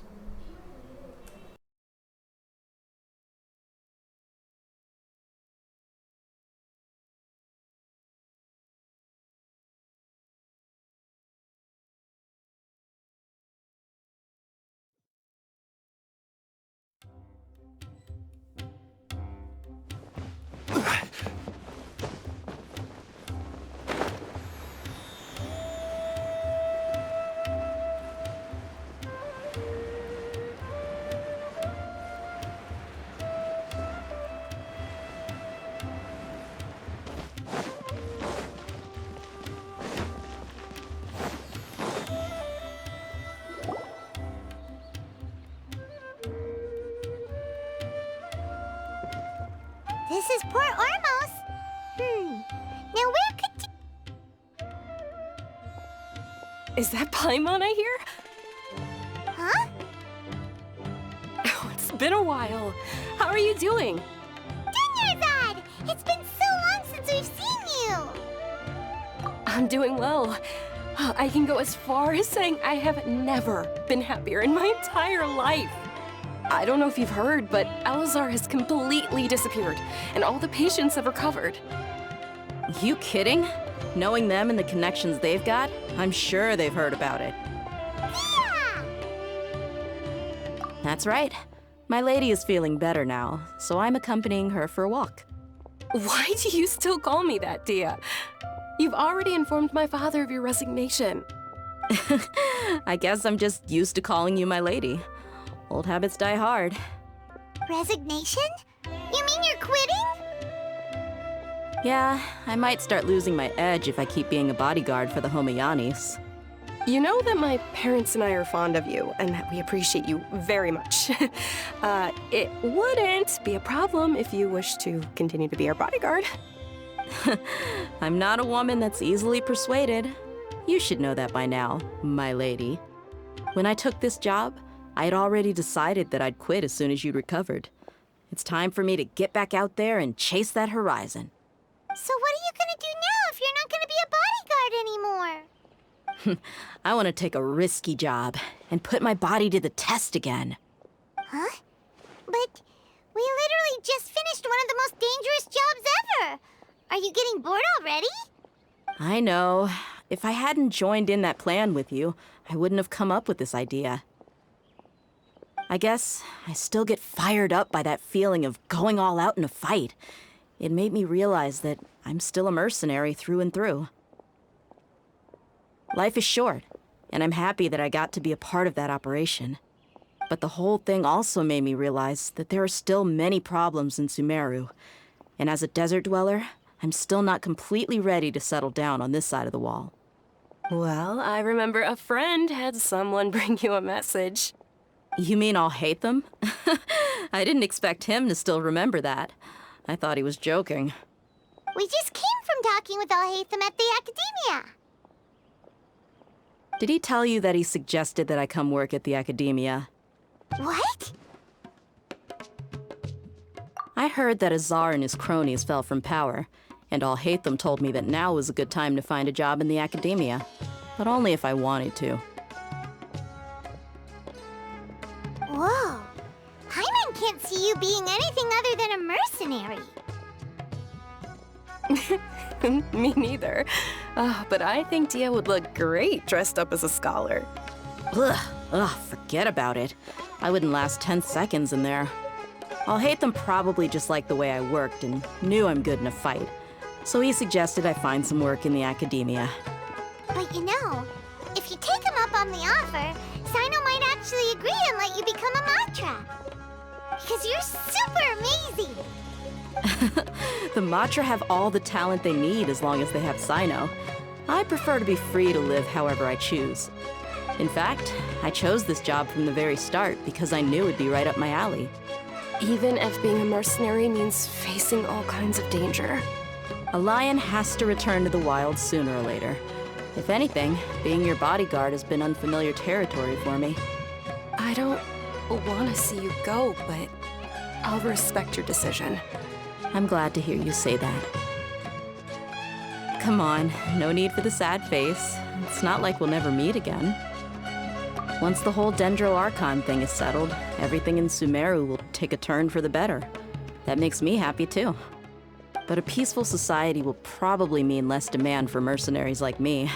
Before long, we'll be a dying breed. So I'd better get to work while I still can. Huh? But wait a second! You make it sound like you're leaving now! Well, no, not yet at least. I promised my lady I'd stick around until next week. So, have you been in Port Ormos this entire time? We were wondering if you had received a letter from Nilu. Oh, did Nilu write to us? She heard that you were seen in Port Ormos, so she sent the letter here. Huh. It was probably sent to the inn that we're staying at. My lady has been very energetic lately and keeps taking me on hikes, staying out even into the night. By the time we get back, the receptionist is usually off napping on the job. Right, and we tend to leave quite early in the morning, so the old man on duty is also usually dozing off. So what it really sounds like is that the person on duty is always asleep. I bet the letter's at the reception desk. I'll go check later. No wonder there wasn't a reply. You never received the letter. Good thing Nilu asked us to come and check on that. Sorry to make you two come all the way out here. It must be something important for Nilu to specifically write to us like that. Yes, she said they were preparing a victory feast in the Grand Bazaar, and will also be celebrating Sino's reinstatement as ask General Mahamatra. She was hoping you could come. Great! I'll be sure to attend. Count me in too. But is there some sort of dress code or anything for the feast? Can I just show up looking like this? Since it's being organized by Nilou, I don't think she'll be too picky about that. If anything, I think she wants to see us as our most natural selves. All right, then this is how I'll show up. The feast will be held in 2 days, so don't forget. Sure. Thank you so much for letting us know. We'll see you there. Oh, by the way, do you happen to know where Sino and Raman are? The General Mahamatra always comes and goes without a trace. Normally no one knows his whereabouts. Oh. But last time we met, he mentioned that he had something to do in Aru village. You can try your luck there. As for Raman, your guess is as good as mine. I only remember he said that he had something to discuss with Sino. You can ask Sino when you meet him. Don't mention it. You'd better get going. All right, on to our next stop.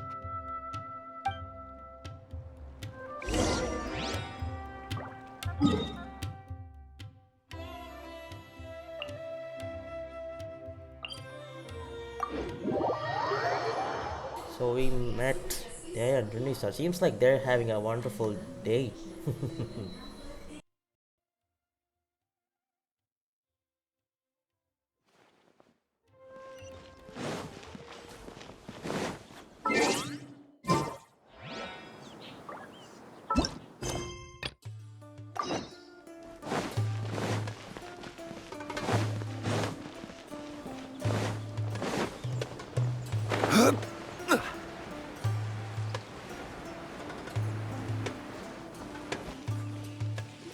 It's been a while since we last visited Aru village.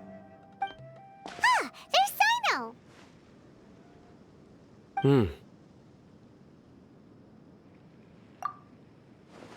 What brings you here? We recovered well, and Tanari agreed to let us leave, so now we're out and about again. It seems Gandharvaville's medical treatment is still as good as ever. Mm-hmm, and Tanari is recovering well, too. That's good to hear. Yeah, you're the one who brought us to him when we lost consciousness, right? Thanks for that. You're welcome. Tainari has excellent medical skills, and Kale is quite attentive. It was the best place for you. But why are you just standing here like a dead tree? I'm meeting some people. Oh, you mean Candace? I've already talked with Candace and the village chief. They're still at the usual place. You can go there if you'd like to see them. But you know one of the people I'm meeting as well. Oh, by King Deshret's blessing, my friend suddenly appears in the desert. Don't tell me you've run into trouble and need us to help now.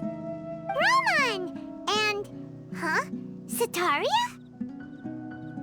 Oh, you know me? Oh, well, you're pretty famous in the academia. Don't worry, these are our friends. No need to be so guarded. I see. I'm doing well. Many good things have happened recently. Same here. Really, I feel that my whole life has started to shine after suddenly finding a new direction.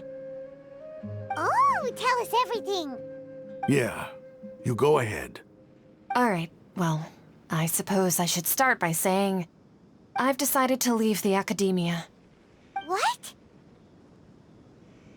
It's not that I've given up on being a scholar. Instead, you could say I've found a new identity.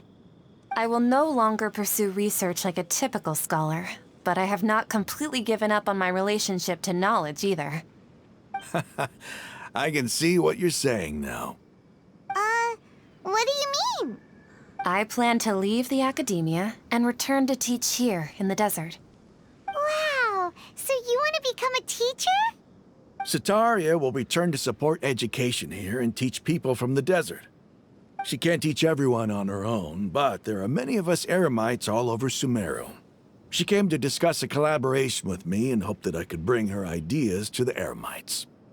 Yes, It's my hope that the Eremites can help me select a group of smart people with the best aptitude for teaching. I'll teach them, and after they've finished learning from me, they can go educate more people. That is the true meaning of education and the spreading of knowledge. The people of King Deshret suffer from sandstorms, exile, and ignorance. Miss Itaria is more than welcome to come teach here. Her arrival is like a star shining in the desert night. The stars have always guided caravans, thieves, soldiers, and travelers who get lost in the night. They lead those in the dark out of trouble and back to safety. Oh, please. Where's all of this coming from? I'm starting to feel a little embarrassed. You deserve these compliments. Mercenaries are accustomed to danger and don't fear death, which is why we recognize extraordinary actions that common people would easily overlook. Setaria's idea will bring much good to many people. At first, I feared it was destined to fail. Everyone knows that the Academia doesn't allow scholars to teach in the desert without permission. As you know, all knowledge is under their surveillance and control, and very few desert dwellers are as lucky as me. But what I heard at that time has been haunting my heart, as if there were lightning bolts constantly bombarding my soul. Setaria, you tread a treacherous path, and the longer you ignore it, the tighter the Academia's grasp on you will become. Setaria, why haven't you gone home? Never forget that the desert that belongs to you lies elsewhere. Miss. These words sparked something in me, and I knew that I had to bring something back to my people after going home. I gathered up the courage to approach the Grand Sage, only to find that he was no longer at the Academia. Lord Sino told me that Azar didn't belong there anymore. Azar has received much-needed punishment. Though, if you ask me, it may have been too light. You probably have already heard. Lord Sino helped me obtain permission to leave the Academia for the desert, and accompanied me here to discuss collaboration with members of the Eremites. My plan was able to go smoothly thanks to him and Rahman. You're all doing so much for the desert. Aside from that, I also have some other business to discuss with Sino. Lesser Lord Kusanali has allocated many resources to support and develop the desert. I've done some business for her, and part of it required the assistance of the Eremites. I applied for a few batches of educational materials from the Academia, and sent them to several groups in the desert, as instructed by Lesser Lord Kusanali. I believe the people will make good use of them. That's exactly what the people here need. Physical books and other related items. If it weren't for Sino and Lesser Lord Kusanali, I'm afraid we'd never be able to get our hands on them. Apart from this, the Academia is also recruiting scholars that are willing to teach in the desert. I'll let you and Setaria know as soon as I have any more news. We must be persistent about this, and maintain these resources to ensure long-term effectiveness. This is the first time in hundreds of years we've had a glimmer of hope. I think this may be the turning point for the desert. Remember these words. Here lies our faithful priest, Kasala. His wisdom is a miracle among the people, deserving of high praise and admiration. I hope people with wisdom like that priest will rise again among the desert dwellers. Then we'll once again see the wisdom and glory that once shook the world. Enough about us. Are you here to discuss some business too? No, not at all. We're actually here on behalf of Nilu. Nilu wanted to write to everyone, but she wasn't sure where the letters should be sent, so she asked us to come find everyone personally. A celebration feast will be held in 2 days at the Grand Bazaar.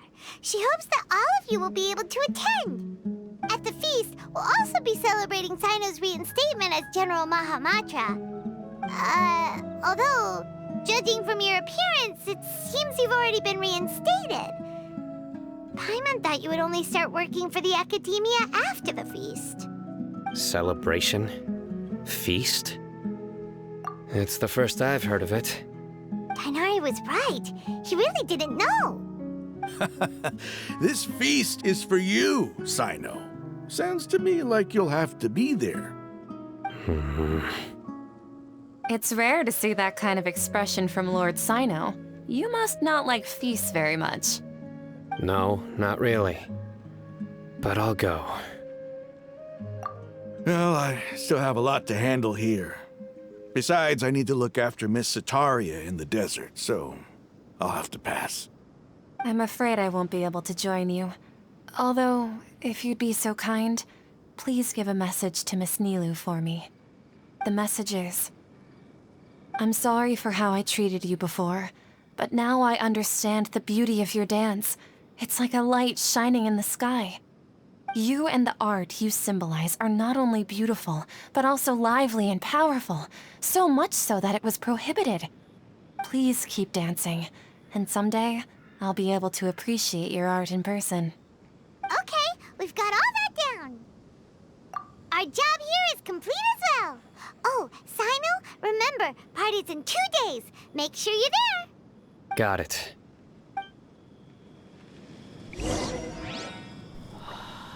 Finally. My God.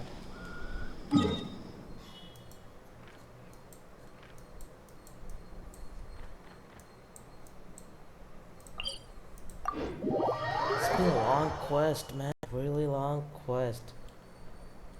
I have to like re-up.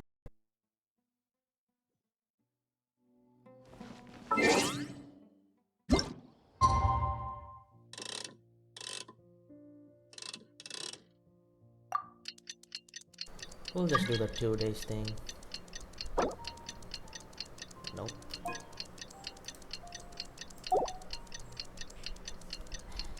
Not when I'm doing a quest. Never and ever.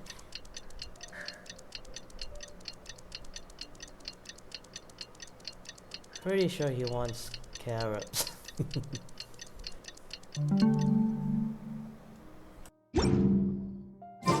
Today's the big day! Let's go to the Grand Bazaar and see how the celebration's coming along.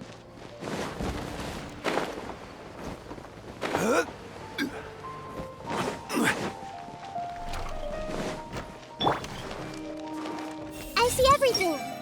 If I had the money to hire a fleet, I would have opened up a Liyue market ages ago.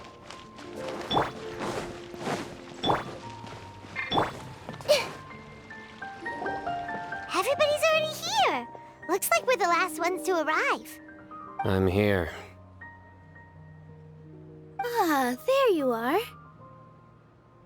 Well, look who finally decided to show up. You look like you came here immediately after finishing up some work. I'm very happy to see you here. But we're not late, are we? It's just that everyone else arrived ahead of time. I propose that the last one who arrived be put in charge of today's speeches. Nah, there won't be any speeches today. Oh, really? Well, even better. Come join us over here. Let's share some great food and drinks, and chat about all sorts of fun things. Everything looks quite good. Wow! Paimon can't wait! Traveler, just look at all the delicious food here!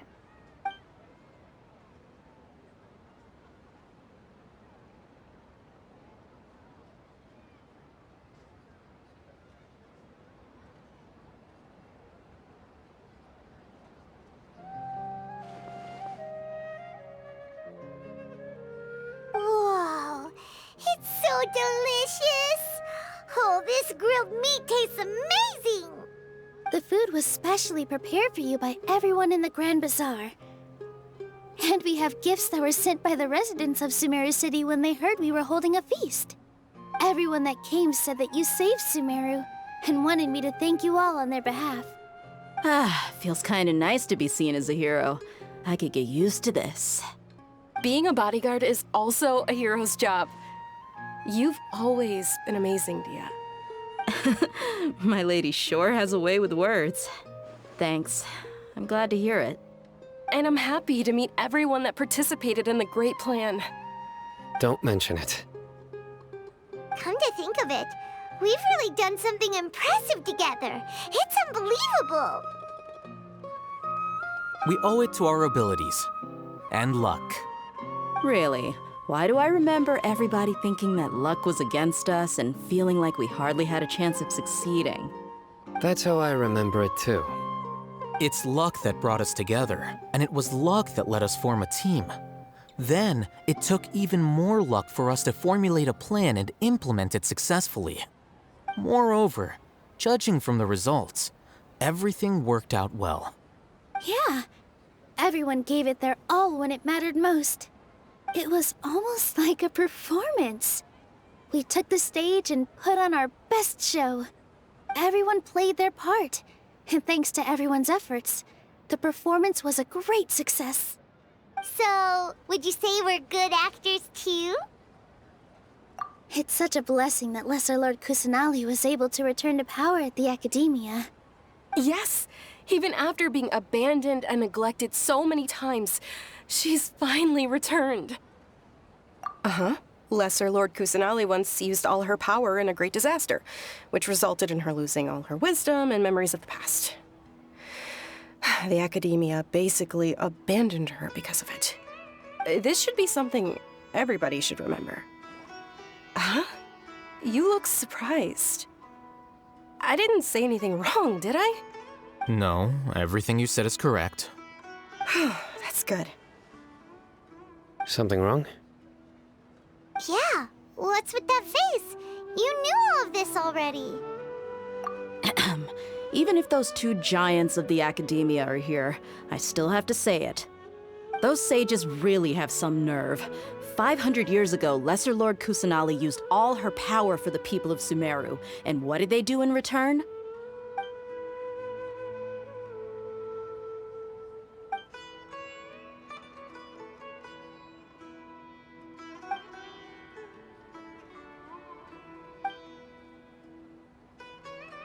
If you bite the hand that feeds you, don't act surprised when it turns into a knuckle sandwich, right, Sino?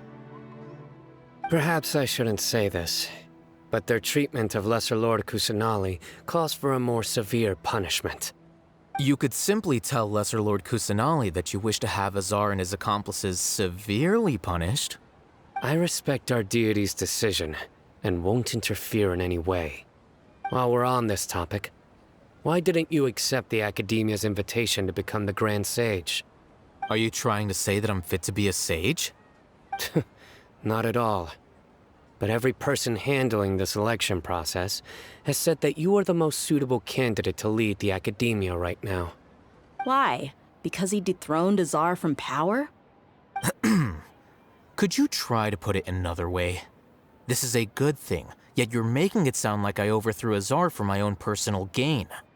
But seriously, though, I always wondered if you had some personal motives behind it.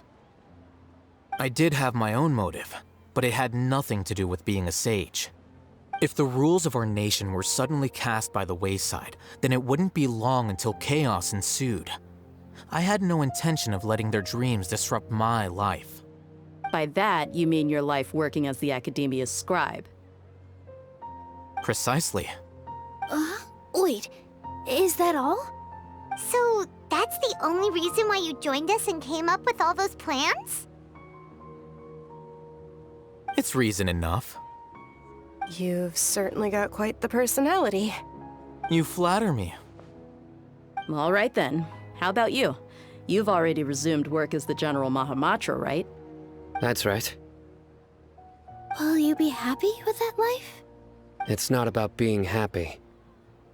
There are merely a lot of things that I must do. Even so, keep your spirits up and try to be happy, okay? And try to smile more every day, just like I'm doing now. Thank you. I'll keep that in mind.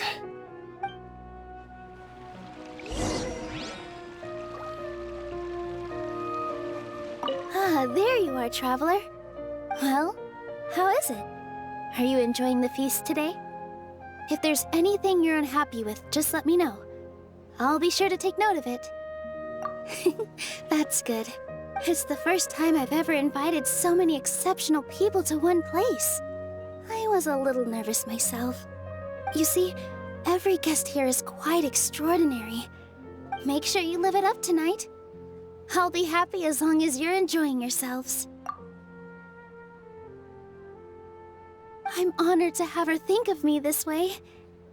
If I have a chance in the future, I would really like to invite her to one of my performances.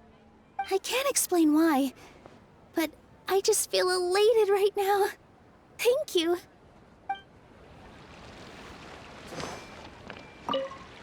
The atmosphere here is good, and everything is delicious.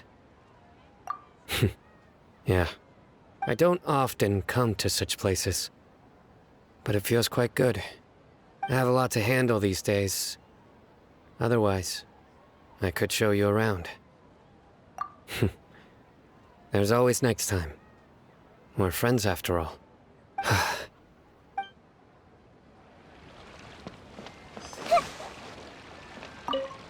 My lady, the grilled meat over there is delicious. Have you tried it? Yes, I also tried some fruit just now. Oh, they're very sweet. What an amazing place to relax.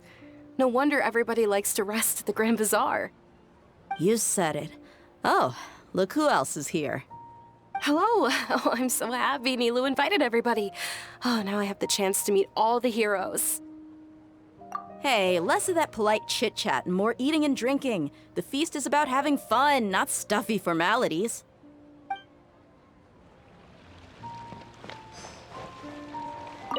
I seldom participate in such lively gatherings, but the atmosphere here is quite good. No, this gathering today has a unique meaning. The Grand Bazaar is lively because the people here feel happiness from the bottom of their hearts, unlike the farces at the Academia.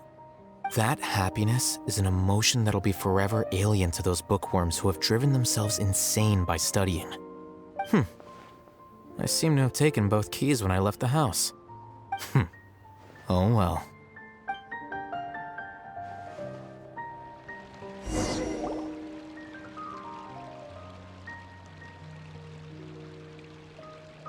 Hey, what's wrong? Your head is starting to droop. Hey, you can't just fall asleep here. Paimon will go find something delicious for you to eat. You'll wake up once you've put something yummy in your tummy. Of course, just wait here for Paimon. I think we'll get connected to Nahida's consciousness.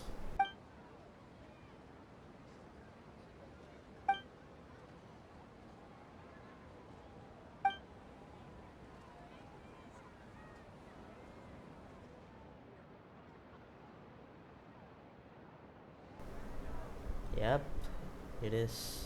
It's me.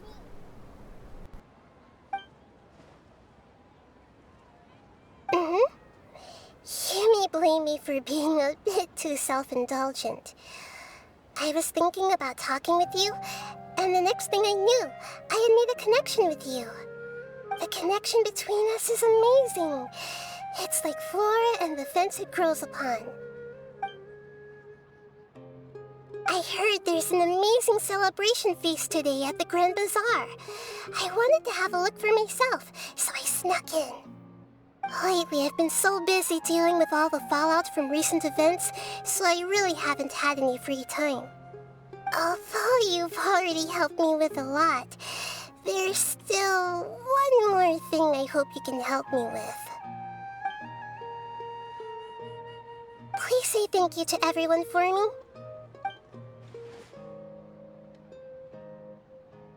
Oh, is it not convenient for you to do that for me? But if I just show up all of a sudden, people will become all quiet and stiff, won't they? What if I end up scaring them and ruining this wonderful feast? That'd be the last thing I want.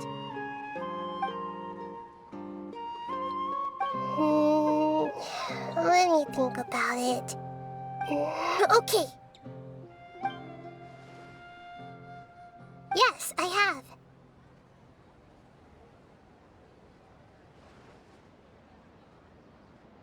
You said I should go thank everyone as myself, right? So, I've decided to borrow your body for the time being. Please don't blame me. The flora also climbs up to the fence to get closer to the sky.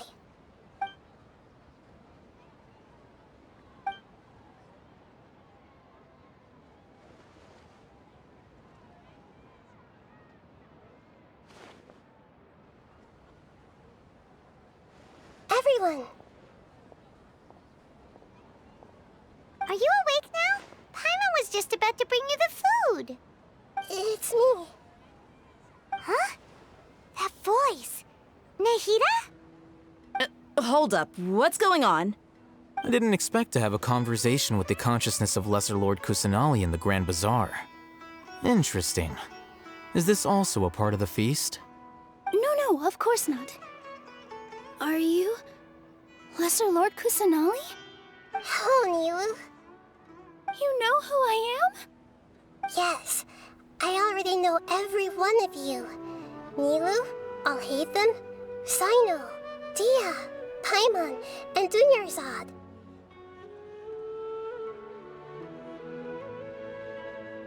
Lesser Lord Kusanali? I took the liberty of occupying the Traveler's body so that I could thank all of you in person. Thank you so much for rescuing me, even if that meant placing your own safety in peril and taking the risk of becoming enemies with the Academia, the sages, the doctor, the balladeer, and even the entirety of Sumeru. Without you, without any of you, I would have been in a much more difficult situation. Had you not helped me to resolve the crisis, not only I, but Sumeru and even the entirety of Tevat would have suffered great misfortune. People refer to you as the heroes who managed to rescue a god. I'm quite fond of this name. It not only explains your identities, but also bears witness to your relationship with me. Please, allow me to present to you my most sincere gratitude. Lesser Lord Kusanali, you have done so much for Sumeru, and I didn't even have a chance to do anything for you. You don't have to do this. Dunyarzad, the suffering you endured during your illness is also proof of you being with me and praying for me. Thank you. You don't need to be so ceremonious. It's always been my duty to protect you. This is how the relationship between the Academia and Dendro Archon should be. We just did what was necessary and set things back on the right path. You're an Archon, but you act so humble. You really don't need to be so polite with us.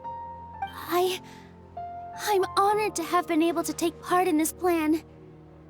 I hoped you liked the dance I dedicated to you.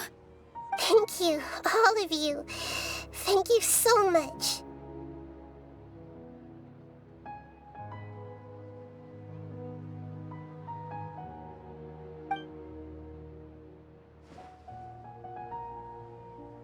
Yeah.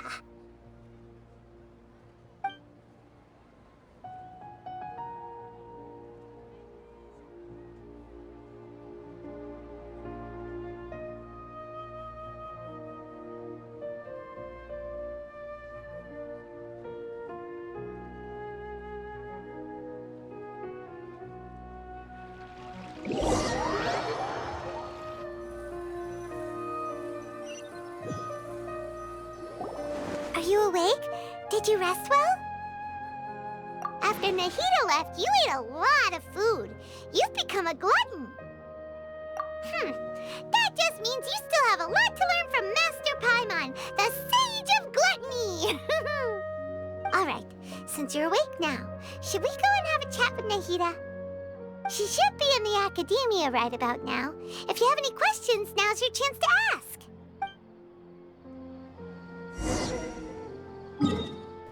Oh, dude. This quest is killing me. Hope this is the last phase of this quest. I can't do it anymore. Help. Send help.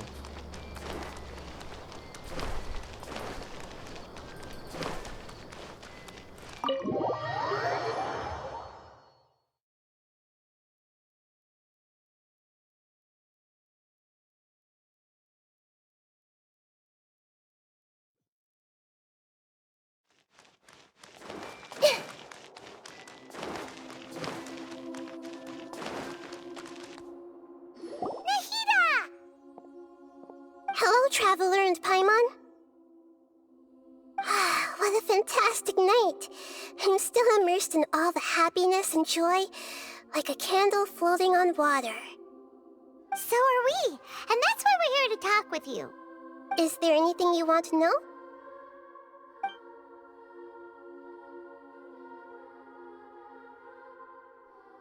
After recent events, the Akasha can no longer function as it used to. I've given it some thought, and have decided to shut it down permanently. But this is definitely not a bad thing. Even from the beginning, I've been planning to shut it down.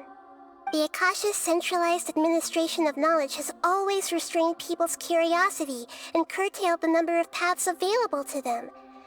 I don't think this is good for Sumeru. Although people may initially feel a little uncomfortable with the loss of the Akasha, they will soon understand that this life is more suitable for them. And as for the future of Sumeru, I'm preparing to regain control of the academia.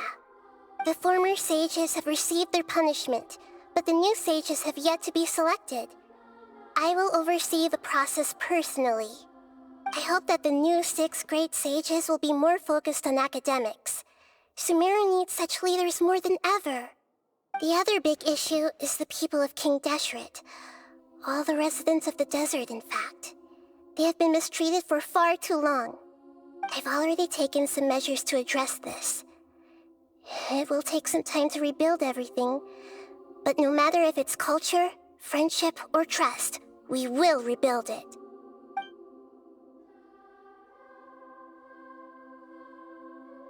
You mean, what happened after the doctor put you to sleep? Not exactly. The top-ranked Fatui Harbingers, up to number 3, possess power comparable to that of gods. I was no match for him in that kind of situation. However, in spite of the bad situation, I still managed to make a fair deal with the doctor. I'm sure you remember the entity that changed your fate, the Heavenly Principles. In fact, the Heavenly Principles has been quiet since the Conria disaster 500 years ago. I used this point as leverage against the doctor. I told him that the Heavenly Principles may be awakened if I destroy the Gnosis. Although it was just a bluff, he still fell for it.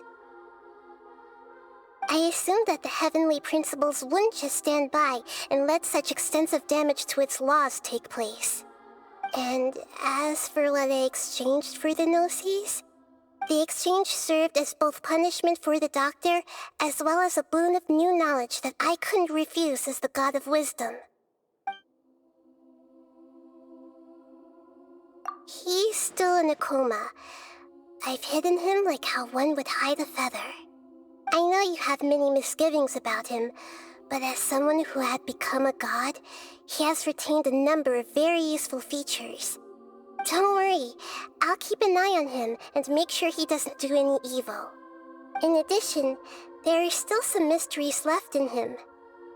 Some things may be very clear from my perspective, but he is still yet to understand them himself. His future will be determined by fate. Is that where you're headed next? Fontaine, the Nation of Justice? As far as I know, that nation operates in a judicial system. Does their Archon personally judge people? No, there's a Chief Justice in Fontaine. Generally speaking, the Hydra Archon, Focalor, won't preside over individual trials. However, even then, Focalor will still make herself present at just about every trial. It seems that she just likes to immerse herself in that sort of atmosphere. As Archon, she still reserves the right to influence the final verdict. Anyway, let's just say she's got, a very unique personality. Are you sure? Isn't there something else you haven't asked about yet? Huh? You mean... About your brother. While you were resting at Gandharvaville, I took some time to perform an Irminsul search for information on your brother. Yeah! Isn't Irminsul a repository for all the information and memories of Tevat? So there shouldn't be anything on her or her brother. This is true in your case. Irminsul indeed does not have any information on you. However, there must be something different about your brother. Because, as it turns out, the world has recorded information on him after all. What? There's only one possible explanation. He belongs to this world.